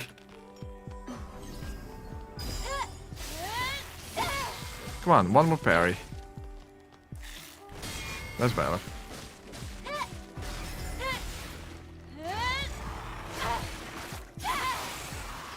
Okay. Oh wait, there's a trap over here, I think. So in one of these crates are enemies and the other crate is a tumbler upgrade. There you go.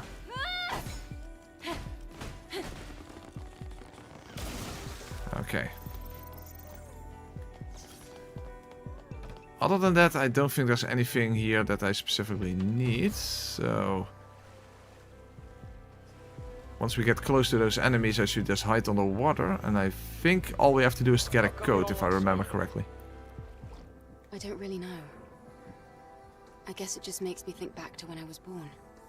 Aren't the waters here on Earth usually... This is another missed opportunity, by the way. She literally said that she hates water because it makes her think of when she was born. I am interested in when was she born, how was she born, how does she remember that, and that kind of stuff. But she doesn't follow up on anything. Another missed writing opportunity. Like, unfortunately, many in this game. Got it. Now let's go. Okay, we have the code. Already? How about we look around? Was there another upgrade here? I don't really remember. I mean, what's the point? For this kind of work, There's a hole in the fence here.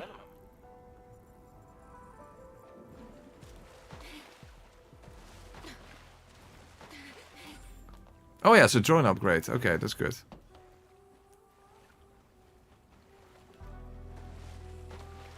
Like a test tube fully grown. Yeah, I wonder if androids are born fully grown. I assume so, because I can't imagine that they are able to grow in the first place. So their memories are pretty much implanted. That is kind of implied anyway. So that makes me wonder if I was correct that Eve quite literally came into existence right before the beginning of the game.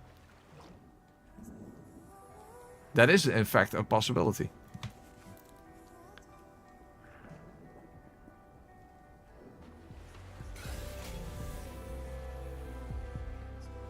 In combat? Who saw me? Okay, let's just hide underwater then for a short while. Okay, it's already de-aggroed, okay.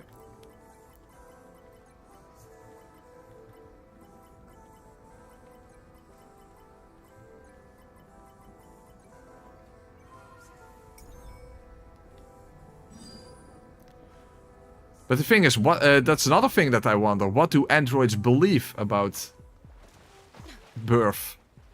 Because they believe they are humans. It was a waste of but time. there is clearly no reproduction going on in this world. Entirely useless, though. I don't care about So what do they believe about that? I just want a bath. Too many unanswered questions, if you ask me.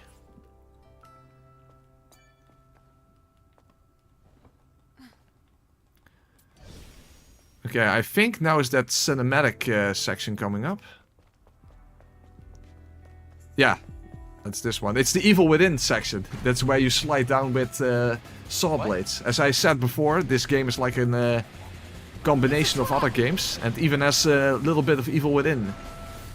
Within.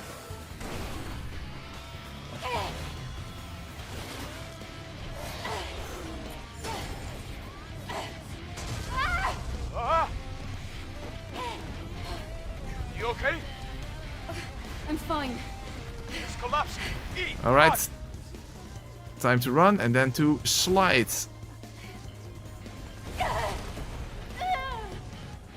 I mean, this is literally from the, I think, the first chapter of Evil Within.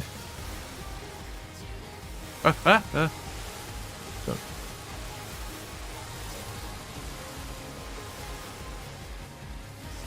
Very important, you actually need to jump here, otherwise you can't reach it. Hey, nice shot. Yeah, the camera was obvious. No. Especially if you equip the schoolgirl outfit at this point.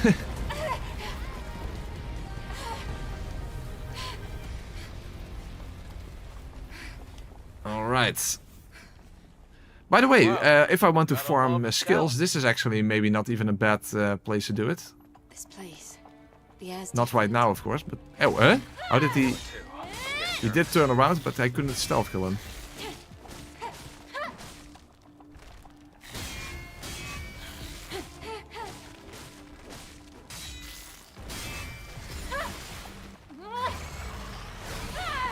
School changed a lot since my days. Modified cybernetic bondage is my go-to outfit. Ah.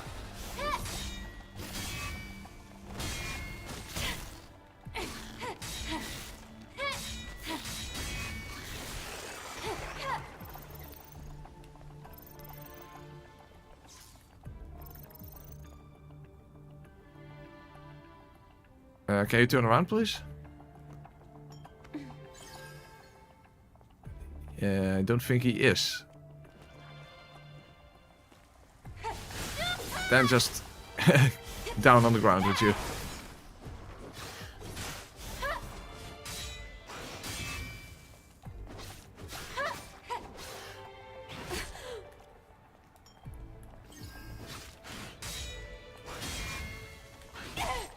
Damn it, I fought these guys so many times and I just can't fucking parry them.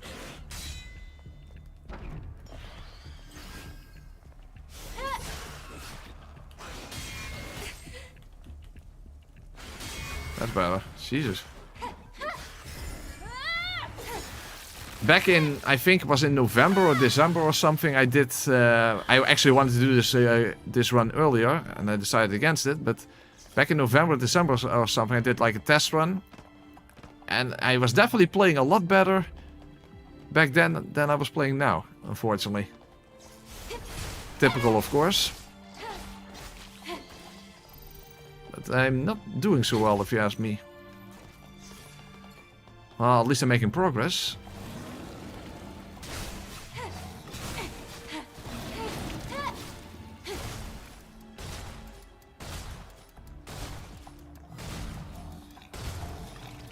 Come on, just die, tanky bitch.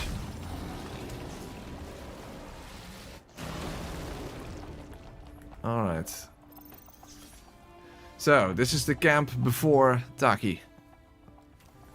Just for the fuck of it, let's do a quick test run against Tachy, but then we're just going to end stream there. Very close to the alpha signal. And I think I'm going to do a little bit of skill farming before the next stream. To at least have the second set of burst skills. Hey, look at this. This is a second Airborne Squad legacy. Let's check it out. Maybe we'll be able to finally solve the mystery of that last legacy. Wait, hold on a minute. Playing it here could provoke the other Naytibas. Don't worry. We'll still have time to check the legacy after retrieving the Alpha Core. Yes. For now, we should focus on fighting the Alpha Naytiba. I'll hold on to it. Let's go. And of course this is still a fight that I have to do. in glass cannon mode or sacrifice my extra parry frames. But I guess we'll just have to go glass cannon mode. By the way, I didn't even have the this one favorited.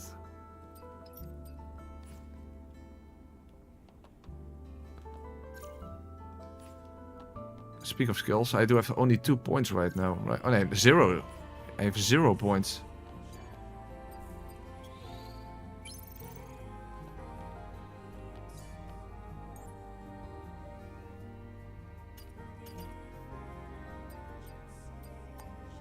I don't think I really need a hacking tool, but anymore. So let's forget about that. Okay, let's do a quick test against Tachy, and then we're going to call it quits for tonight. This is an ancient water purification system. This is the source of the contamination.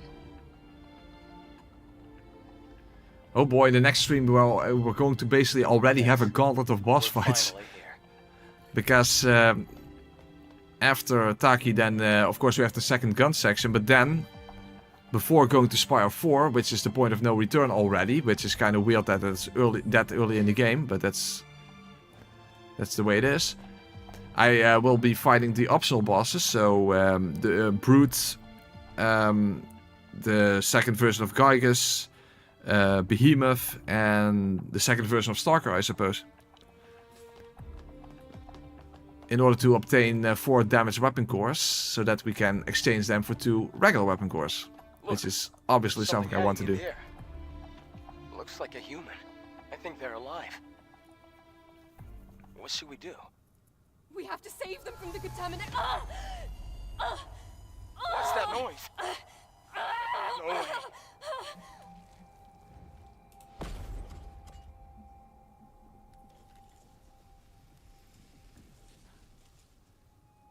Tachy.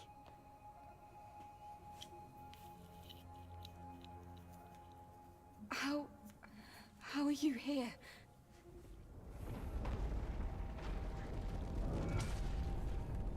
This is a really cool looking boss fight, this. And especially Tachy's design with the skull helmet.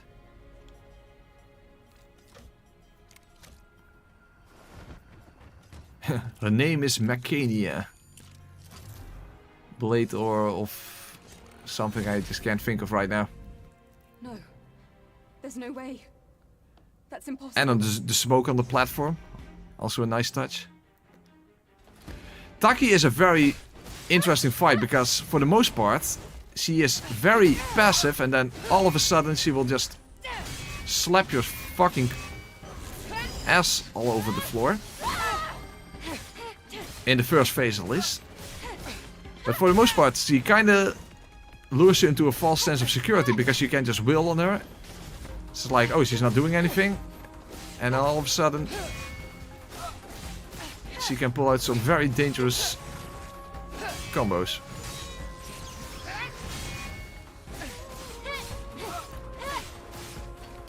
Also, you can actually fall off the edge of the platforms here, in case you didn't know.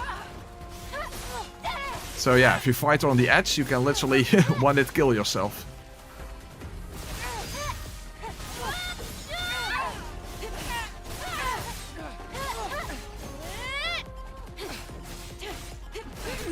Shit.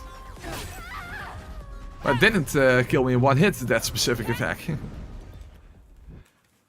Alright, but we're simply going to continue here tomorrow then. Okay. Well, at least we did make progress. I was hoping... But at the very start of the playthrough I was hoping to actually get past Tachy, but I wasn't really expecting it, so... Guess it's fine. Juggernaut definitely gave me way more trouble than expected, and Stalker gave me less trouble than expected, so at least that is interesting. But yeah, I do feel like I am a little short on skill points, so in between now and the next stream I'm going to farm a bit for some extra skill points, so that I at least have...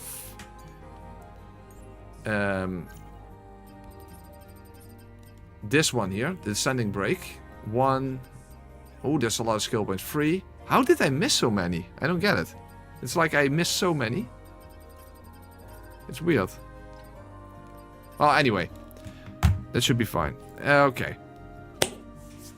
Okay, well, at least thank you very much for being here. Of course, we had a very small audience today, but I was, yeah, kind of expecting that. So thank you very much for watching. Hopefully tomorrow I can have more interesting things to say, because after the second gun section where the plot is mostly revealed, maybe I should talk a bit about the lore videos that I watched. That might be a so interesting thing, because so many people don't really understand the story to any sort of in-depth sense. Neither do I, but at least better now than I did before. So, thank you all very much for being here, and hopefully I'll see you back again tomorrow. Have a good night's sleep, and see you then.